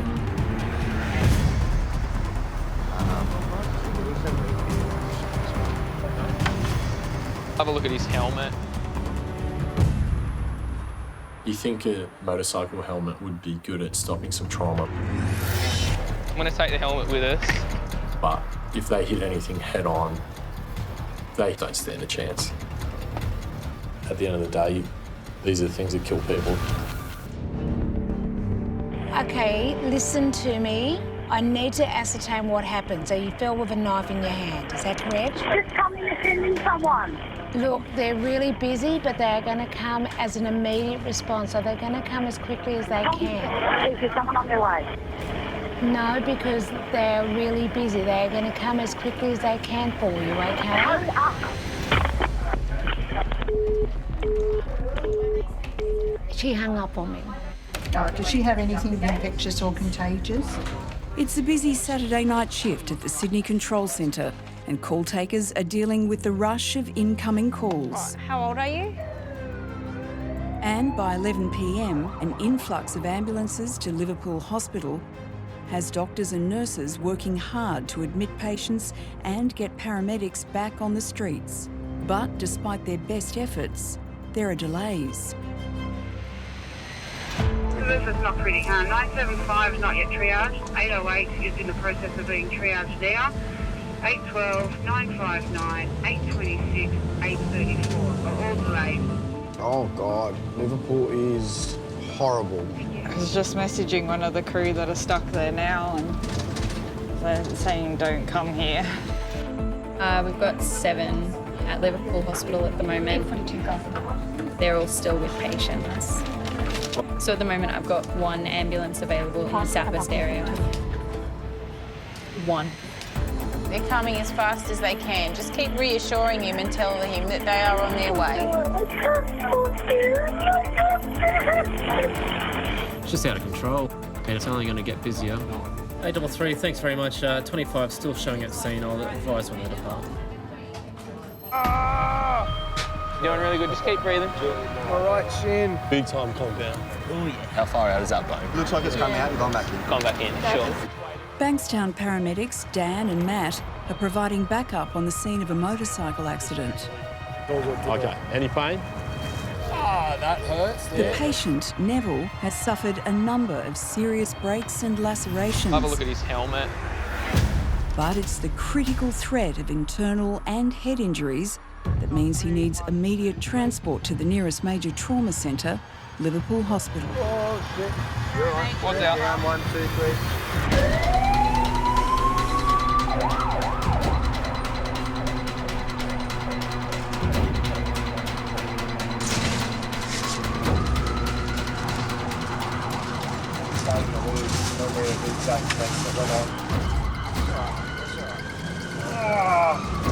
Head injuries are really hard to assess. Like if someone's asking you the same question over and over again, there's some form of head injury there. The most frustrating thing is we can't tell. We don't have X-ray, so we can't tell.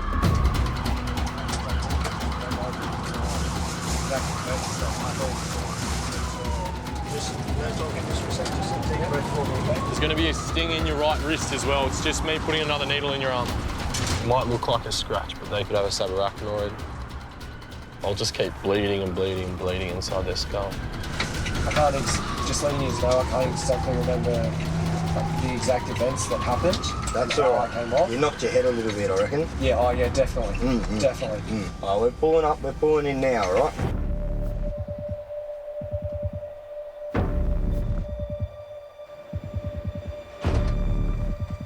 After some of the traumatic stuff you see, it's hard to switch off. You can be so tightly wound, you take it home with you. Keep onto your head nice and still, all right? You would hope that you've pretty much saved that person. But you got to know that your job finishes when you push them through that door.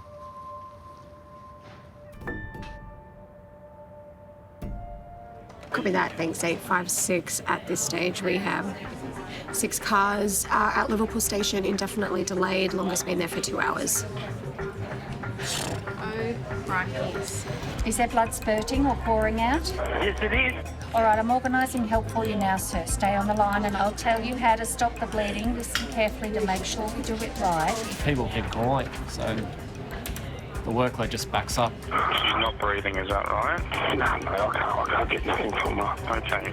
I'm going to tell you how to do resuscitation, okay? Still heavily delayed. Puts so much pressure on the system.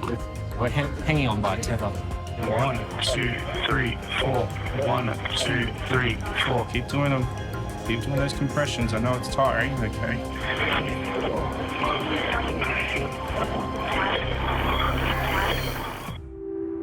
Okay, tell me exactly what happened. I'm just suicidal. Are you feeling violent toward anyone? No, I need myself. Okay, do you have a weapon there? I have a machete. I don't know how to explain it, but the grandmother of the baby has accidentally dropped a TV back on his stomach. Okay, I've dropped TV on the baby. This is how it is, mate, on a Saturday night. Yeah. This is pretty bad. Ambulance emergency, what town or suburb? He's very busy today, so they have had to come from out of area. It's 2 a.m. on a busy Saturday night, and the high volume of work continues to cause long delays. Got 1, 2, 3, 4, 5, 6, 7 jobs, which I have no cars for. Forcing dispatchers to make difficult decisions about where to assign resources. So 985 and 528, you're going to have to reassign both of you, please, for a 1 Alpha at Green Echo. 833, copy, thank you. I pray nothing else comes in till I get another car. Just got another one. Like, this is a request for an intensive care paramedic urgently for someone who could go into an arrest. We're meant to have a car on it like in 1 to 2 minutes, and got no one for it.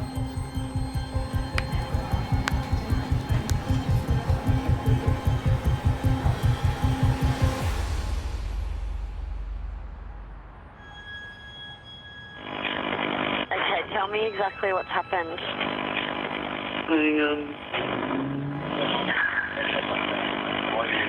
Why do you need the ambulance? I had a big fall from the stairs, and I have a problem putting my teeth together and hurting me. Okay, did you fall down steps? Yeah. Okay, I'll organise some help for you. What caused you to fall? I don't want to talk about it. Okay. Have you been assaulted? I don't want to talk about it. That's okay. I'm going to send help for you, okay? You need an 833. 833.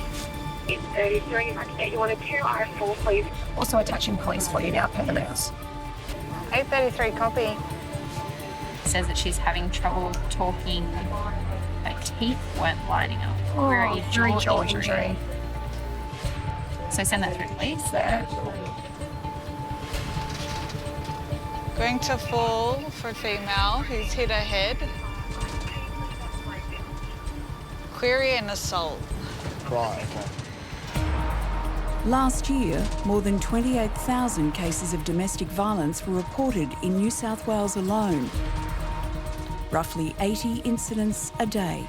Patient was very upset, crying when asked if she has been assaulted. She said she didn't want to talk about it.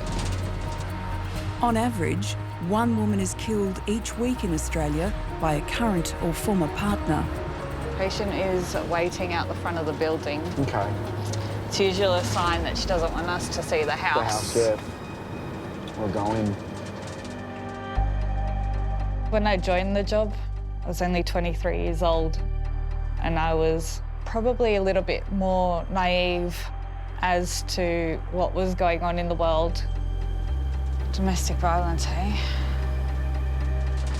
I've seen more, I've experienced more, I've felt more than I ever had before. Last time I heard of a girl going to a domestic violence, it was a fatality. Oh. Yeah. Yeah. It has opened up my eyes as to my own needs. Yeah. This is our apartment. Going to a job where there's been some kind of violence involved, I think it's a matter of, do I have all the support that I need?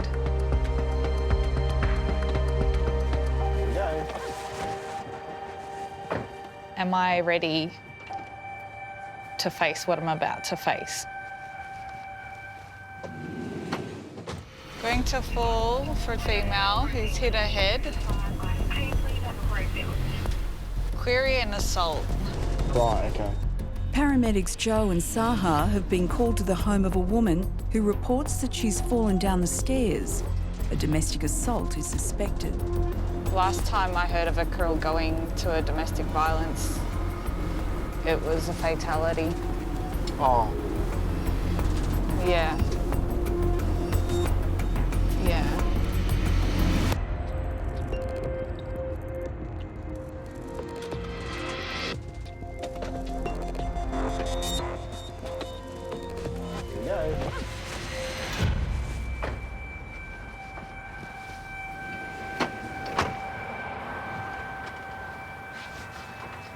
Hello.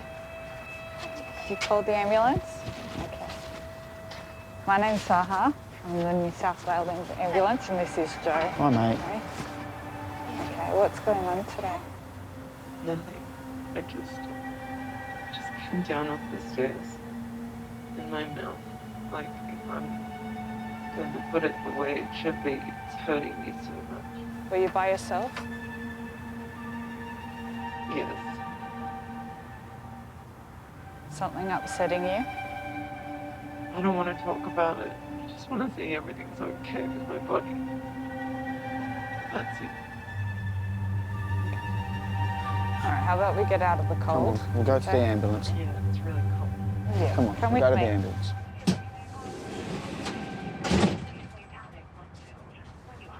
Have a seat on the chair and then I'll get the bed set up for you, okay? Just gonna have a quick feel of your head and your neck. Okay, okay. Okay, all right. I understand it hurts, but I need to feel it, okay? Did you hit your neck? Or were you grabbed on your neck? Just around there? Yes. Yeah. My hand over here. Okay, I'm just having a feel of everything because we don't want to miss anything, okay? Any pain in your arms? Can you squeeze my hands? Yes. Okay, good. All right, put a blanket on for you. It's very cold. When you fell down the stairs, how did you fall down the stairs? Was it head first or? I guess, yeah, it was my head first. Okay.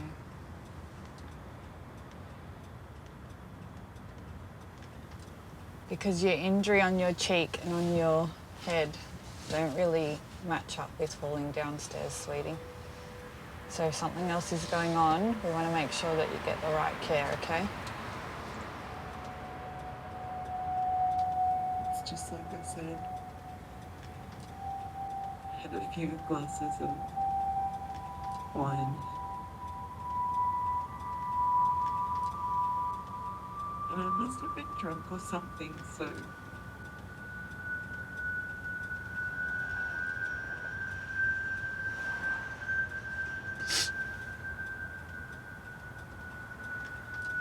Have you been hit?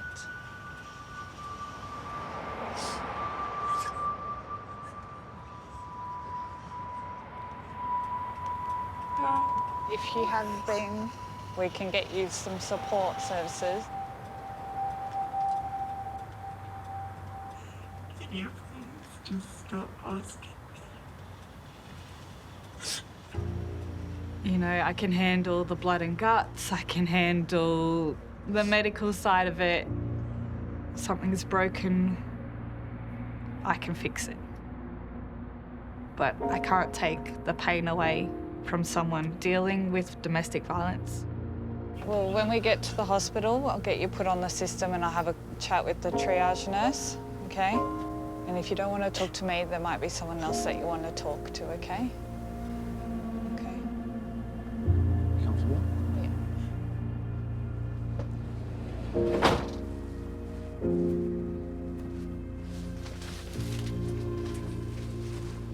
I get so angry that it happens.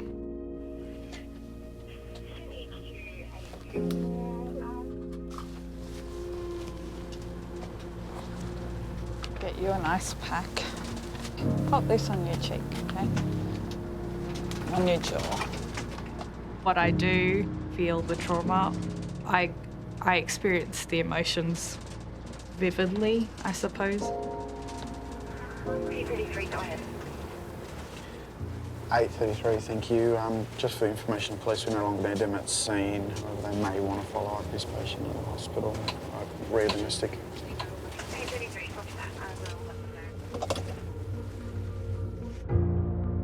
People hide what's going on in their lives because they might feel like they might be weak, or that no one will believe them, or that it's their fault, but it's never your fault.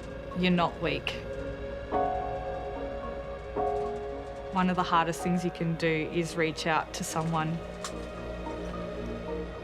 Just calling an ambulance is the first step.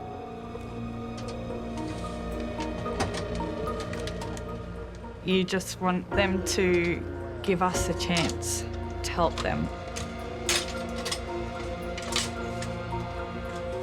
Because it might be the last time that someone is able to offer that help.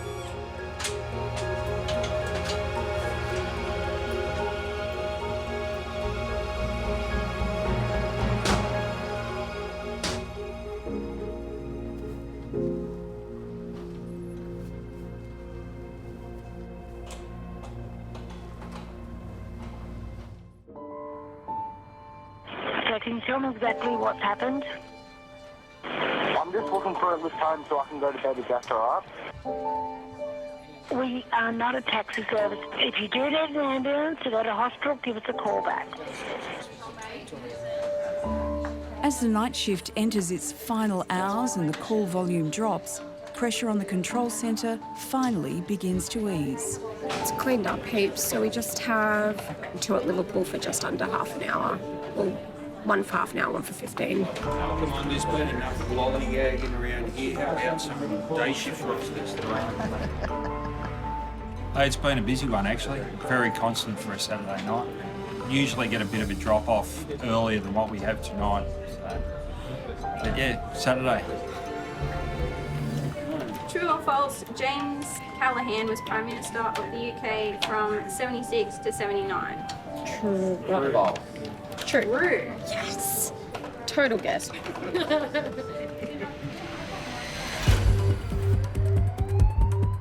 An urgent call comes in from the fire department for a house fire in Fairfield West. Matt and Dan are nearest to the scene. Signature 825. I'm going to have to reassign you, please, for a higher priority. A July fire at Fairfield West. Cool. 25 copy. Drop it on us. House fire. Occupant's son states his mother is elderly and still in the house. Thanks, 825. That's actually been upgraded now to 1 Charlie. 1C? Yeah, 1C. As the occupant is still in the house, the call is upgraded to a lights and sirens response. Police on scene, mate. Fire is on scene as well. Each winter, Sydney sees a spike in deadly house fires, with emergency services responding to more than 100 incidents a week. Well, obviously you need to assess how much of their body percentage is burnt, but you can get really distracted by how much of their body's burnt and not really look at their airway. You're looking for signs like soot around the lips, soot in the mouth. The thing we're worried about most of all is smoke inhalation. That's what'll kill them.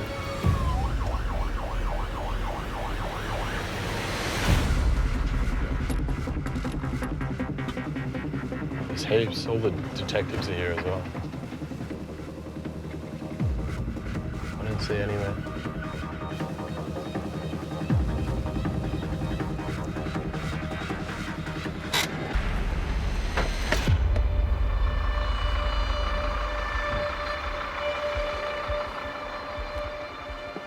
How you going? How are you? Good, mate. We just got here ourselves, but there's a lady, she was in there. She's just had open heart surgery about 3 weeks ago. Yeah. So if you could have a look at her. Yeah, no worries. Let's go straight here. What's her name? I don't know her name. We got here about 30 seconds before we... How you going? How are you? Although the patient is out of the house, she's not out of danger. How you going, darling? Follow us. Let's go over chat in the ambulance. The potentially lethal damage from smoke inhalation can have a delayed effect. You okay? Well, it's all right, don't worry. The 78-year-old's age and recent heart surgery leave her particularly vulnerable to respiratory complications. Okay, my dear, up into that seat for me. Oh my God! Okay. It's okay. Don't worry. The fireys will sort it out for you. No problem, thank you. Did you breathe in a lot of smoke? A little bit. A little bit? Can you stick your tongue out? Chin up. We're just looking for soot to see if you might have inhaled some smoke. All good. I need you to take some deep breaths for me, okay? What have you? Beautiful.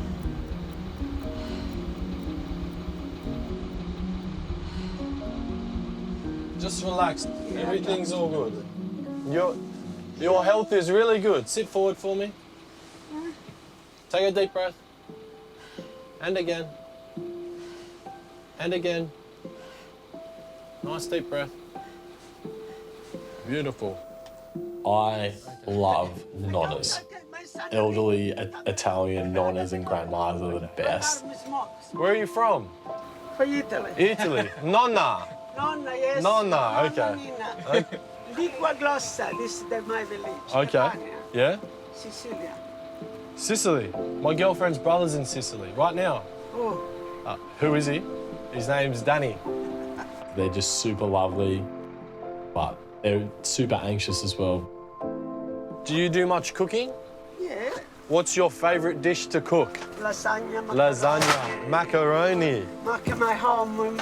I'm trying to find out where I should go on every day of the week for dinner. There's... You come one day. Nonna make the best focaccia. I definitely use my sense of humour to settle everyone down. I find that to be the easiest thing. So macaroni. I just want to let you know that Nonna's macaroni is the best. Macaroni? Mac this I make. Yeah? Yeah? It takes their mind off the pain or the situation they're in, and it just makes everything easier to deal with for sure on both parties, for us as well. Now look, I'm sorry about your house. It's going to have a fair bit of smoke damage, okay? But the most important thing is that your health is really good, okay? Okay. Can I help you up? Yes, thank you. No worries. Thank you very much. Show off in the pajamas. Very lucky, Nonna. Thank you. No worries. Alrighty, guys. And don't forget the macaroni. No, never. I'll never forget the macaroni. No worries.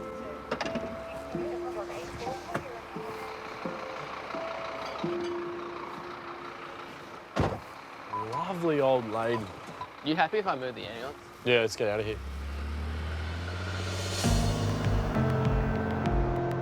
How do you spell Nonna? N-O-N-N-A. We're probably a bit of a special breed, I suppose. Nonna, Nonna, Nonna, Nonna.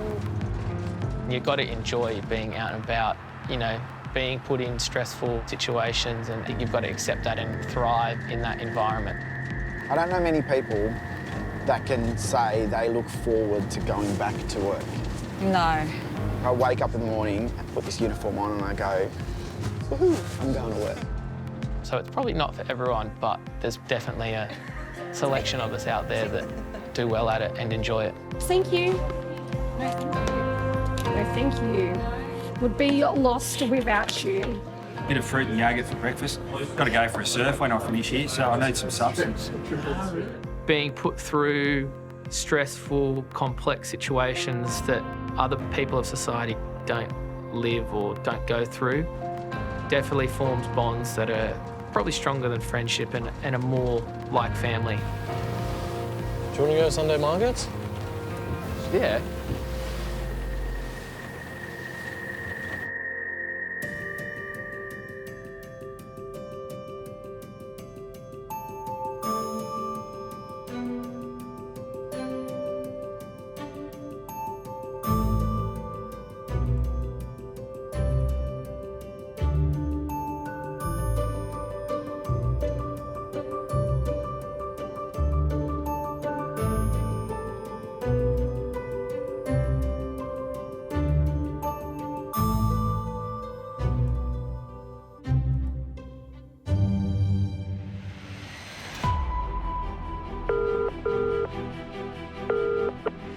Next time. Ambulance emergency. Tell me exactly what's happened.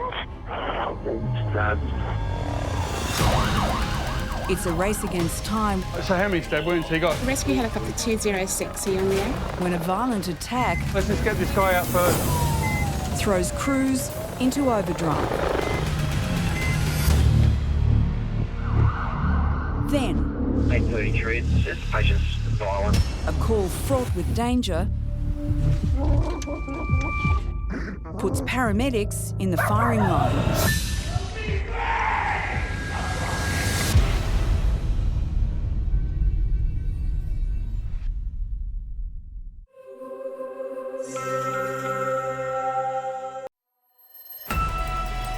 Ambulance emergency, what town or suburb? Look, I'm one of the lifeguards. I'm at Bondi, and the boys are over at Bronte, and there's a lady on the cliff. She's threatening to jump. She hasn't actually jumped yet, but we're just going to have to get an ambulance down there. Is she awake? Yes. Is she breathing? Yes. Where is she now? She's on the cliff around the back of Bronte.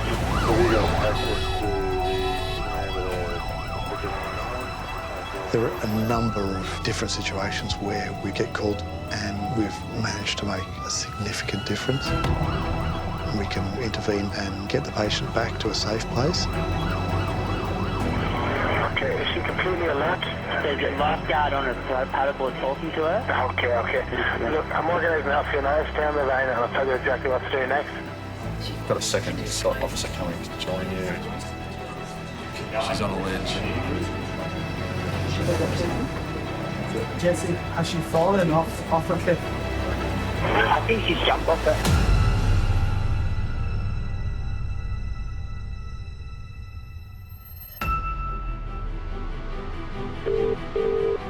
Ambulance emergency. Tell me exactly what happened. There's been a really bad crash. There's just a car that's on its side. Tonight, I would still prefer it to be quiet, I think. I just said the word. We're not meant to say the Q word. a slow Sydney weekend turns to chaos. Buckle in now. Make sure the cliff's clear. Tell me exactly what's happened there. My brother, he's epileptic. We think he's had a seizure. Oh my God, the ambulance cleared a lot of blood. A mysterious call puts paramedics to the test. The patient is covered in blood. Okay, so there must be something more to this.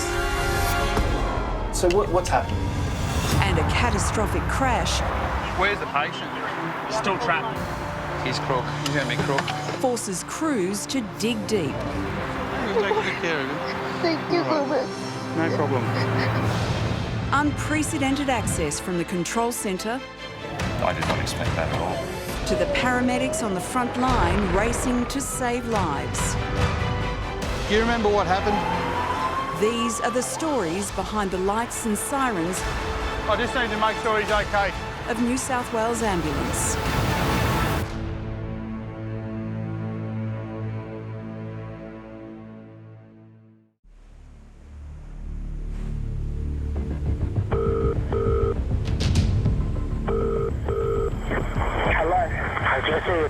We're organising an ambulance to come to Bronte Beach.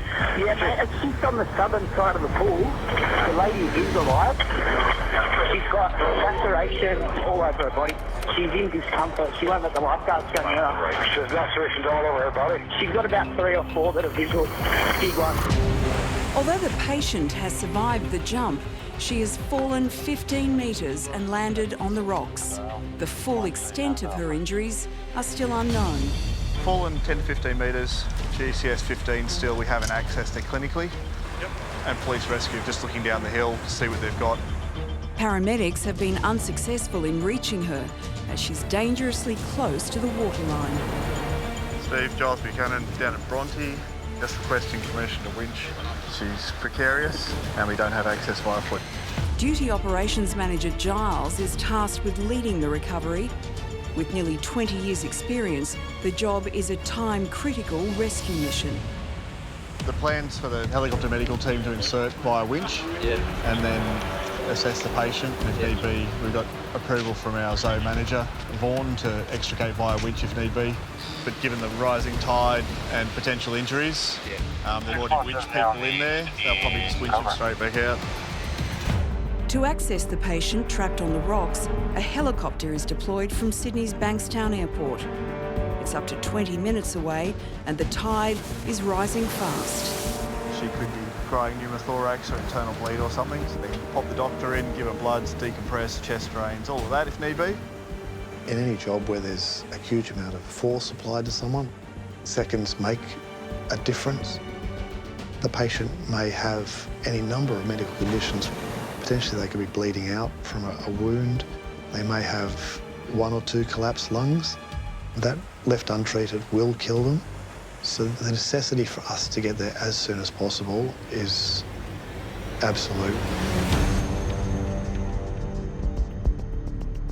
Last year, New South Wales Ambulance responded to more than 14,000 suicide calls in the Sydney metro area.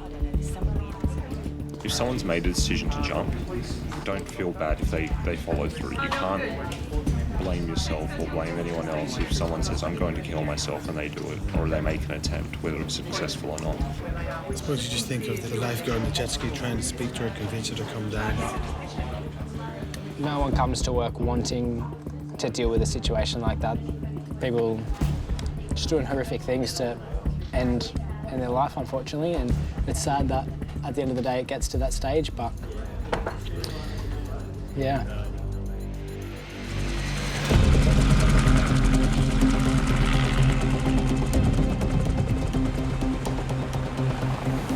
Everything on the bed secure. The sheet's not going to fly off. We've got 10 tonne of down thrust if they come over the top of us, so. Well, police inspector wants to make sure the cliff's clear before the helo moves in.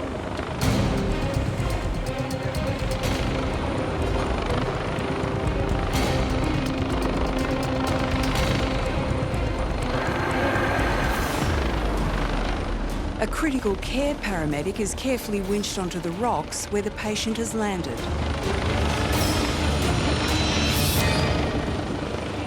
Inspector 65, go ahead. 65. You just put the first paramedic in and then they'll probably send the doctor in as well. Copy, thank you.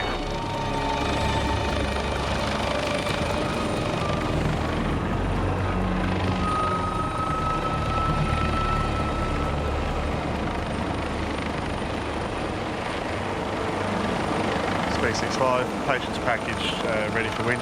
Inspector 65, I copy that.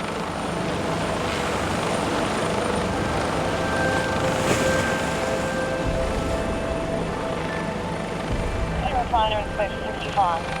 So she's pretty good, just abrasions, vitally stable at the moment. So just going to winch her out. She's a bit erratic still. Holy shit. Surprisingly, they're saying she only has abrasions. I did not expect that at all.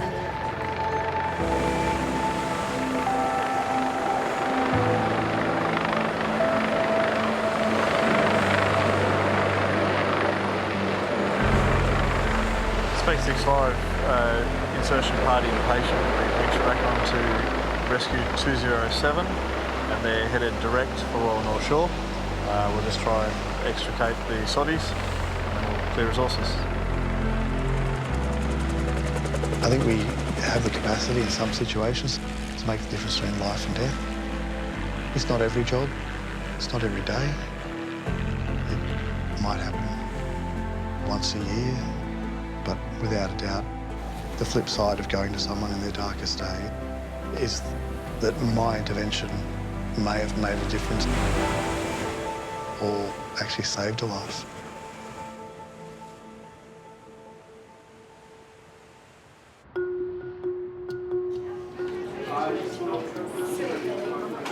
The only benefit of working on a weekend is the M5 is amazing and it's a bit over an hour. Lindy lives out that way as well now. How long did it take you this morning? About an hour and 15 minutes. Do you know what my new passionate hate is? Those ambulance emergency, what town or suburb, please? It's the start of the weekend shift. It's not even 9 o'clock and I'm yawning. Oh, it's just hard to wake up to work a 12-hour shift, but someone's got to do it. This Saturday and Sunday, a total of 1,056 New South Wales paramedics will be on duty, ready to care for the 5 million people living in the Sydney metro area. Today's going to be good. I can feel it in my waters. I feel it in my plums. Usually in the morning it's people coming down after a big night, that kind of thing. We usually get the early morning drug overdoses coming in about 10 o'clock, but yeah, around midday is when everybody starts going out to sport or going to the pub again, or, you know. I would still prefer it to be quiet, I think.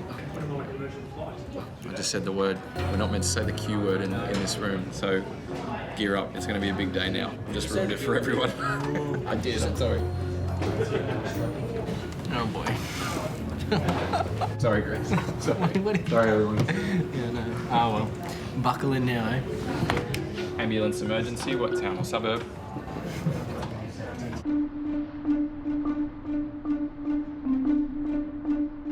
What jobs do you hate going to?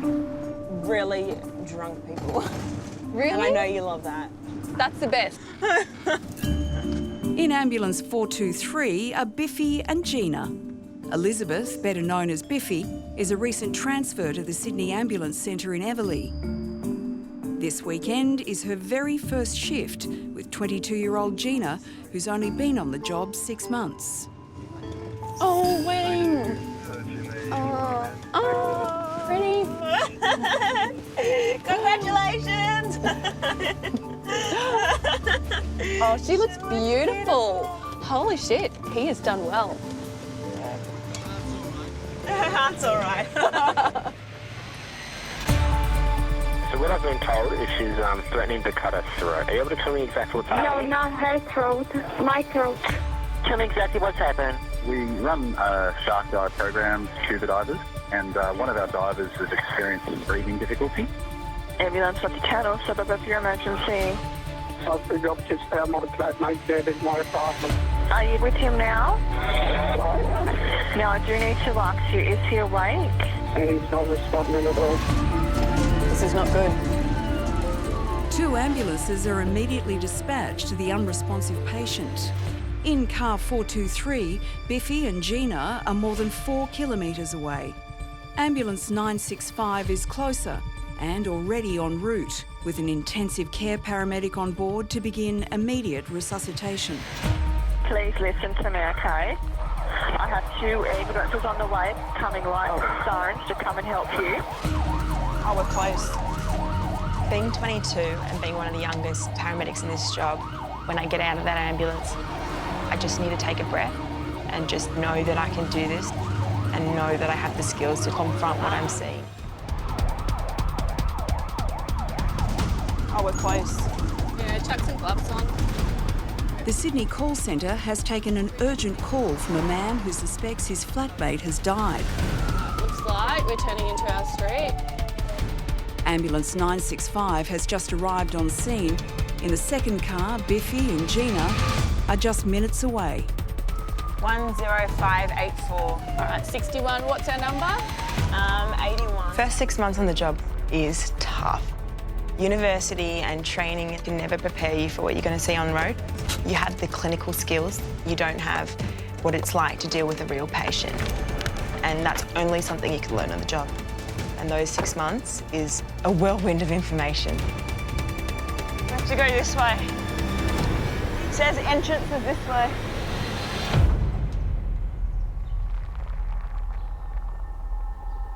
Yep. All right.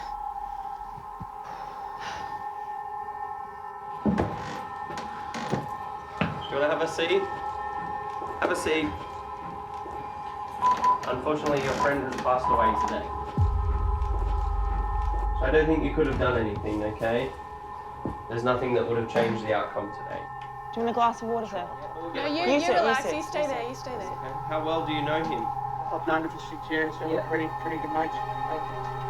How old is he, sir? 36, 37, maybe. Do you have anything with his ID on it that we can fill out some paperwork? I have a wallet or something in the journal. I don't know.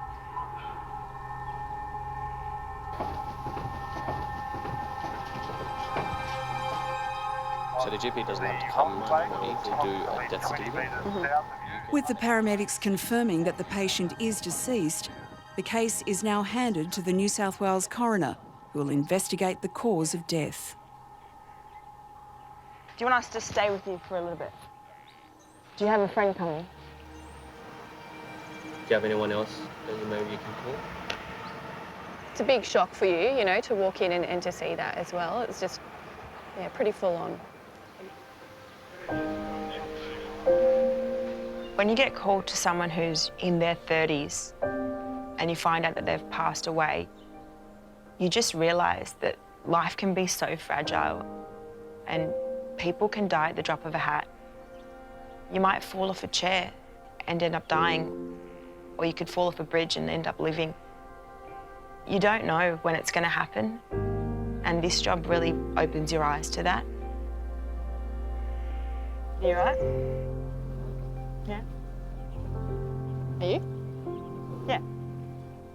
Sad. I think this job has made me grow up a lot faster than I would have if I hadn't been working in this industry.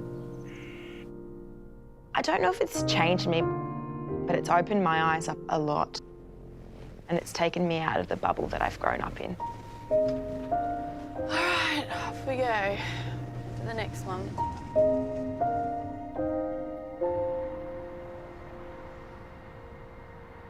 Ambulance emergency, what town or suburb? Okay, so tell me exactly what's happened.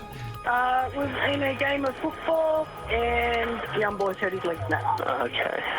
I need you to tell me exactly what's happened. I'm not sure if she had a full packet last night or half a packet. Of what, sir? Of heroin, okay. In the Sydney Control Centre, the weekend call takers are experiencing a sudden, unexpected rise in calls. Cheeky little Q word. Yeah, it's just immediately changed the mood. Okay, is the blood spurting or pouring out? She's going to pass out. Do you have asthma? Make sure you tilt her head back a bit. It's just going to open up her airway and breathe. I think you should stay where you are, and we're going to get the paramedics there to your house and they can check you out there where you're nice and comfortable, okay? So that's 3 hectic calls in a row. No, 4. 3. Hopefully I don't have too many more today. Oh, man. It's the Q word. See, this is exactly what happens. Proven.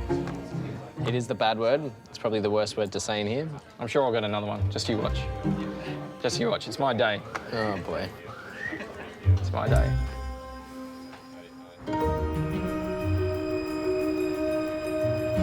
Leaving the Cogra Superstation is Ambulance 640.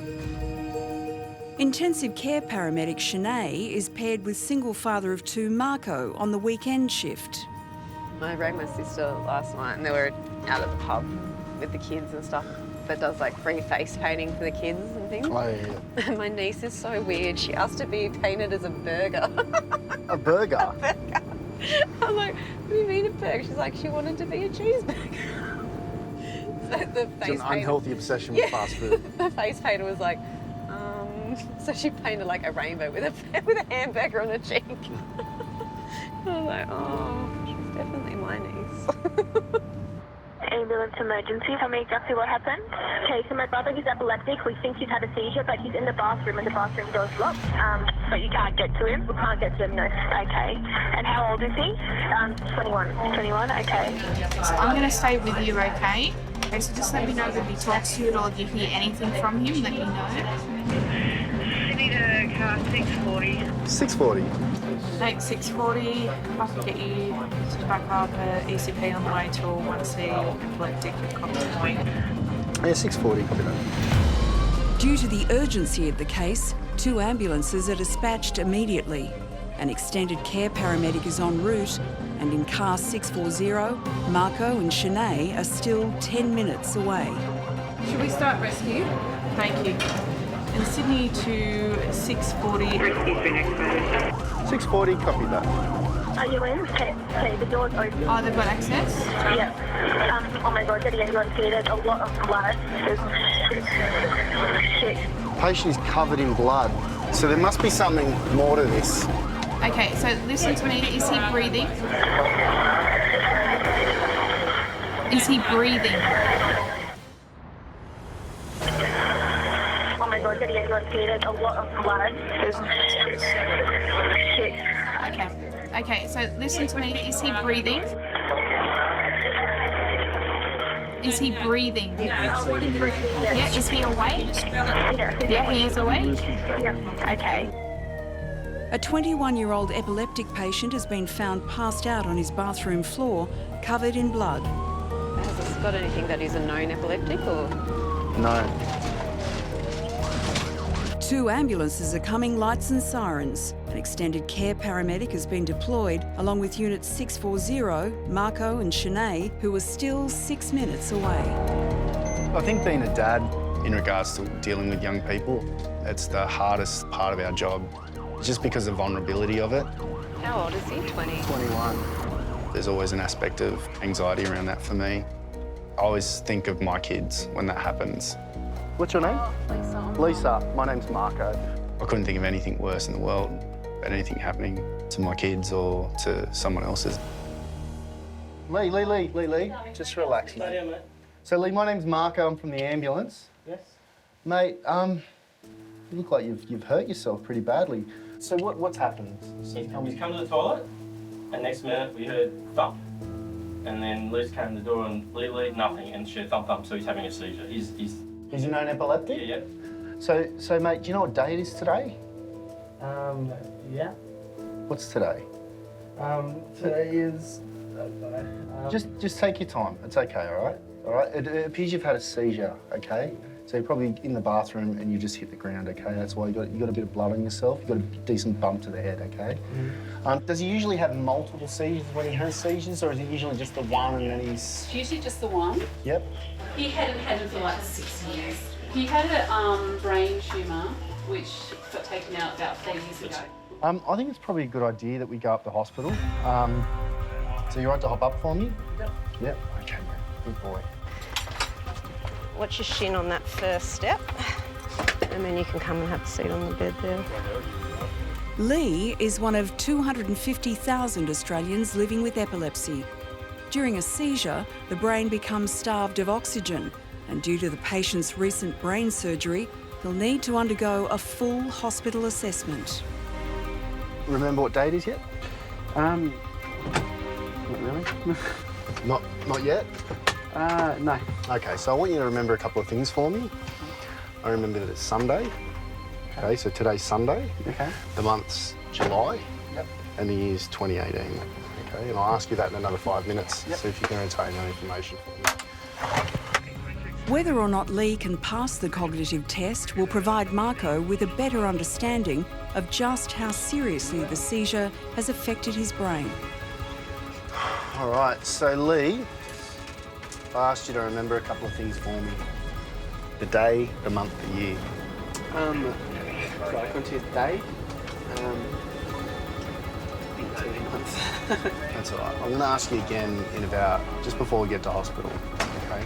So I just need your memory to get a little bit better for me. If he doesn't pass that simple question, which he'd normally know, at the moment, my assessment, his GCS, which is like his level of consciousness, is confusion. So he's still confused. If he doesn't know that question, which is quite simple, he's failed that test.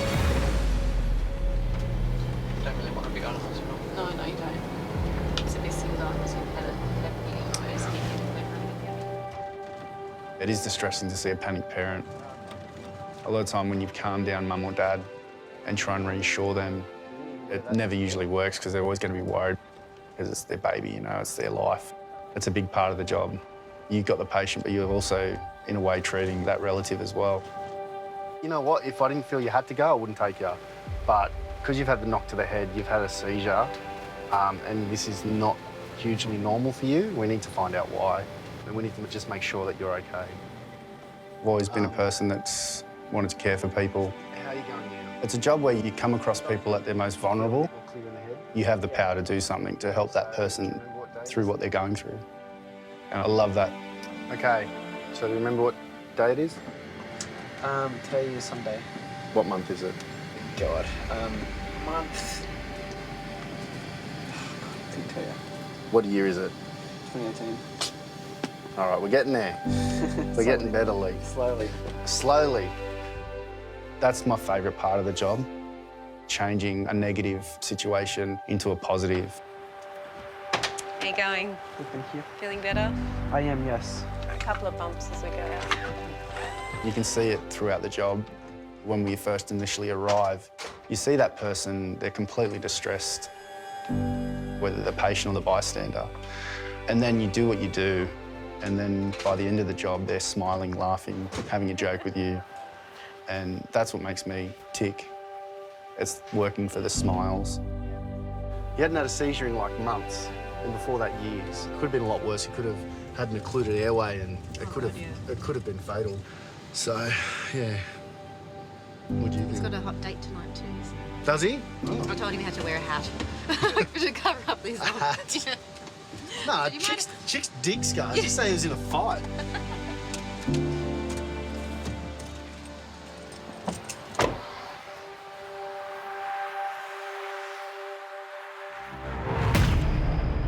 Ambulance emergency, what town or suburb? I'm on Parramatta Road. There's been a really bad crash. So there's 2 cars involved? Yes. How many people are hurt? Only one person hurt, yes. Is anyone trapped? Oh, yeah, there is. Not pretty bad. I think the driver. There's just a car that's on its side and someone's stuck in and they're trying to get the person out. Yeah, okay. It does look like we've got a few calls that have come in for this incident. Had multiple reports of a large MVA in Homebush. Looks like a patient is trapped under vehicle, so they've come out, gone under and rolled. It looks like the patient may be quite injured. The MVA, or motor vehicle accident, is classified a Code 9, which means a rescue is required. How do you flip a car on the M4? With nearly 30 years' experience, Brian is a duty operations manager for New South Wales Ambulance, and he's immediately dispatched to the driver trapped under the car on the M4 motorway. Oh, here we go. Traffic's starting to bank up now. There are moments as a paramedic where, unfortunately, we see people leave the world. The reality is you're going to go to a lot of fatalities. Where's the car? Where's the car? You just need to accept that you're going to attend some jobs that people would never dream of attending. Where's the patient, mate? Constable, where's the patient? Where's the patient? He's still trapped. He's just there. Okay, righto, sweet. We try and do the best job we can, but unfortunately in some cases we just don't get there in time, or the trauma has been so horrific that we can't do anything. He's crook. He's going to be crook.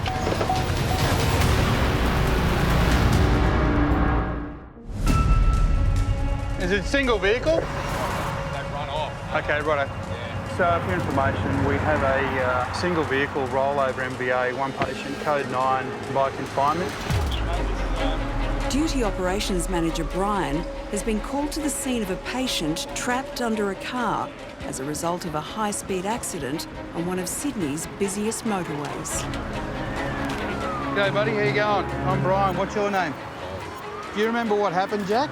Someone hit my back and my car. Okay, righto. Can you open your eyes for me? Okay, all right. What we've got is we've just got some firemen, all right, and then what we're going to do is we're going to cut the roof off so we can get you out, okay? So you've got the best job, you just got to lay there, okay? Basically, we sort his head out, because at the moment we can't rule out any spinal injury because we can't get access to him. Before the patient can be removed from the wreckage, the rescue team must first stabilise the vehicle, as there's a high risk it could roll back, crushing the driver. Retrieval's 2 minutes off, and if you guys are happy with fireys can start doing their thing.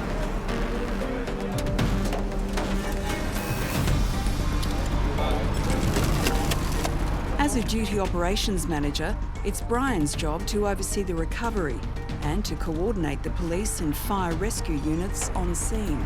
If we can get another line in, that'd be good. So is Scotty going to do the one on the inside? Yeah. OK. I think the most important thing for paramedics when they respond to a job where someone has been injured is to look for the things that you can't see. So, Jack, you tell us later that you feel the pressure. Everyone will be drawn to the obvious. You know, the blood all over someone's face. The skill of being a paramedic is to look to the things that haven't declared themselves. The spinal injury that someone hasn't picked up on. The person with a severe intracranial hemorrhage, where time is now critical for that person to get to hospital. What we're going to do is our last release cut. Once this cut's been made, it's going to be free. My classic story to junior paramedics: if you don't look, you won't find. After nearly 45 minutes, the driver is removed. 1, 2, 3.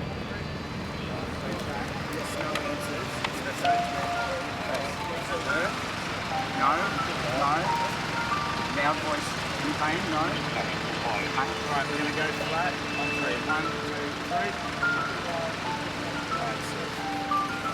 3. There's no obvious chest, no obvious abdominal, and he's moving all his limbs. I think he's a very lucky man. Really lucky. Holy dooly. From when I started as a paramedic 28 years ago to where I am now, the advances in technology are very dynamic. We've got some sophisticated equipment, but the best tools that paramedics have is that basic human skill of being able to feel and the ability to communicate. Thank you so much. No problem. Listen, it's okay. Come here with me. He's okay, all right? Okay. Thank you so much. No problem. Okay? Thank you. We're going to take him up to Westmead. The doctor's going to have a look at him, okay? But he's all right, okay? All right. Come on, come with me. I'll bring you around here. Thank you so much. Okay, just watch out for the traffic, okay? If I could give a bit of advice for a new paramedic, you may go to university, you may actually be very well educated, but the reality is you actually need to have empathy. That's not something that's written down. But most importantly, treat patients as though they were your mum or dad, your brother or your sister, and you'll never, ever, ever go wrong. And once you work that out, it's a piece of cake. Hi, how you going? Sure, what's her name? Her name is Betty. Betty. Betty. Okay, no worries. It's the final job of the night for Ambulance 423. Gina and Biffy have been called to an 89-year-old patient who has slipped on the pavement and injured her head. Hi, Betty. Hi, I'm Gina. This is Biffy. Hello, how are you? What's happened, darling? Oh, I'm sorry. Can you warm them up for me? Oh, like a small hematoma and a little abrasion, but I'll clean it up with some saline and have a look. Just seeing if there's any bruising, okay, Betty? So it's just a bit sore here. Sorry, my hand, I'm sorry. Besides the pain here and just a little knock on your head, have you got pain anywhere else? No. How do you go on your feet, Betty? You've got to get gloves, you know. I know, my hands are always so cold. I'm very, very sorry. Where do you live, Betty? Do you live by yourself? I live in Rutherford. Oh, up on the coast? Hunter Valley. Oh, beautiful. Drink a lot of wine up there, do you? We'll keep that one a secret. We do get some training on how to comfort people in need. But I think that it comes down to you as a person and the emotional intelligence that you show and how you can give them the empathy that they need. You're gonna have to take my cold hands just one more time. Look at this. I'm holding her. She slips very easily. I'll catch ya.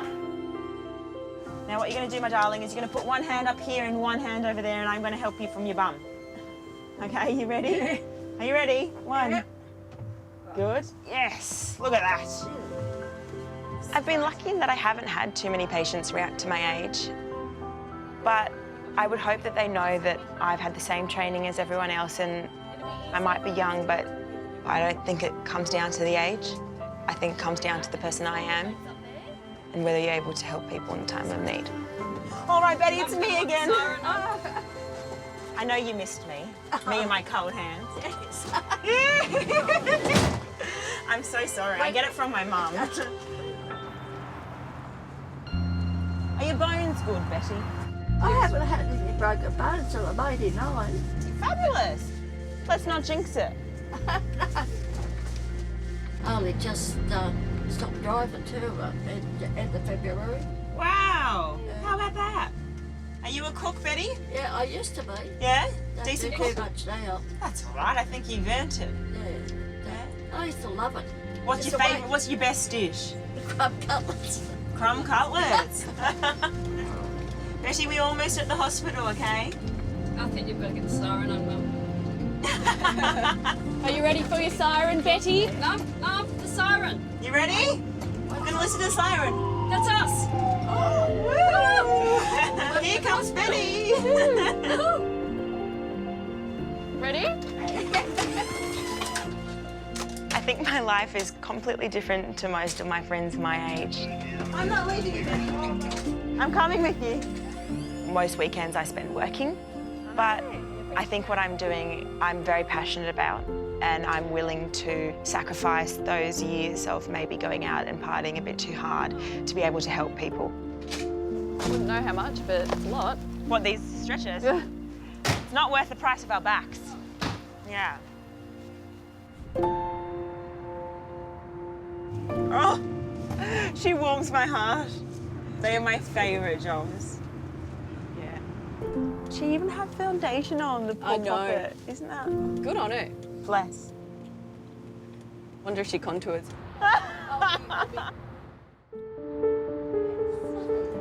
So I'm organising help for you now. Stay on the line and I'll tell you exactly what to do next. Now I know it goes without saying, but just avoid any further contact with the bull. Has she got anything with her heart at the moment, or is it just the... Yeah, so George, I can't send you an ambulance while you're in the hospital. The people that just rang for an ambulance then live directly across the road from the hospital. Yes, I'm listening to you, but you've called the ambulance.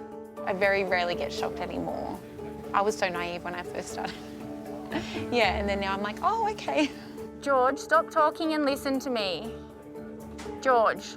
You just get people ringing for random reasons. So I once had someone ring because their tap was leaking. So George, you need to press the call alert in your room. I can't help you. You've come through to the ambulance service and I can't send you an ambulance. George. So I'm like, your taps are leaking. Like, are you weeing yourself? Yeah. But no, his taps were actually leaking and he needed a plumber. Yeah. Ma'am, let's just focus on the patient. You're doing really well, but I need you to stay with me, okay? Okay, all right, so get someone to make sure to take the keys out so they can get back into where the patient is, yeah?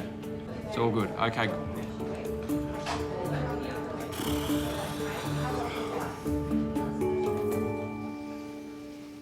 Don't look at me like that.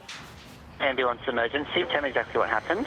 Got a 16-year-old here who's threatened more than once to go and jump out in front of the car and kill herself. Are you with her now?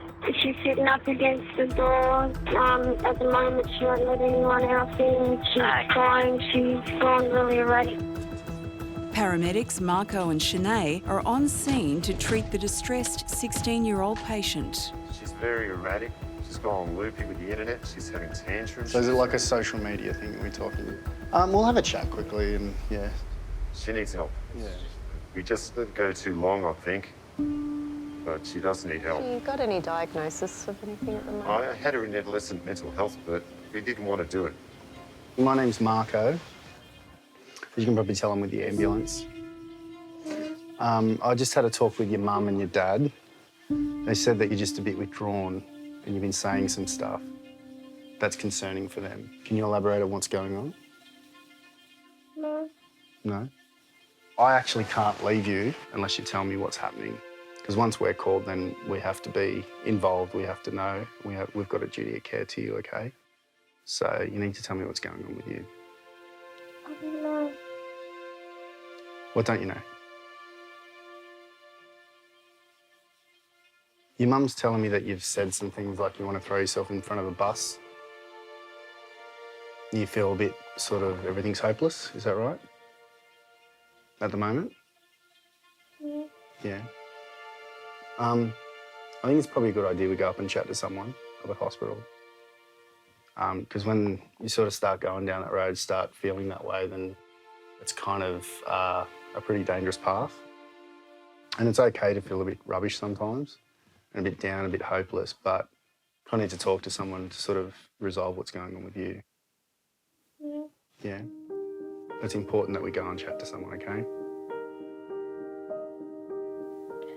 All right, are you decent under this blanket? Yeah. Well, you'd be surprised how many people aren't, I'll tell you. I see a lot of surprises Okay, under yeah. blankets.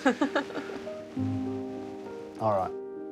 She'll be okay. You've done a really good thing for her. Yeah. This is the best thing you could have done for her. You'll see it later. It's a really positive step.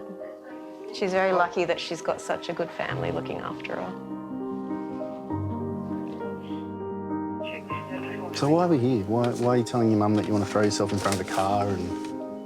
I don't know. Is there any issue going on in your life? No boys, no friends, nothing? Would you rather talk to the girl with the nice hair? Marco's used to me being picked over him, so... Okay. Sweet. As Sinead steps in to treat the 16-year-old, So the ambulance has been organised, okay? Just stay on the line. I'm going to tell you exactly what to do next. back Now, in the this Sydney patient isn't Control breathing at Centre, all inside. Lachlan has taken a phone call from a security guard about a man who's collapsed in a shopping centre. What to do next. Now, this patient isn't breathing effectively for himself at the moment, so we might need to start CPR, okay? Listen carefully. You need to lay him flat on his back on the ground and remove any pillows, please. You don't want him in the recovery? Okay, so every single time he takes a breath in, you need to tell me. Just say now when he breathes in. We're going to do this 5 times, please. Okay, well, so every time he breathes in, say now. Okay, so every single time he takes a breath in, you say now. That's all you need to do. Yeah, now. Next one. Yeah, there's a big one. Next one. Okay, yep. Yeah, there's a small one. Yep, next one. Yep. One more time, please. Okay, all right, look, we're going to have to start CPR because he's not breathing effectively for himself. Okay, so listen carefully. I'm going to tell you how to do resuscitation.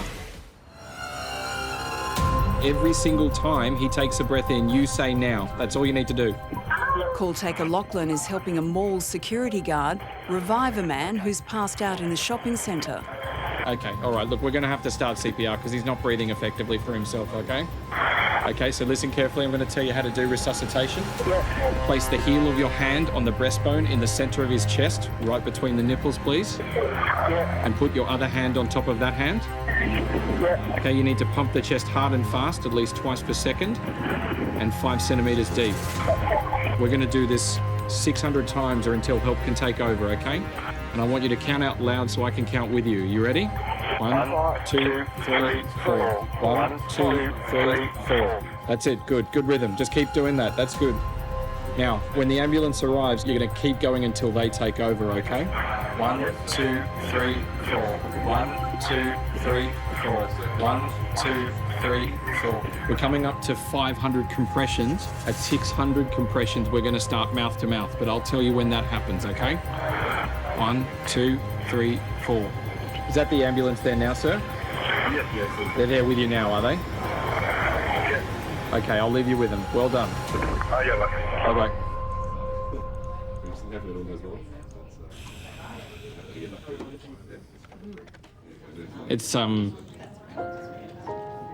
It's weird being in this job sometimes because you're privy to some incredibly intimate moments. You're talking to a stranger who's then doing compressions on a stranger in a public place. So it's a bit confronting to be part of someone's critical moment in their life, and you're just a voice on the phone to them sometimes. There are some jobs that keep you awake, and you wonder about it, and you think, oh, is everything okay, and stuff like that. So, confirmed code 2. So that guy was in cardiac arrest. So that was really well done by it was the public first and then the security guard. That's really good. That means that I've done my job right. And your instructions were good and all that kind of thing. It's a hard thing to tell someone who might never have done first aid or CPR before in their life. For me to be told that they were doing effective CPR when the paramedics walked in the door, that means that I've done the best possible thing that I can for that patient until the right care got to them. So that's really cool.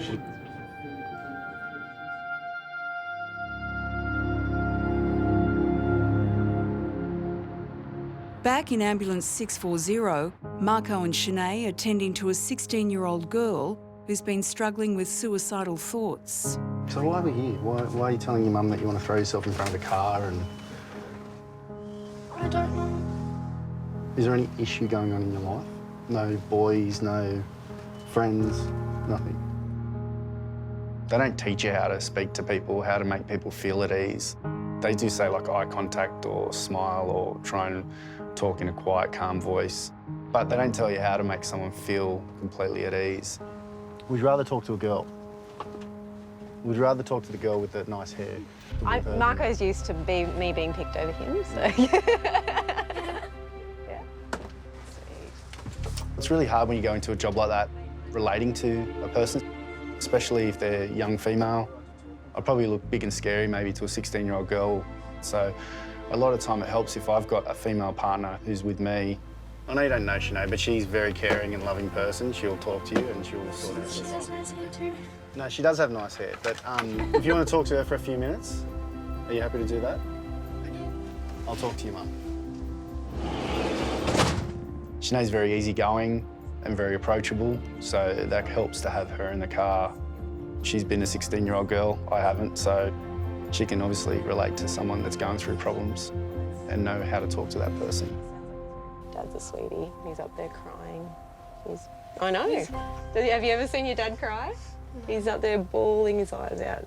He cares about you. He's your dad. You're always going to be his little girl. That's what dads do. We deal with this a lot and see all different ages, going through all different things. And I've got, you know, my family's got mental health in it as well, and so I have it on a personal level as well, so, and you know, it's just hard. To try and treat a loved one like a patient was one of the hardest things I've ever had to do. I've grown up knowing it was there. Then once I started doing this job and seeing it, you can mirror it into those situations that you grew up with. I find the best way to deal with mental health is if you want someone to open up to you and to be honest with you and give them a piece of themselves, you kind of have to do the same.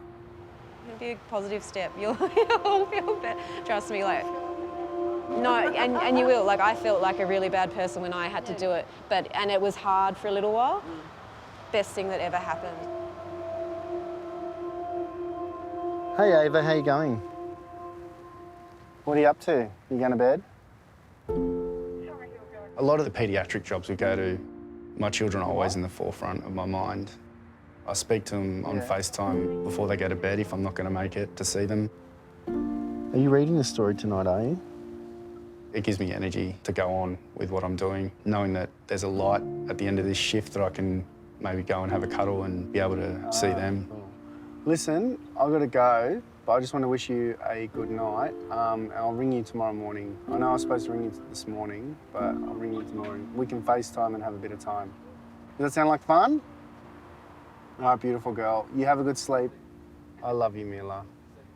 Bye, sweetheart. I think you guys are doing a really good job, and you'll be. Yeah, she will. She might not, maybe not tonight, but she will. I think we've really lost touch with what's important. We live on screens and they tell us what to eat, how to look, what to say. I think we've just lost sight of those human connections, those special moments like going out when it rains and smelling the rain and looking at the stars and actually having conversations with people. I'll sort this out. You go home to your girls. All right. I'll catch you later. Thanks, a good day. Oh, thank you. Nicely done. I'll see you in the morning. Have a good night. See ya. It's so rewarding and humbling that people allow us into their lives. That's what I love about this job.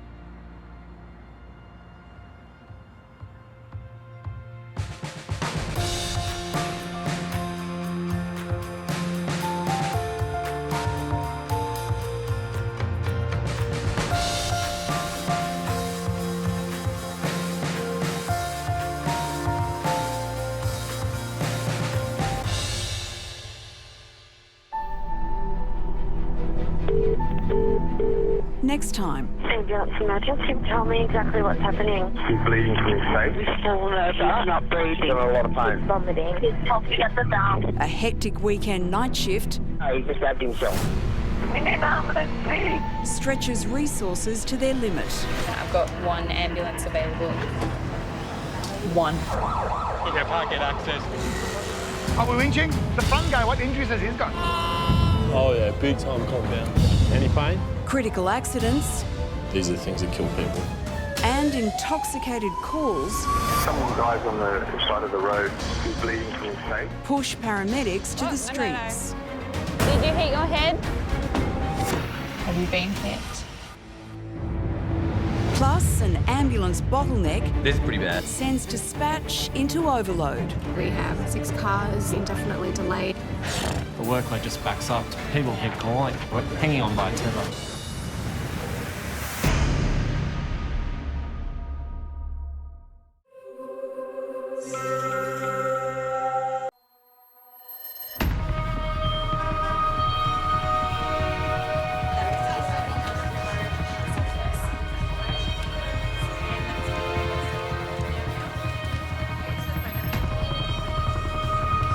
I guess you're just used to like your normal day-to-day routine, and this it's kind of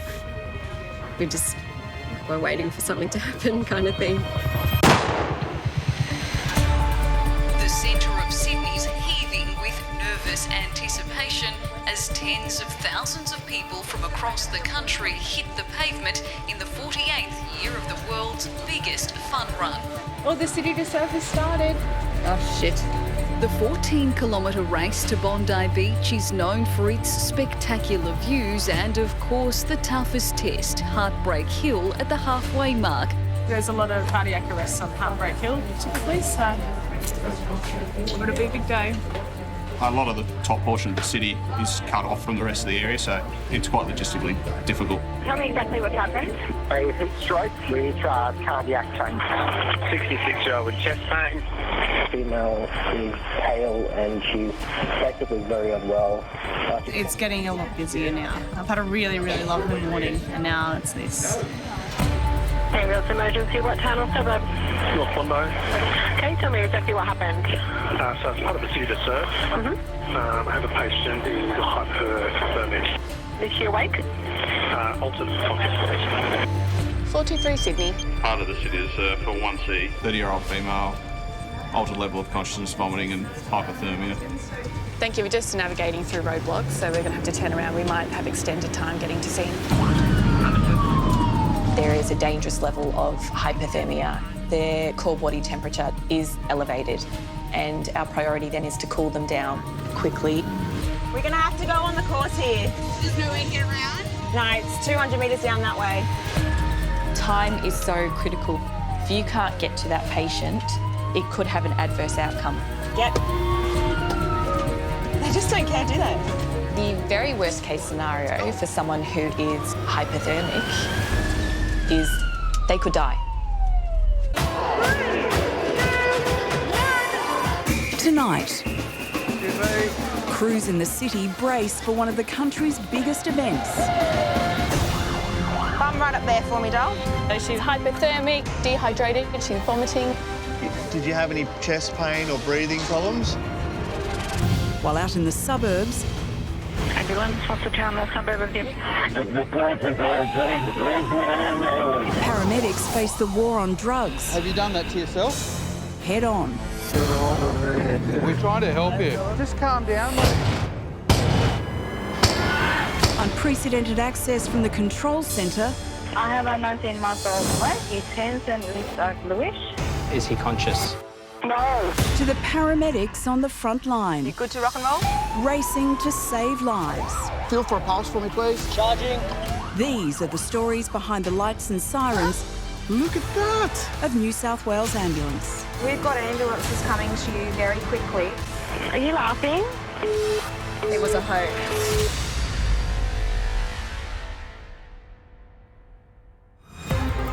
Sydney, Sunday morning. Today, New South Wales ambulance crews will not only be looking after the 5 million people in the Sydney metro area, they're also on call to provide medical assistance to the more than 80,000 participants in the annual City to Surf. Paramedics Biffy and Gina have been dispatched to a hypothermic patient, a condition where the body is unable to cool itself down. We've got 30-year-old Melissa. Yeah. Her temperature was quite high at 39. She sort of started becoming anxious, not really responding to voice. Her blood sugar was 3.2. We administered... Coupled with hypothermia, a low blood sugar reading is cause for great concern. Left untreated, this could result in a coma or brain injury. So can you just blink once that you understand for us? Okay, great. Thank you. Tough. How are you feeling? Pretty average? I feel really warm. How about we take you off to the medicine hall there? We've got a makeshift hospital at the moment and you can be assessed there. In those severe situations, you will have your patient who has an altered level of consciousness. They can't talk to you. They're usually profusely sweaty. They won't even know that you're cannulating them. Perfect. There you go. When you get your patient into an ambulance, then it suddenly becomes a more controlled environment. Can you please, I know it's not yummy, but can you please squish this into your mouth and have a go with that? Can you see what it is? It's glucose gel. Yeah. Anyone who is distressed, you want to be able to let them know that it's okay. We're here, we're going to help you. Let me check your sugar and see how that's going, okay? 3.7. Still low, still too low. With little change to Melissa's condition, You good to rock and roll? Yeah, good to rock and roll. paramedics must get her quickly to the event's medical centre to be monitored by doctors. How are you feeling at the moment, Melissa? Are you feeling any better from when you first stopped? Or are you just feeling a bit out of it still? Yeah. I guess that people forget that they are fragile, but that's what we are there for. We can help in these times of need. So just relax. In we go.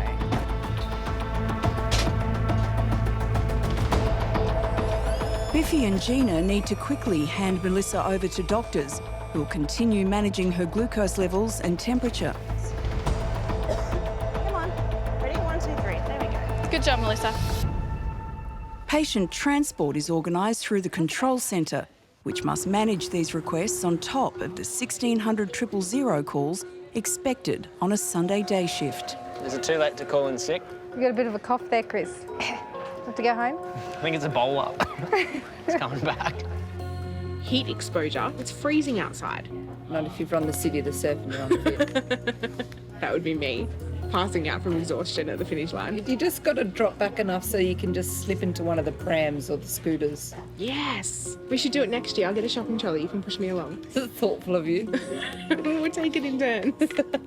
I mean, I'd be short of breath after running 1 kilometre. Yeah, I know. Some of them dress up. I don't know how they run with like full, I know they're like bananas. full bear suits on. I mean, it's a good family day out. Yeah. I mean, I'd probably take my family to the movies myself, but... 85,000 people. We can watch it live on Facebook. Watch them all fall over and then get the imminent call. Yeah, be like, you're gonna call? You're gonna call? Ambulance emergency, what town was that? He's trying to kill himself.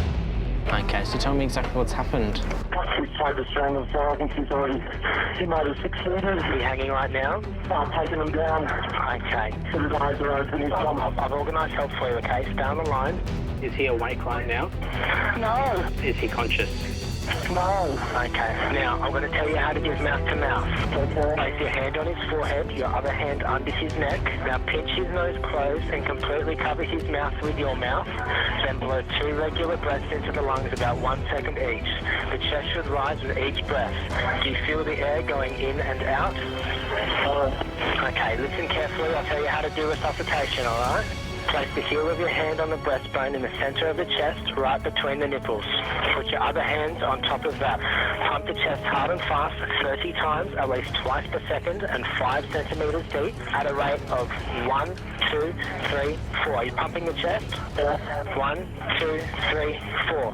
1, 2, 3, 4. Give him 2 more breaths, okay? Coming in and out this time. You're good.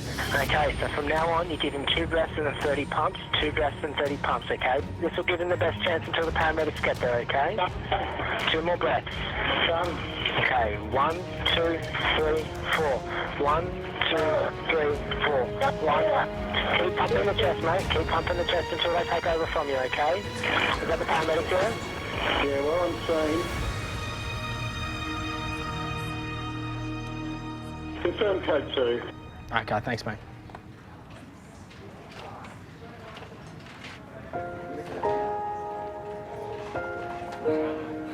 Confirm code 2.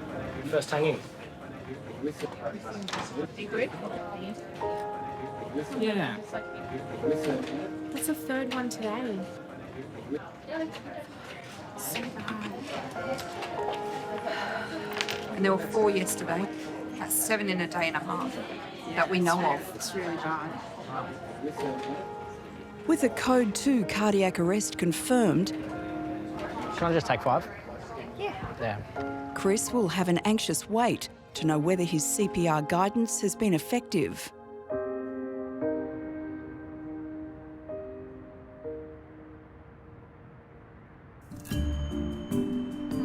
In Liverpool, paramedics Joe and Saha are starting their shift in ambulance 833. I've got an ongoing joke with my mum that I'm never going to have a baby. Oh, why? Because she's always asking me for grandchildren. So I'm always like, nah, not today, Mum. Nah, I'm not going to have a baby. You're going to have to just deal with it and be a puppy grandparent. Oh, don't do that to her.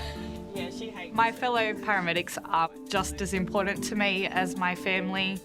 You're spending more time with them than you are your family sometimes, because for 9 weeks you're with them at least 12 hours a day and they just learn everything about you and you can't escape.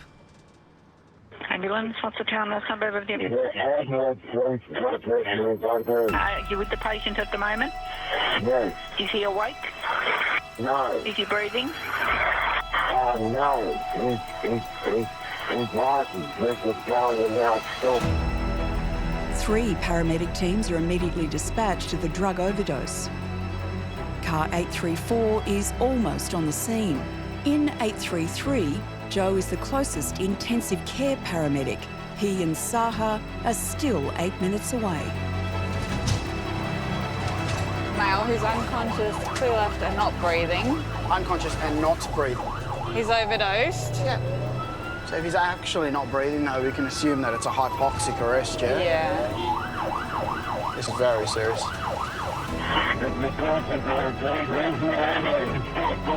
It's on its way, okay. Do you know what he took? Do you know what he took? Are you there?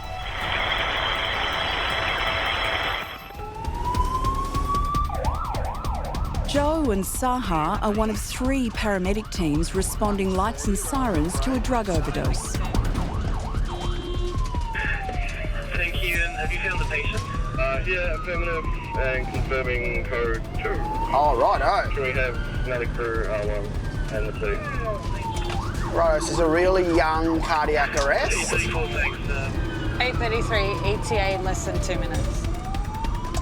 Code 2, or cardiac arrest, means the patient's heart has stopped beating. With each passing minute, the chances of surviving reduce by 10%. It's unknown how long the patient has been lifeless as the caller has hung up. So is this it? There, but I can... 133. As an intensive care paramedic, when I arrive in a cardiac arrest scenario, I'm privileged to often have a team to work with. The team's goal is to get a ROSC for this person, return of spontaneous circulation. Another one, another oxygen. I'll grab that. To get a heartbeat back and to try to maintain that all the way to the hospital. Hi guys, how long have you been doing CPR for? 1 minute. So I've got 1 minute till the next check. Been on the floor for about 5 to 10. His mate said he may have had some heroin. Yep. Continue compressions, oxygen's away, all else clear. Charging, confirmed 200 joules. 200 joules. Stop compressions, analysing. I have asystole confirmed. Cancel using the black wheel for us, mate. Sarah, can you jump on, please? Can we put a metronome on, please? Yep. And try to stick to that. Next coach. Asystole is the most serious form of cardiac arrest when there's no electrical activity in the heart. So you said definitely heroin. How did you figure? The other guys just removed the syringe and threw it down the drain. Where was that other guy? The other 2 guys ran off. They're his run mates, off. apparently. Continue compressions, oxygen's away, all else clear. Charging, confirmed 200 joules. That's 200 joules. Okay, all clear. Basic got a yeah. Just cancel charge using the wheel. Yep. Cancel it for us, guys. Thank you. On the chest for us. Thank you. Next coach is... When somebody's heart stopped, they're not getting blood to their brain. And the brain damage from not getting oxygen gets worse and worse and worse and worse. So it's not even every minute matters in these circumstances. It's every second. what time are we going? 14 on 14. We agreed that if we get to 20 minutes and he's still asystole despite access, per floor. Yes. Everyone happy with that? Yeah. Yeah, so we've got another 7 minutes. Yeah. How are we looking for access, team? Yeah, we just found a vein. All right. Sharps out. Guys, can you, one of you, just have a look in his pockets, be really careful, needle-wise, yeah, because it's query heroin overdose. See if you can get some ID and find out anything about this gentleman for us. Tough. We've got IV access to the right floor. IV, excellent. Let's draw up some adrenaline. Okay, that's running nice and... All right. This coach, if it's non-shockable, will do signs of life. Yeah. So, chest compressions continue, all else clear, oxygen's charging. Okay, hands off. Stop. Everyone's clear. Say systole, dumping charge. Yeah, okay. Have a listen, signs for life. Have a listen for, heart sounds. Got anything for pupils, Joshy? Fixed dilated no pupils, signs of life. That's it. Okay, yep, no worries. Can you let them know, Brennan? Thank you. Let's disconnect our gear, we'll start to pack up. We've got a blanket already. It's certainly not possible to save everybody's life. Do we ever get used to it? No. We cope because our colleagues are amazing and they give you the support that you need through it. You have to remember that someone's son, daughter, that's a loved one to them. So we never get used to it. And the day that we get used to it is the day that we should take the uniform off. That was really horrible, actually, because we know that to survive a cardiac arrest, it's early CPR, early defibrillation. Otherwise, generally, they're unsurvivable, right? Yeah. His friends, they're just trying to cover it up, right? Yeah, but it's not helping. No, it's not. Do some CPR, mate. Help your mate.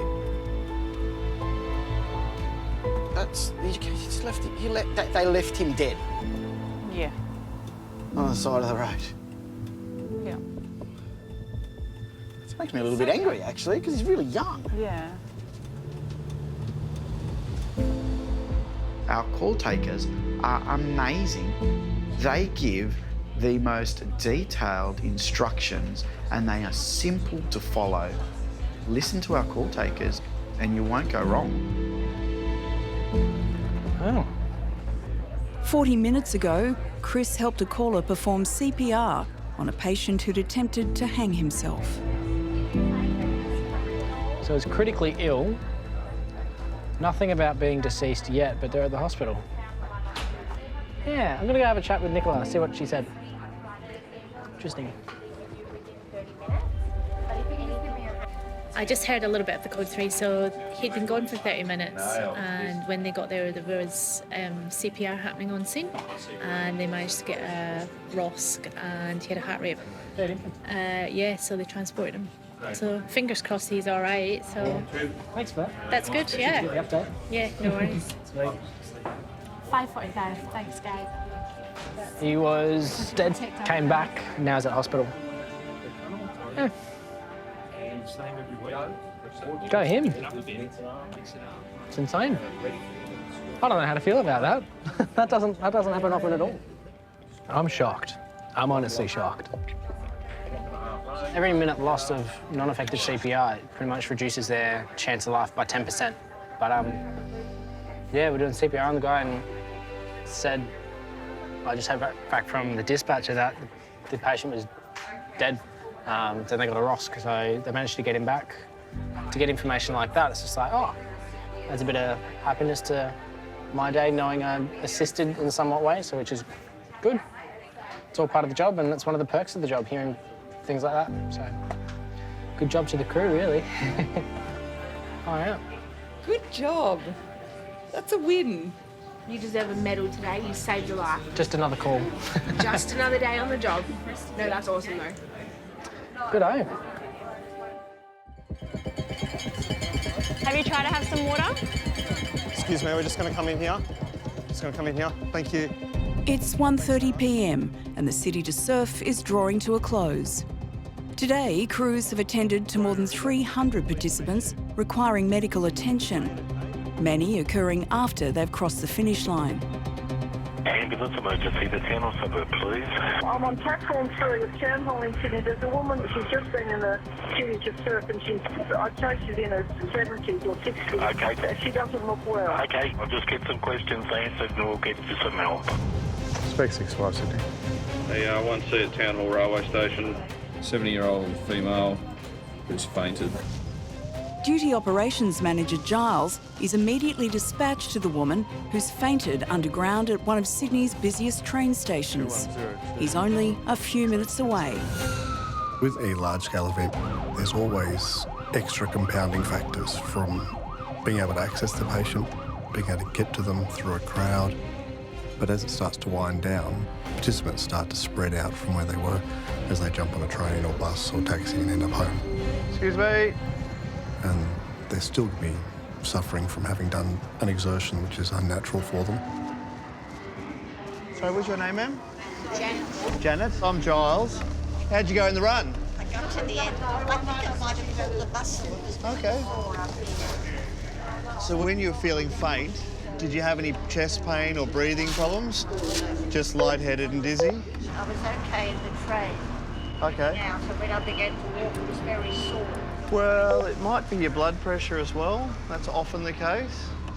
Do you know what your blood pressure is normally? 15 or 20 over 80. It's about 90 on 60 now, which is probably why you're feeling faint. So what we'll do, I'll pop a needle in, give you a bit of fluids, that'll bring your blood pressure up, and it might run you up, get that looked at hospital. I'm just going to give you some morphine for that pain. Now, it may make you feel a little bit sick. G'day, Nolsey, it's Giles. I think we're going to need probably a Stokes to get her out, if you've got a soddy round or police rescue. Is the pain getting worse, Janet? Okay. You move it where you want it. I'll just give you a bit of support.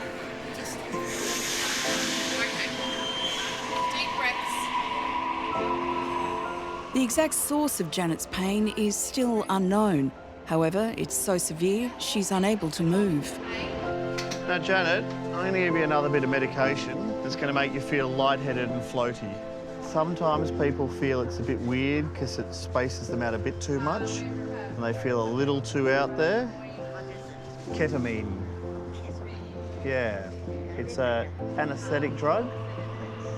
Just think of a nice, happy place and try and relax and go with it, and you're perfectly safe. Some people feel like they're falling. We've got other medications that can undo it if you're getting too freaked out. It might make the world spin and you're on a lovely trip. So think of a lovely, quiet, relaxing place, being on a beach somewhere if you like, or a nice pina colada. Nice, slow breaths. With ketamine, you get this disassociation from your body, a nightmare sensation.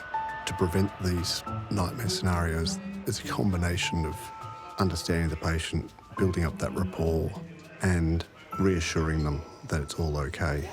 Might be my last sitting, sir. Yeah, wow. I have done 31. Wow. 86, my first one. The first ones I ran downhill. My latest years, I have just... It's almost like truth serum. People start saying things they probably shouldn't have. Sometimes people get quite flirty with the nurses, even from old nanas putting a hand on a knee. Oh, you're awful cute.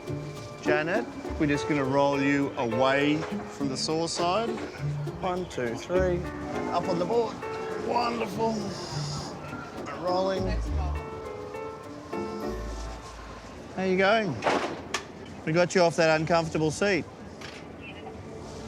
I think after a job where you've actually been able to make a difference to the patient, there's a sense of pride and accomplishment. How you feeling?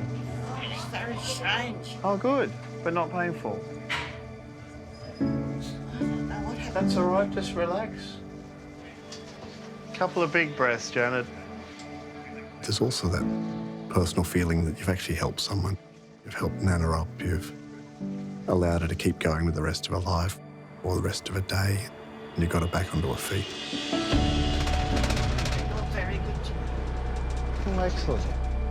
It's certainly lovely when you do get some appreciation or recognition, or someone writes a letter in. It's fabulous. But we're not doing it for recognition. We're doing it for the patient.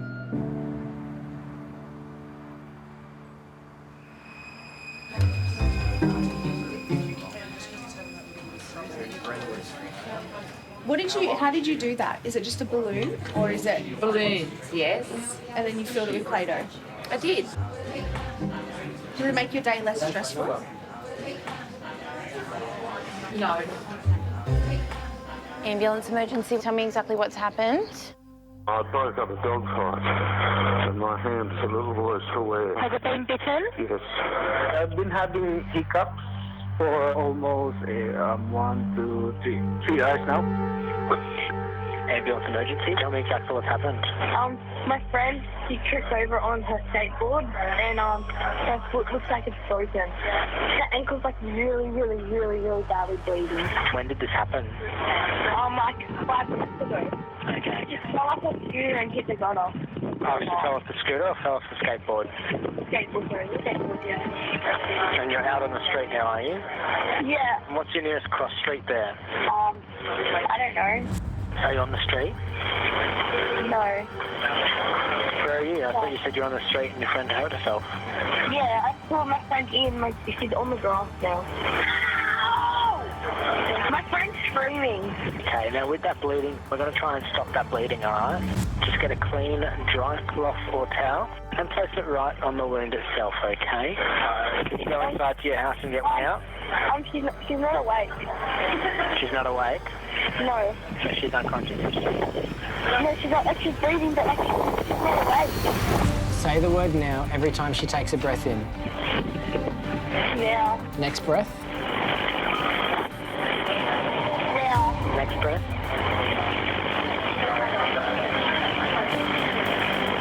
She taking a breath? No, not yet. 2 ambulances are dispatched to the 14-year-old patient who has stopped breathing. The nearest crew is 10 minutes away. They are travelling lights and sirens. All right, love. So what I'm going to do is I'm going to tell you how to do mouth-to-mouth, all right? Okay. So I want you to pinch her nose closed and completely cover her mouth with your mouth. Okay. Then blow 2 regular breaths into the lungs, all right? About 1 second each. The chest should rise with each breath. What was that noise? I was breathing into her mouth. Are you laughing? Because we've got ambulances coming to you very quickly to try and help this person. So I want you to pinch her nose closed and completely cover her mouth with your mouth. Okay. Then blow 2 regular breaths into lungs, all right? About 1 second each. The chest should rise with each breath. What was that noise? I was breathing into her mouth. Are you laughing? No. Because we've got ambulances coming to you very quickly to try and help this person, so we need you to concentrate on what we're saying and not laugh when we give you instructions. Do you understand? I'm sorry, no, I'm telling the truth, she actually is really hurt. Team leader Chantel and call taker Chris have spent 13 minutes assisting a young girl perform CPR on her friend who's fallen from her skateboard. While there's suspicion of a hoax, the team must treat all 000 calls seriously. 2 paramedic teams have been dispatched.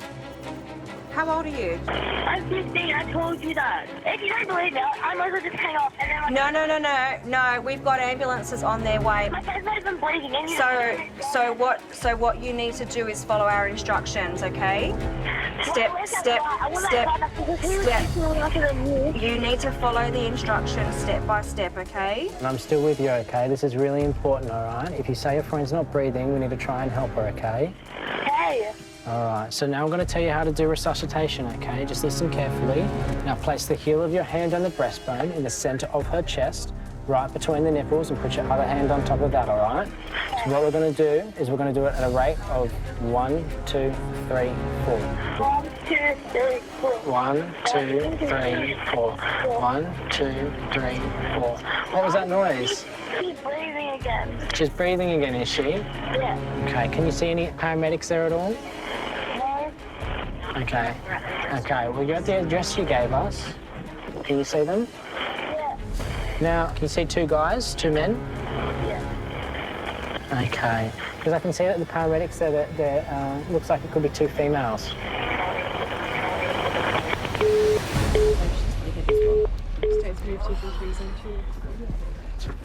Waste. It's a waste of resources. It was a hoax. Let's bring those mobiles back. Bloody hell. That's so awful. That's 4 paramedics, 2 crews for what, a job that doesn't exist? Do we know where they are? There's no one at the address. Yep. That's really upsetting. Very. You can imagine some poor 15-year-old doing CPR on their 14-year-old friend. To find out it's a load of crap. Over the last year, 15% of ambulances dispatched in New South Wales were considered to be a waste of resources. That's approximately 450 incidents a day. I know the crew's there and can't find anyone, so we're crewing a hoax. She got a bit stroppy when I got on the phone, so, you know, if you don't believe us, we're going to hang up, that sort of stuff. Paramedics are swiftly called down. That's just frustrating. It's not on. How does a 15-year-old think that pretending someone's dead is fun? Bloody dumb.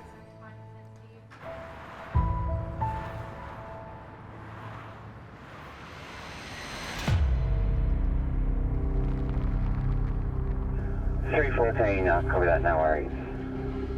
34 on channel. As daylight fades, Duty Operations Manager Brian starts his shift.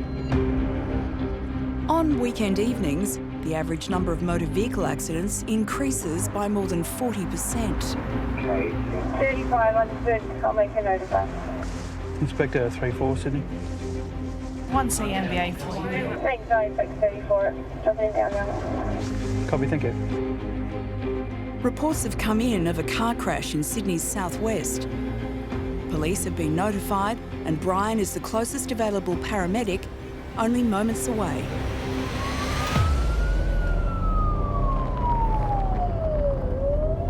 You can see the car now, he's just approaching. The driver has abandoned the vehicle and fled the scene. Brian must now track them down in order to assess any potential injuries. Just need to find out where they are. I'll chase it up. Yeah, thanks. We'll continue northbound. We'll give you a report. Unfortunately, as paramedics, we go to car accidents, which a lot of the time, it's avoidable. By people just actually not getting high on drugs or alcohol and deciding to get behind the wheel of a vehicle. Yeah, copy that if you wouldn't mind, thanks. Police have just arrived on location as well. The driver is located 1 kilometre from the crash site. Yeah, copy that, thank you. What's your name, mate? Yeah, no. Matty, I'm here to help you. I'm from the ambulance, okay? Who told you not to say anything? Who told you not to say anything? He never hurt me. I told you. Who was that? I can't say anything. The driver's friend has also arrived on site. What are you doing? So what's happened, mate?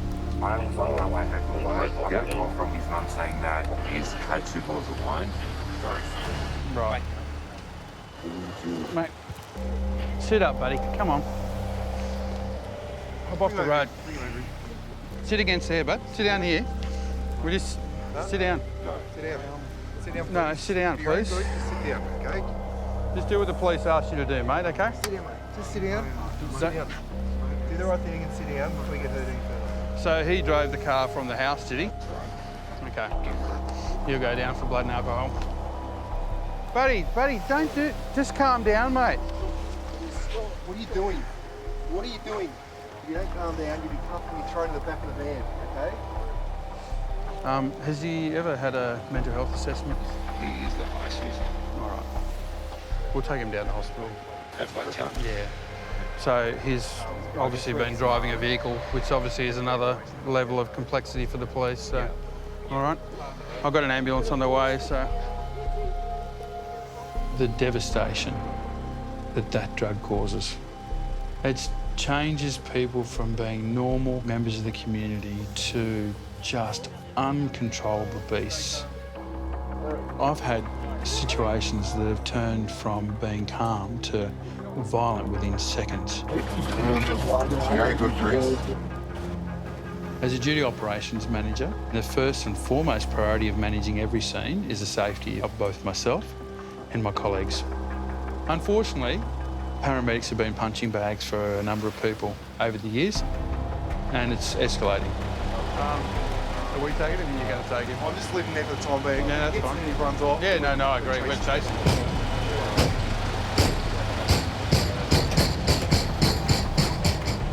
A person who's affected by ice is just so unpredictable. You never know what's around the corner. You never know what you're going to be exposed to. And you never know where you're going to end up going home to your family. Are you here? Yeah, kick me in the face. Oh, right.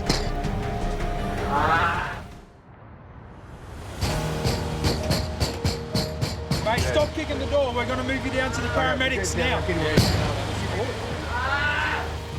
Duty Operations Manager Brian has discovered a young man who's crashed his vehicle under the influence of alcohol.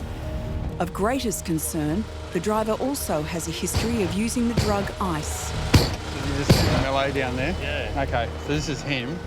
He has consumed 2 bottles of wine. He has previously taken medication overdose. He's just kicked a police officer in the face. He's full as a boot. The unpredictable behaviour of patients who are ice affected, the level of aggression is just extreme. All right, so you got all the restraints ready? Hey! Wait. Stop kicking! In some cases, the decision may be that that person's so violent, it's actually risky for paramedics to transport. Yeah. We'll hold him down and then, we'll get the restraints on him. All right, there you come. All right, so, no, it's okay. We're not going to hurt you. But you've got to be... Come on, mate. The ambos are just here, okay? Come down here. Come down here, bud.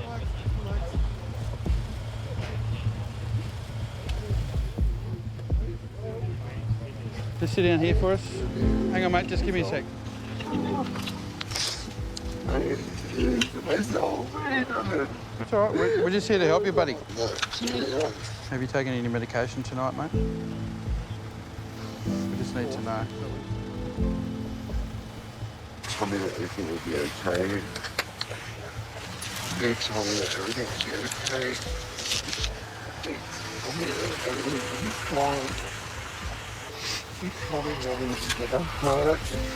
Hey, keep your legs straight. Keep your legs straight, buddy.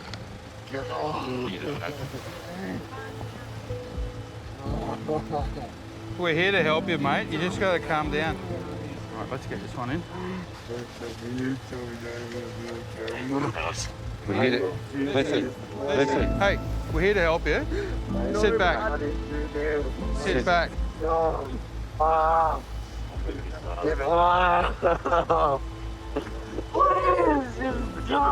We're here to help you. We're trying to help you. All right? Well, listen. Yeah, okay, listen. Please stop. Please stop.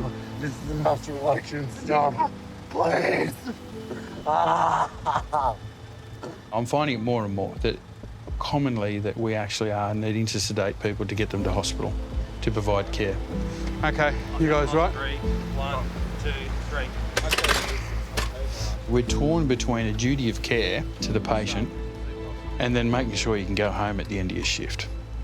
And unfortunately, my family come first, every time. Make sure it's nice and tight. Sadly, in 28 years as a paramedic, what I've found is the ice issue in the community is increasing. And we've got younger and younger people who are actually now taking drugs. Every parent that's lost a child through taking an illicit substance would never have predicted their child would have done that. As a parent, how do you deal with that? I think, wow, you know, like I'm going to educate my kids about drugs and, you know, touch wood that I'll never be in that circumstance. Yeah, and I really hope that with the right guidance, they'll grow up, you know, to be equal contributing members of society and most importantly, enjoy life.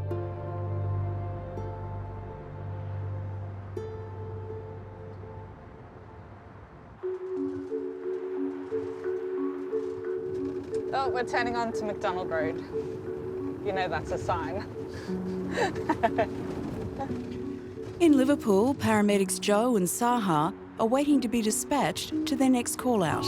We're not having McDonald's. You're not having McDonald's. No. I thought you wanted Hungry Jack's hot chocolate. I do want Hungry Jack's hot chocolate. But I'm probably going to want to eat again. Look at that, Hungry Jack's on McDonald's Road. It's a sign. Ambulance emergency. Tell me exactly what's happened. My son's just fallen off play equipment and he's bleeding a lot. And how old is he? 3. Tell me exactly what's happened. The girl actually got stuck on the bed frame. She's stuck? Yes, she's stuck. Tell me exactly what's happened. I have a 19-month-old boy and he's having gastro. He's refusing to drink. We're trying to give him Hydrolyte. He's just vomiting everything up. Is he breathing? Yep, when he's vomiting, he's struggling though. 8:33. Yeah, 33, we can assist. 1 Charlie breathing problem. In Denham Court, per the column notes, it's gastro. 33, no worries at all. Okay, is he changing colour? His hands and lips are slightly bluish. Okay, I'm organising help for you now. Stay on the line, tell exactly what to do next. Just watch him very closely. Yep. Turn the outside lights on for us. Okay, if he does get worse, there's any way to call back immediately for further instructions. Embos drop out of the sky for a child who's not breathing. They just all of a sudden become available and there's multitudes of them. It doesn't matter what you're doing. Even if you've got a patient in the back, you jump Yeah, it. you jump it. Absolutely you do. A high priority lights and sirens job that involved an infant always brings me back to my own family because I've got 2 beautiful little boys. They're just so precious, you know, like... It's more disheartening when the child can't tell you what's wrong. They just know that they're unwell and they just look at you with such sad eyes. Yeah. Little bubs. Being a father, you physically feel your heart rate escalate. You physically feel that your palms start to sweat up slightly. and your focus is so much more in tune. He's going to be sick, I think, this child. He's going to be very sick.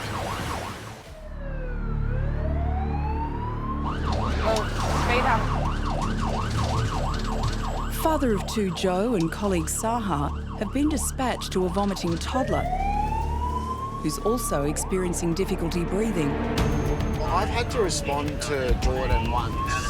Okay. And that was a really scary experience. Really, really scary experience. What was going on? My wife called and he had this horrible breathing. She goes, look, I know he gets croup every now and again, but this sounds really bad. Did he respond well with you treating him? Yeah, it was quite severe initially, but he responded really well to the treatment. Children are pride of their mum and dad, and they're their everything. They are their world. So for us, you know, we're handling the most precious cargo to that person.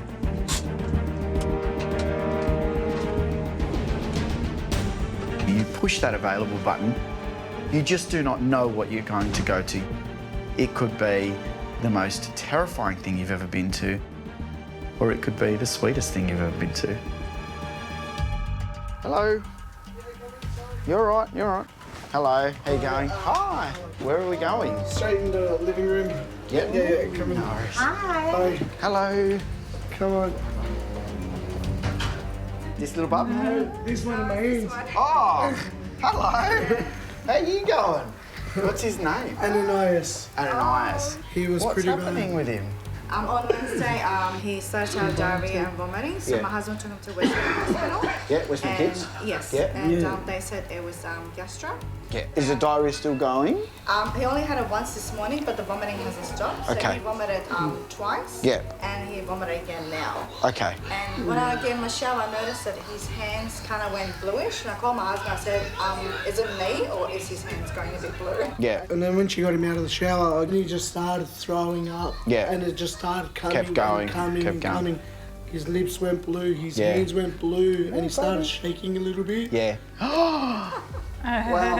Come over here. Hello. Maybe because you're closer to the TV. Maybe he just wants a TV. Oh, these. Do you want these? Right. At Westmead Hospital, Yeah. children's, they said to me, if he gets worse, if he's not drinking any fluids, To call us. to call, Absolutely. or take him to hospital. Yeah, yeah. If he vomits, just ambulance straight away. Can I have this back for just a tick? I'll give it back to you, yeah? I'm just gonna have a listen. Is that all right? You ready? He'll let you listen. The little ones are gorgeous. They love paramedics. They see the uniform and they will give us high fives and they'll wave at us in the street and they'll give us cuddles. And for us, that's a beautiful part of our job. It really is. Okay. I'm sorry, buddy. This is gonna hurt. Yes. Oh, Pick him up. what happened? Delayed reaction. I hate the delayed ones. To get trust from a little child that has no idea who you are except for the fact that you're a paramedic is amazing. It's super cute. We never have patients that want to cuddle us. No, and look how quiet you are all of a sudden. Like I said, you guys are doing all of the right things. Yeah. Yeah, keep his fluids up. As long as he's taking them, happy days, that's good. If he doesn't, then yes, he's gonna need a drip. What do you want? What's this? What do you want? What's this? Wants you, Joe. Come, you can come. I think we're going to have to take Should you we with take you us. up? Should we take you in the ambulance? It's your decision, Mum, Dad. Like, if he will tolerate, Yeah. excellent. If you won't tolerate, let's go up and get him a drip. Okay. And knowing he's going to get a drip, I'll be Yeah, no worries at all. Been sitting here trying to force him to drink. Good. Let's go. Sometimes a parent runs out of options. Like, my child's really sick and I just don't know what to do anymore, and they pick up the phone and call 000. And that's probably really, really scary. Alternatively, if you wanted to pop him in the car and go to Westmead, we're happy with that. Whatever you guys want.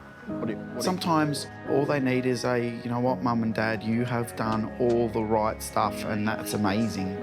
Hey, Sar, can you pop the beacons on for us? Oh, wow. Look at that. Aren't they cool?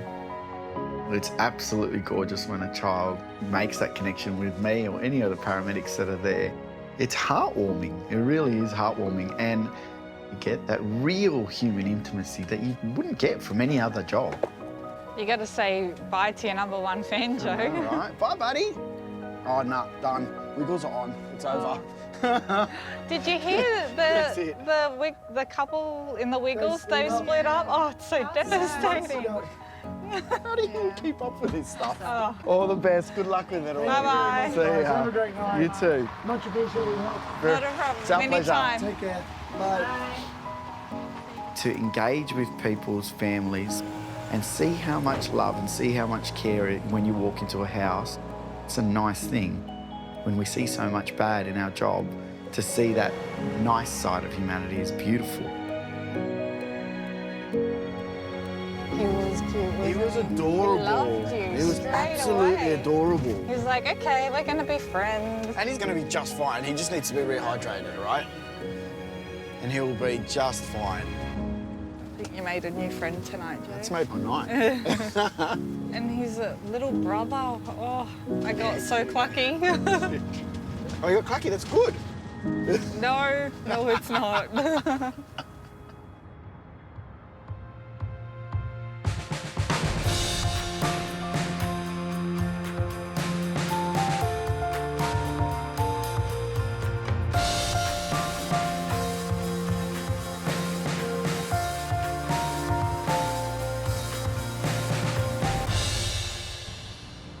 Ambulance emergency. Tell me exactly what happened. Next time, We checked for drug overdose out the front of our venue. a bad batch of drugs Is she having an overdose? They're not sure if she's okay or not. causes pandemonium on the streets. 438 respond to another overdose. Another one. Yeah, he's just there on the floor. If you have too much, you can die. You guys just found him like this? An horrific accident Ambulance emergency. Someone got hit by a car. We might have severe head trauma. Head injury, hit at 40 kilometres an hour. catapults crews into top gear. Just relax, mate. Just relax. Sit down, buddy. And a heartbreaking call-out Does she normally have seizures? Oh, bloody hell. hits home for paramedics. Those are the people who are not abusing the system. It's a cruel world. Brings you back down to earth.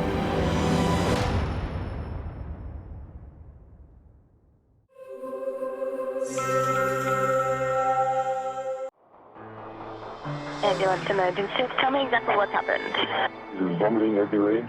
From call taker He's not even moving. He's just on the floor. You're doing really, really well. We've got lots of help on the way. to paramedic.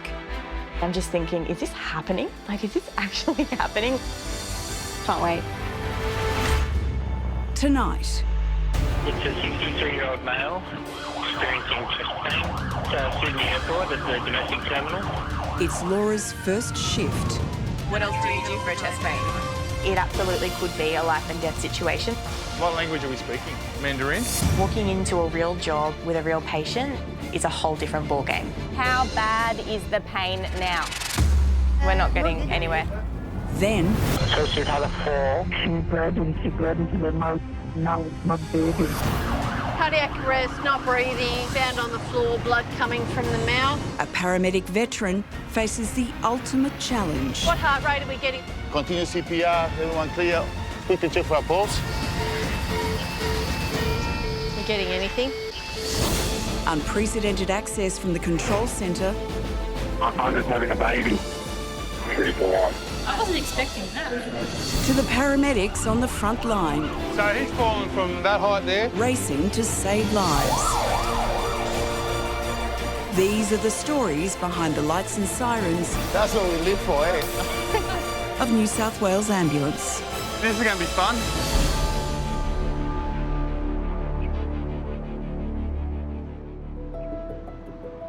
It's the beginning of the morning shift. Ambulance emergency. What town or suburb? And what's your exact address there? What caused the fall? So what I want you to do is just to squeeze her shoulder and call her name and tell me what she does. Okay, are you with him now? Just had a little bit of gloom. So do you want an ambulance? So where did he come from? At the control centre, trainee call takers and dispatchers are paired up with mentors. Are you happy to stay with Mackenzie until the paramedics arrive?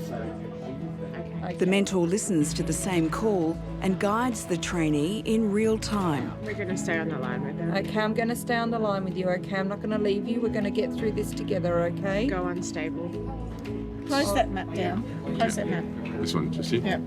And I go to the 8:33. Your case has been cancelled. You're right to take it back to Liverpool.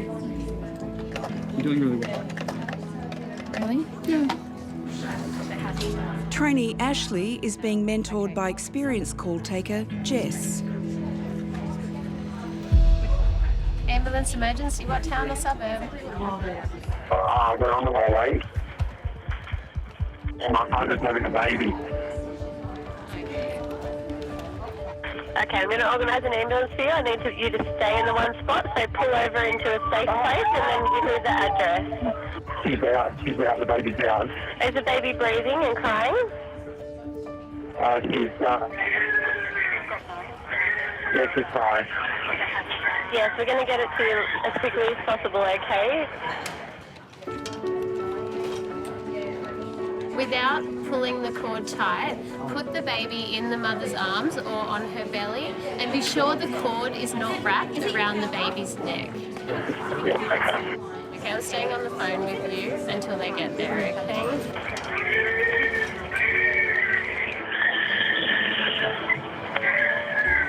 Did you have a boy or a girl? It's a little girl. Oh, fantastic. Congratulations.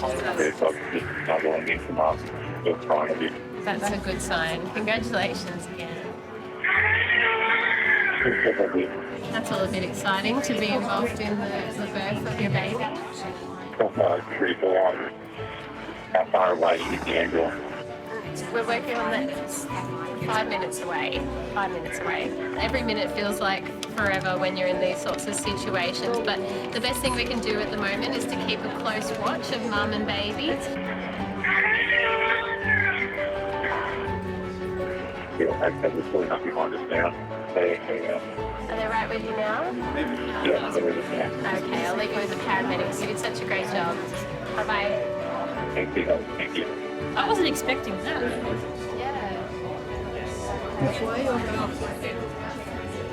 Isn't that funny? I spent 12 years out there, never delivered one. I got here my first week I had a baby. Every single time you just always get goosebumps. It is my first baby. Yes, very exciting. You did good. You did really good. Really, I'm impressed.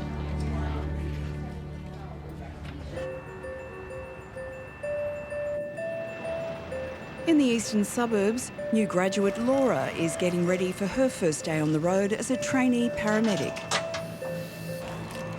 People keep asking me, if I'm excited for my first shift as a paramedic.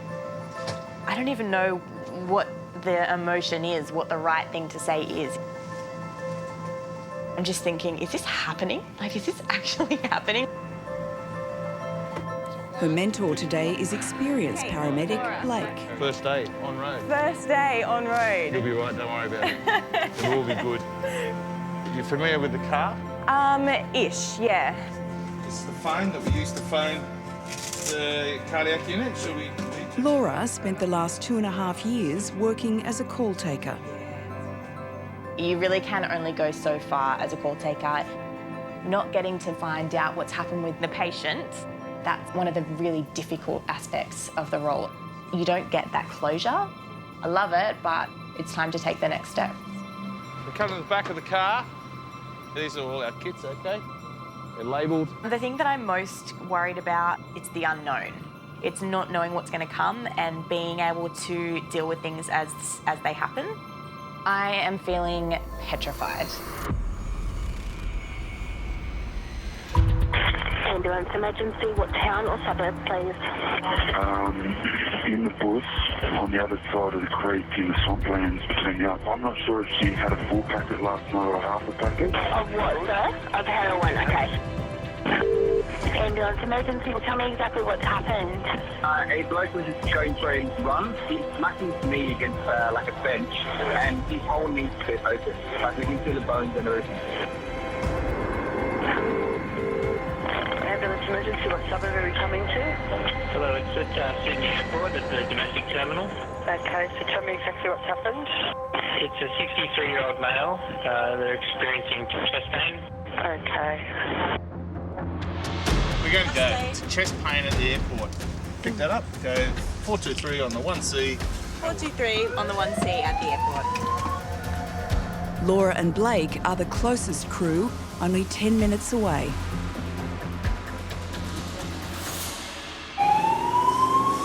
Chest pain is one of the most urgent call-outs a paramedic can get.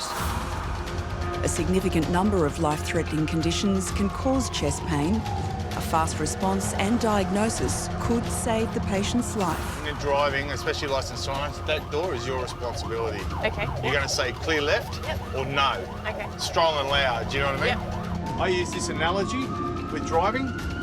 You're the sheepdog and they're the sheep and you've got to push them where you're going. Yep. So clear left. Yep, clear left. And we'll head out the airport. My first job being lights and siren to a chest pain, it's very scary. It could be anything from cardiac-related chest pain. It could have a pulmonary embolism. Obviously, within my scope, I'm only allowed to give aspirin. What else do you do for a chest pain? Doing GTN. probably GTN. So I'm imagining the person on the other end of the phone and being asked all of those protocol questions, which I've asked 5,000 times before. Is he completely alert? I'm unsure. Okay. And all of a sudden, I'm going to a job that I've spoken to people on the phone about, but this is completely different. Yeah, we are. We're going to need the life pack, the fibre, and the green kit. Okay. Chest pain, it absolutely could be a life and death situation. He could go into cardiac arrest. It's petrifying. But something that is so important in this job is having good communication skills. And as a call taker, that's something that I feel like I'm very, very good at. Hello. Do you know his name? His name? No? Okay, that's okay. Hi, my name's Laura. On a scale of 1 to 10, if 10 is the worst pain you've ever had, what number?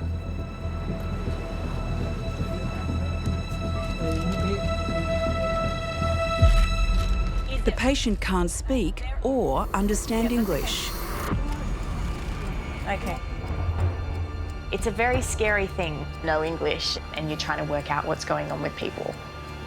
In this job, a mistake could be life or death. On a scale of 1 to 10, if 10 is the worst pain you've ever had, what number?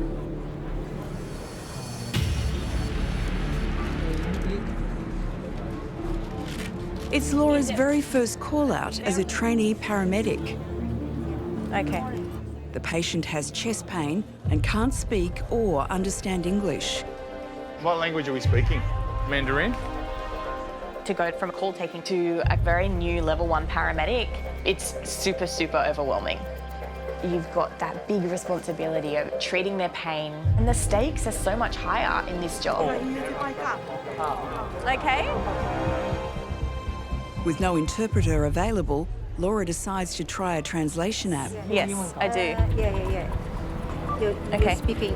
When did the pain start? This morning. Yeah. Okay. 6. Yeah, okay, all right. How bad is the pain now? Let's go a different way. Yeah, we're not getting anywhere. No, it's fine. Let me just jump in here. All right. So. I'm just going to take his blood pressure. Okay. Has he ever had aspirin before? Every day about 100. 100 milligrams. Blake, I'm going to give him 300 milligrams of aspirin. You happy with that? There are no dumb questions. Because you're having the chest pain, I'm going to give you 300 milligrams. With anything clinical, you can't get tied up in, should I, shouldn't I ask this? So put it in your mouth. Because if you don't, that could be the difference between someone getting better or making someone really sick. Good job. Can you sit forward for me? sit forward for me? Are you flying in or are they? We're flying to Melbourne just for holiday. Okay, that's all right. I'm just But trying they to. said they already missed about 2 flights. I'll do the 12 where you set up before. Sure. Just stay still. Just relax. Time is critical, so they use an ECG to see if there's something wrong with his heart. Sinus rhythm, possible right ventricular. So at his age, it's quite possible that he has a pre-existing cardiac condition. The result shows the patient is at risk of a heart attack and needs to be taken to hospital immediately. English. Are you coming to hospital with us? 我们服从你的安排。 Yeah? See? We did a lot of practice on mannequins, but walking into a real job with a real patient is a whole different ballgame. Thank you, 谢谢。 Oh, that's okay. Don't be afraid to clear people. So don't be afraid to clear people out of the way because he's got chest pain. Which way are we going? This way? It's all right. You'll be good. Okay? Stay in the back. Stay with your patient. Thanks, mate. Stay with your patient. How's his ECG looking and how's his pain? It's normal, pain's the same. Are you happy for me to move? Yeah, I'm good. I'm the paramedic now, and I have to keep pinching myself. I can't believe that I'm doing it. It's huge. It's massive. So just run through a checklist in your mind of what's done, what you've got to do, you know? His stats are back up at 99. Pulse is still 80. How's our pain? Stats are good. Blood pressure has gone down, but the pain's the same.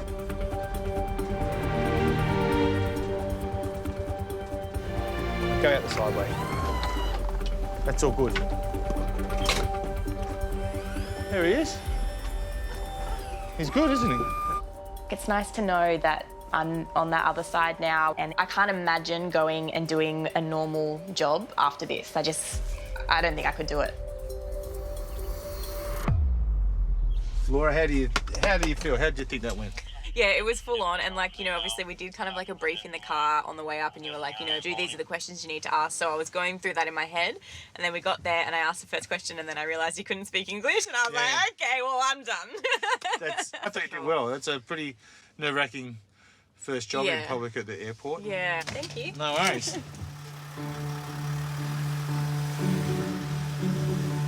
It's close to noon at the control centre, and call takers are answering an emergency call every 27 seconds. Ambulance emergency, tell me exactly what's happened. I don't know, he swallowed it and he stuck on his throat. What did he swallow? His teeth. It's like fake teeth. Yeah, full. Not every call requires an ambulance. Learning which ones are priorities is a big part of the job. Okay, tell me exactly what happened. No, you didn't. Can you tell me what's happened? My son, he didn't drugs or anything. He's drank too much? Yeah, I don't drink for that. You take something. Yeah. So has he had alcohol or drugs? I don't know. So now, okay, I got down, but now you got to take it for you. You know what? You just take it as it comes. You never know what's going to be on the other end. So once you answer that phone, that's what you've got. Ambulance emergency, tell me exactly what's happened. There's a man that's just taking his clothes off, running out in front of the traffic, now actually laying down on the ground. All right. He might need some assistance. Is he awake? Yeah. Is he breathing? Yeah. I feel like you take a lot of calls on a daily basis, generally of the same nature. Bless some person just trying to get him a jacket. Bless. Thanks for your help. Bye. It's kind of hard not to laugh at those kind of things because you get a bit of a visual in your head of some man running around naked in the middle of the street. It's going to be one of those days. The way that my morning has started, it's going to be one of those days. We can roll with it. Ambulance emergency. Tell me exactly what's happened. It was there 4 more hours. Had a fall probably of 3-4 metres. Is there any serious bleeding? He's got a gash to the back of his head. So we just don't want him moved unless it's absolutely necessary. Just tell him to be nice and still there and wait for help to arrive.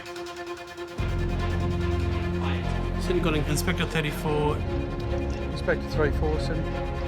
We had a call for someone who's fallen in a construction work site. The patient's fallen approximately 4 metres. Okay, no problem at all. I'll advise. We're not far off location. So it's a guy falling off some scaffolding or something.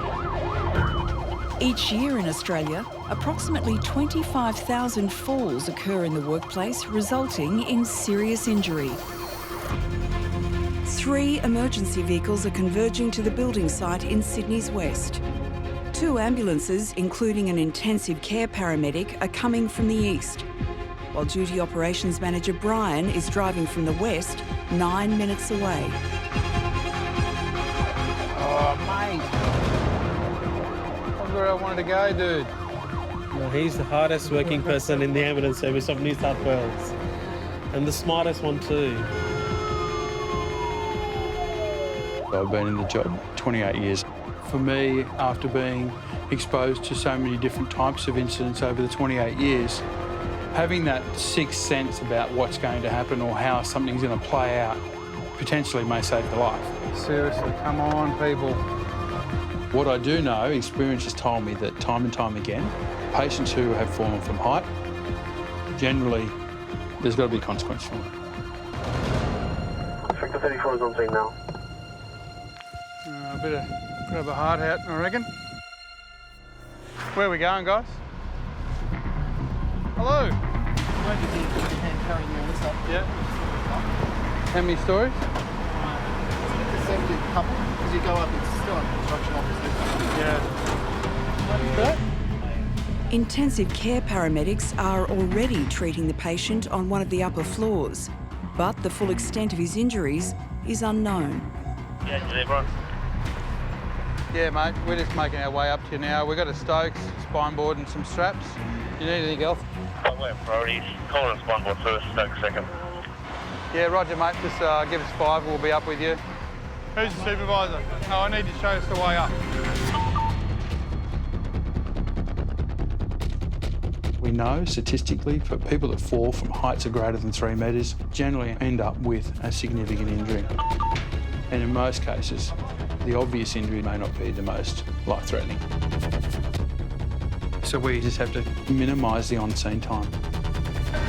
I'll go up there, you can pass that to me if you want. Is this the only way out? Wow. I mean, this is going to be fun. Straps.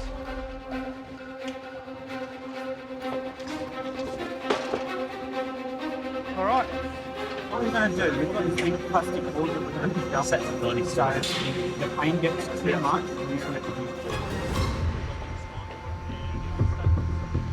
So he's fallen from that height there, Andrew? Yeah, just for that whole Is his pelvic symmetry normal? It is normal. The main issue is obviously he's hit his head. The patient has sustained an injury to the back of his head. The risk of spinal trauma is also high. They need to get him to hospital as quickly as possible. Okay, whenever you're ready. Everyone ready? Some injuries you can't detect. Do they have brain swelling? Have they got an intracerebral bleed? We can't see. They're the things that we can't, as paramedics, detect. How you going, mate? We're going to get you out of here shortly, okay? What's the best way out? Same way we come in, or...? We find people in some of the weirdest places to get them out. And depending on the level of trauma, every second that ticks by can literally mean the difference between life and death. Can we come out there? Nah. Mate, are you serious? Getting the patient out on a stretcher the same way they came in is impossible.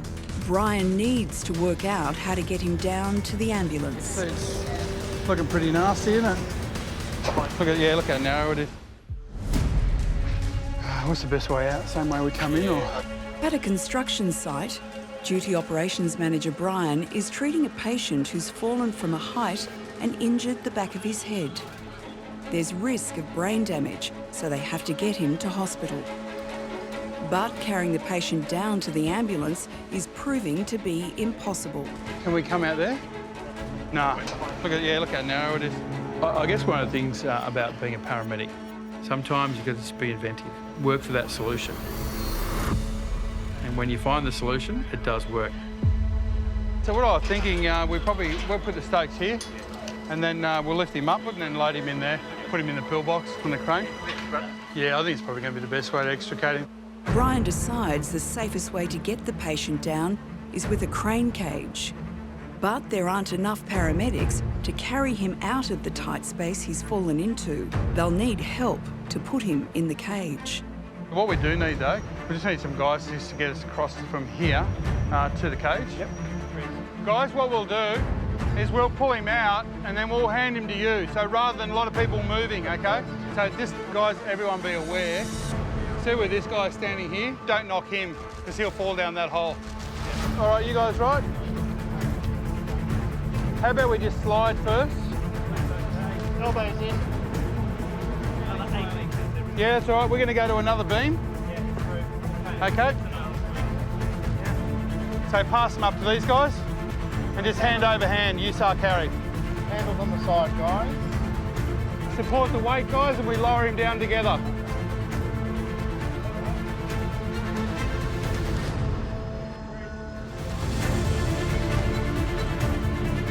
It's going to be easy going across here.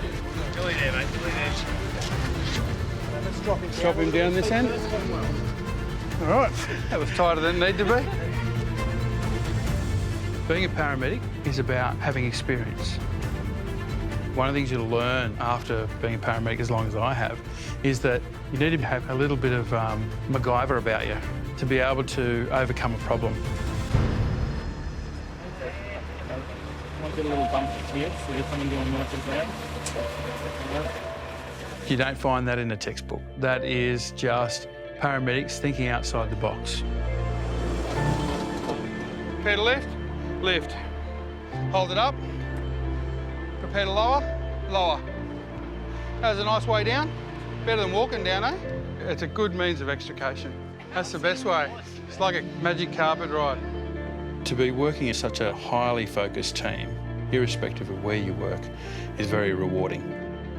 We all have a common focus, and that's to provide care to the patient. That's what makes the job. All right, mate. You're in the best of hands, OK, buddy? He did have a long fall, but the patient's quite stable. He's being loaded up into the ambulance and being transported as we speak. Our work here is done. All right.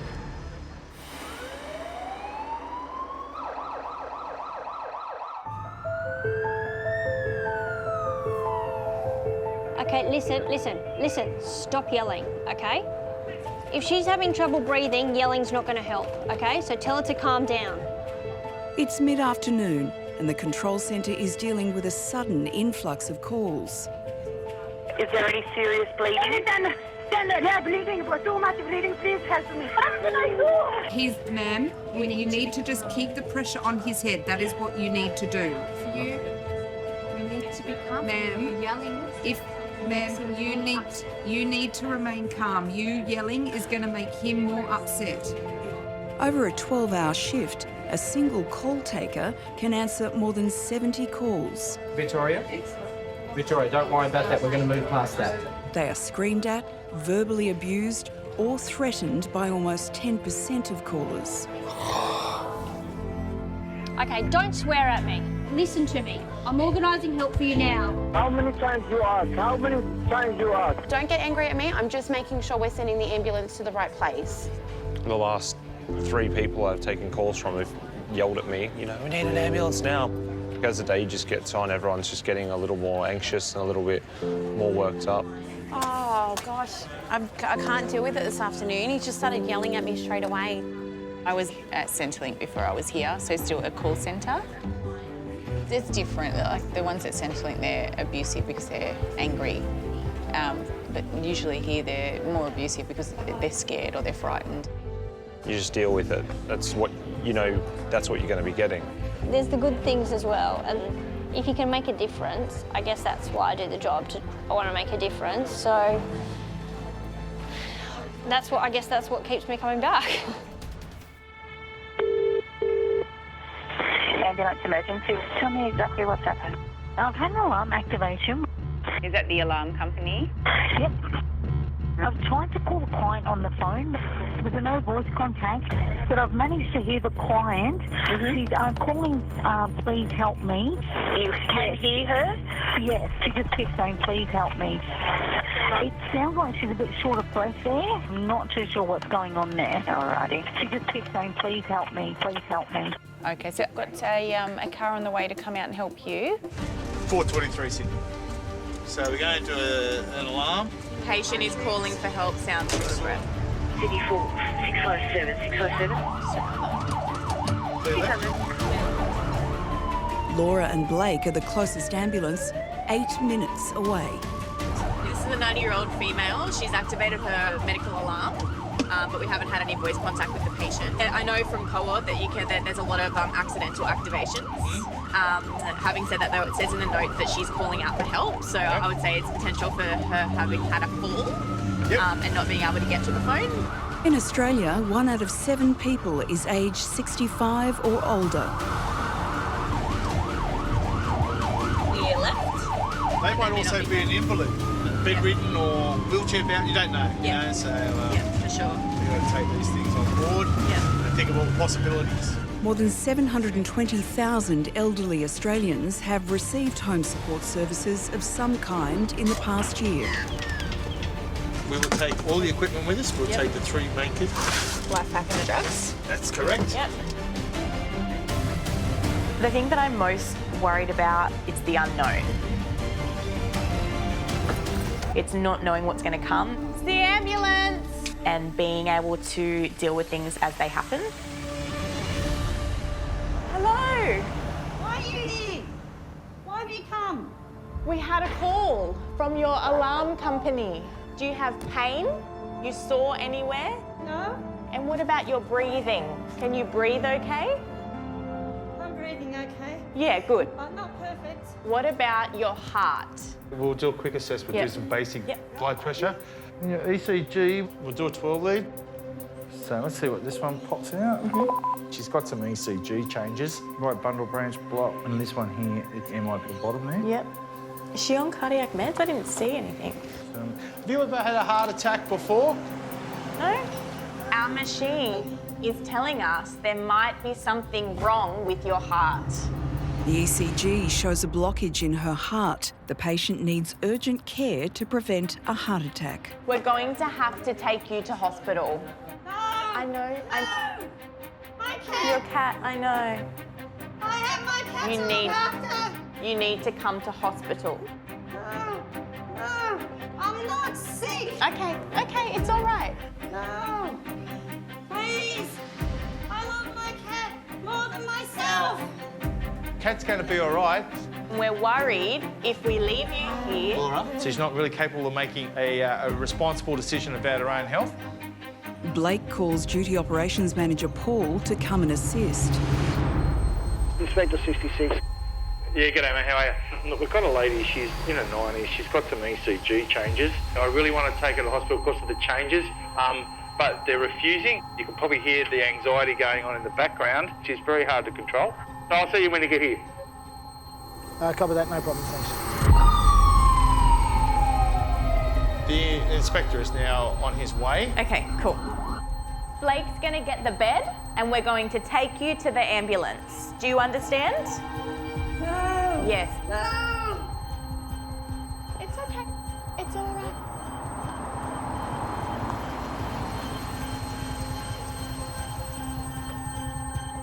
It's our responsibility to extract that patient. It's someone's mum, it's someone's dad, it's someone's sister, it's someone's important to someone else. Please don't be upset.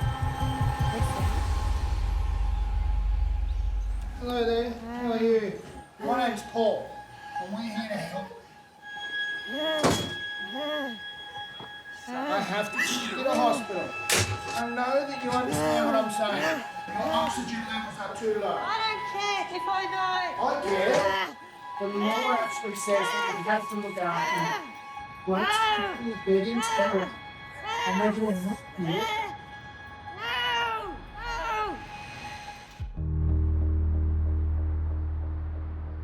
Your oxygen levels are too low. I don't care care if I go. I care. Laura, Blake and Duty Operations Manager Paul need to take an elderly patient to hospital. They suspect she might be having a heart attack. But she refuses to leave her house. Blake's going to get into here and we're going to help you because we have to. Just try and relax. Try and relax. Can I ask you something? I'm just going to help you put your legs up. Hang on. Can you open a tin for the cat? We will feed the cat now before we go. I will. She'll be okay. We know she's very important. She'll be okay. Just try and calm down. Just take a deep breath.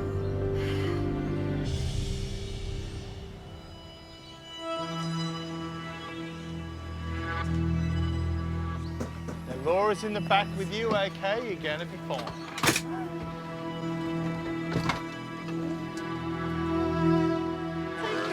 Yep. So we've got our prints. One of your concerns was the one of them came up as a STEMI. Yeah, you're right, I know. I just then the anxiety's going to go again. It's going to give you some oxygen, okay? I'm just going to put these are going to go in your nose, okay? It won't hurt. Just going to give you a bit of oxygen. You want to kill me. It's okay. He wants to kill me. Her anxieties are based on the fact that she spent a year in hospital and she doesn't want to go back to hospital. She wants to stay at home. She wants to be, in home as much as possible. And it saddens me to have to do this to patients. I understand. These traumatic experiences, it's very important to keep the patient calm. If the patient's not calm, we can't do our job properly. It's okay. I'm just going to put this on your arm. It's not going to hurt. I just need to put it on your arm, okay? Having been a patient myself, I know how scary, how overwhelming it can be. I am a human being like you. I know, and listen, I know it's really difficult to understand at the moment, but we're doing the best thing for you. If we came to your house and we didn't take you to hospital and something happened to you after we left, then we haven't done our job. We're here to help you. Okay, I know you're very upset. We left food out for your cat, okay? She is gonna be okay, and you will be back. Some people will cry, some people will yell and swear and get angry. You need to recognise the difference between somebody who's just scared and upset and is reacting in that way because of that, and someone who is actually, out to abuse you. Can you understand how much I love my cat? I know. Can you understand how I feel? I can, and I know you're very worried about your cat, but we're very worried about your health. It definitely takes a certain type of person to do this job. You could be the best clinician, you could be a doctor, but if you can't empathise with your patient, then you can't do this job. We have to get the tests, all right? Okay? I know, you're doing really well. Just try and relax, okay? Just sit back and relax. Laura, you good to go? Yeah.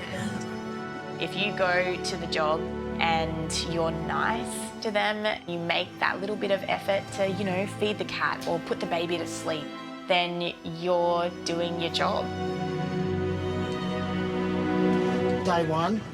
Day one. Graduated yesterday. Thank you.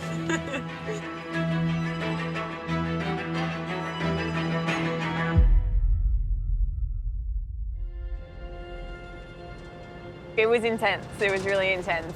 I've never dealt with somebody who doesn't want us before. Normally, I'm hearing people that are like, hurry up, get here, we need you now.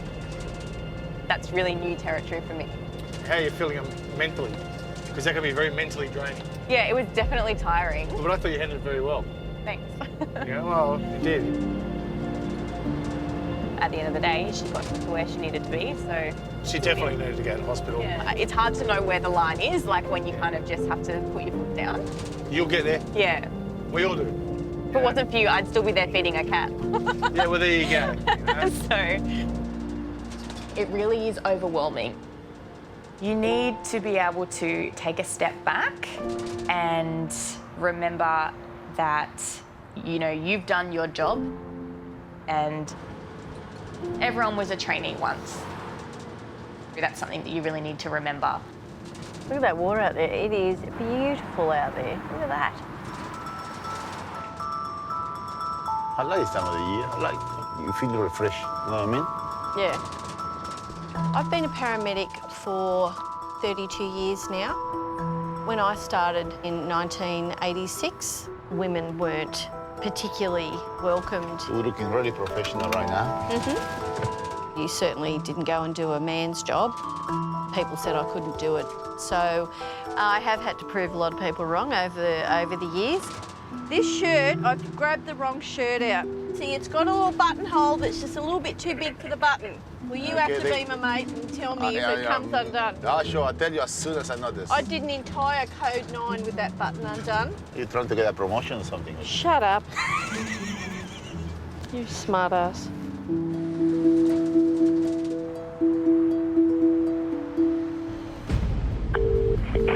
Ambulance emergency, what town or suburb? Darlinghurst. There's someone here that's dislocated their knee. He's in a lot of pain. Okay. So my father, he has MDMA and cocaine. Monster and Red Bull. He's going a different colour now. He's going pale. The ambulance is on the way, okay? Yep. Ambulance emergency, what town or suburb, please? Guys, Tell me exactly what happened. I come to notice. She's my brain. When I come to the floor, and she's bleeding. So she's had a fall. She's bleeding. I like the most. Is she bleeding? No, it's not bleeding. Did ambulance come? Ambulance come? The ambulance is coming as quickly as it can, ma'am. 685 on the way to that Peakhurst, please. It's a 1A. All right, 45 going to 1A. Life-threatening emergencies like a patient not breathing require an intensive care paramedic. Edward and Carolyn are 7 minutes away. They will rendezvous on scene with another ambulance that's closer to Peakhurst. 90-year-old, it's not breathing, found on the floor, blood coming from the mouth. What are we up to? Okay, patient located in the back of the property. Peakhurst, that I know exactly where that is. It's around the corner from my mum's house. The first paramedics have arrived and send their report. A 90-year-old female who's unconscious, not breathing, and it's a confirmed cardiac arrest. Is the patient actually in cardiac arrest? Yeah, you do the airway, I'll do the other stuff. The patient has been down for almost 8 minutes with no heartbeat. They need to start CPR immediately. Oh dear. It's always the way. Stop. Stay with the just don't get out of the way.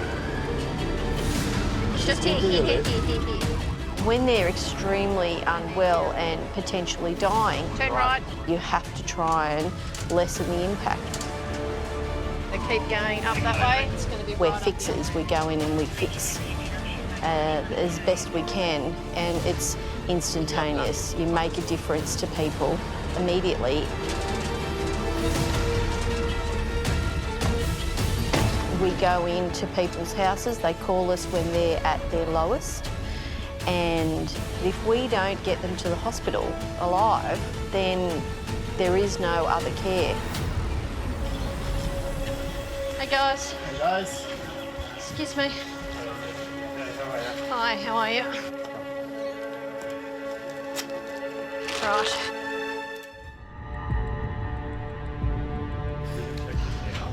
Yeah.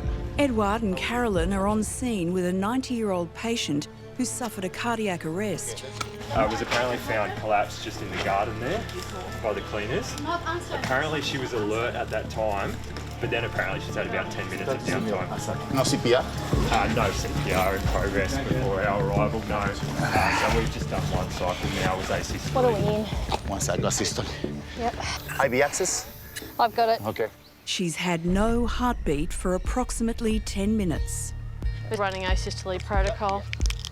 With every minute, her chances of survival drop dramatically, so they need to get her heart beating again as soon as possible. Counting in for the ventilations. All right. 5, 4, 3, 2, 1. Okay, that was at 4:20. So can you set me out with a 7? Do you need a bougie? No. If they can get a rhythm, they can use a defibrillator to shock her heart back into action. All right, everyone clear, oxygen away, stop CPR, check for the rhythm.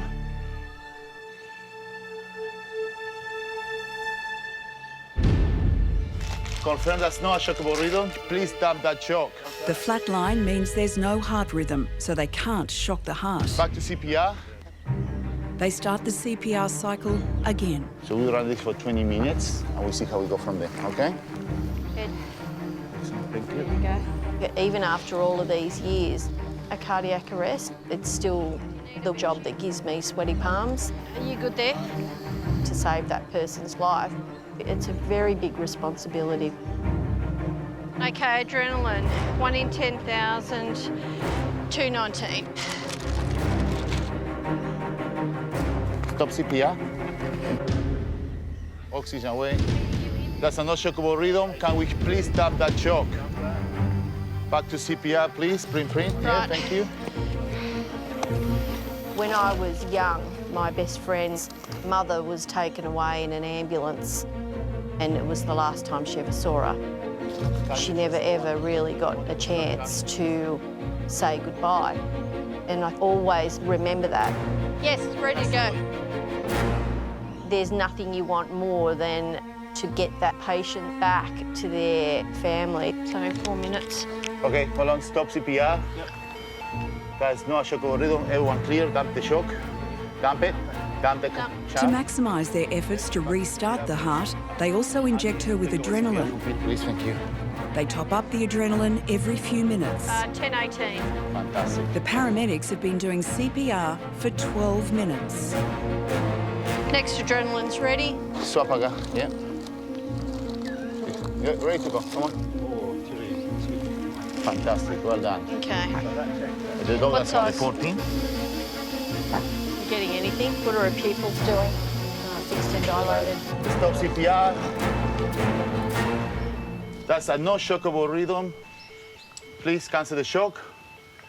That could have a print. I could have a pulse. Let's quickly check for a pulse. There's fluid coming up. I had a pulse in that one. All right, let's start to say the tracation. Fantastic. The patient has a pulse and they can stop CPR.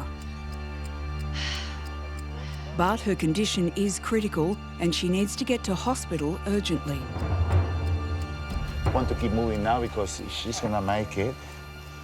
We need to keep moving.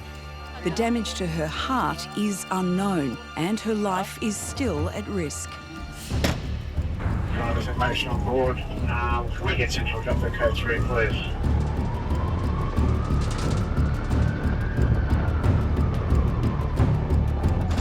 $145 on 80. Okay, she's sitting at 86. What heart rate are we getting on there? 60. Right, that's good, so it's all marrying up. 2.2 milligrams of adrenaline will be there in 5 minutes. Yeah. What are those pupils doing? They are a bit better. They are reactive. They are about 5 mils now. Just cannulating, Pete. All right. You got a pulse? Front 2, front 1. Once we stop the car, we get a nice clear to our lead. All right. We stop now? Let me get this on. Yep. Okay. Excellent. All right.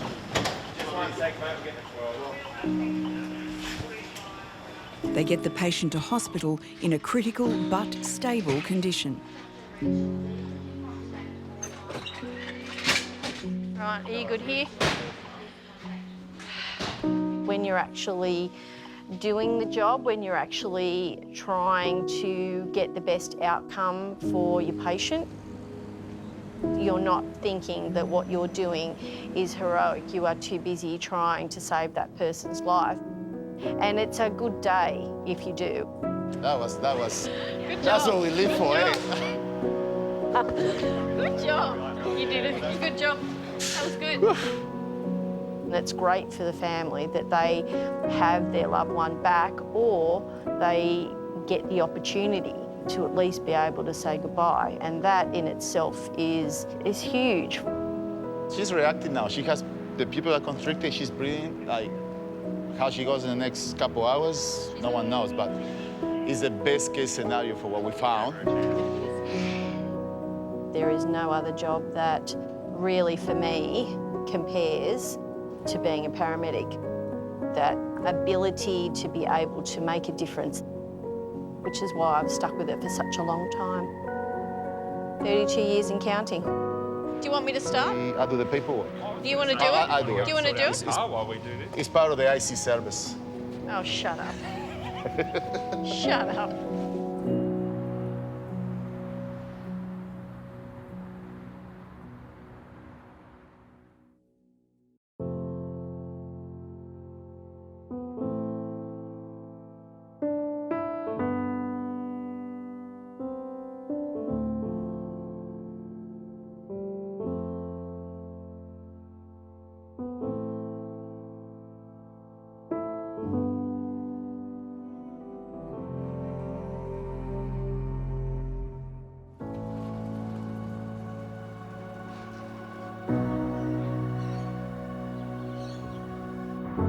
Hi, just quickly, I just got a job, so don't think I'll be able to come to dinner. So it's come down? Yep. Where are we going? So vessel overturned, 4 people in the water, they're all now been retrieved. They've pulled the helicopter off and they're going to send patients by road. I have so much respect for everyone who works in any capacity in ambulance. I think it is one of the most important jobs that you could ever do. And it is a humbling thing to be part of that. Clear left. You're doing a really good job. I know it's a little bit stressful. Call takers, the dispatchers, the on-road guys, they all play such an important role. We've got Officers Marshall and Marshall in 833. I need you to remain calm so we can patch you up properly. Someone somewhere needs an ambulance every 30 seconds in the day. And that's unbelievable. We've got ambulances coming to you very quickly. Why you look? Jesus Christ. Let's just give him some pain relief before we do anything. 1, 2, 3. Oh, no. Are you ready for your siren, Betty? Here comes Betty! Oh, wow. I absolutely think this will be my job for life. Once you're part of the ambulance family, you really don't look back. I'm really lucky. They're coming. Lights and sirens for you, okay?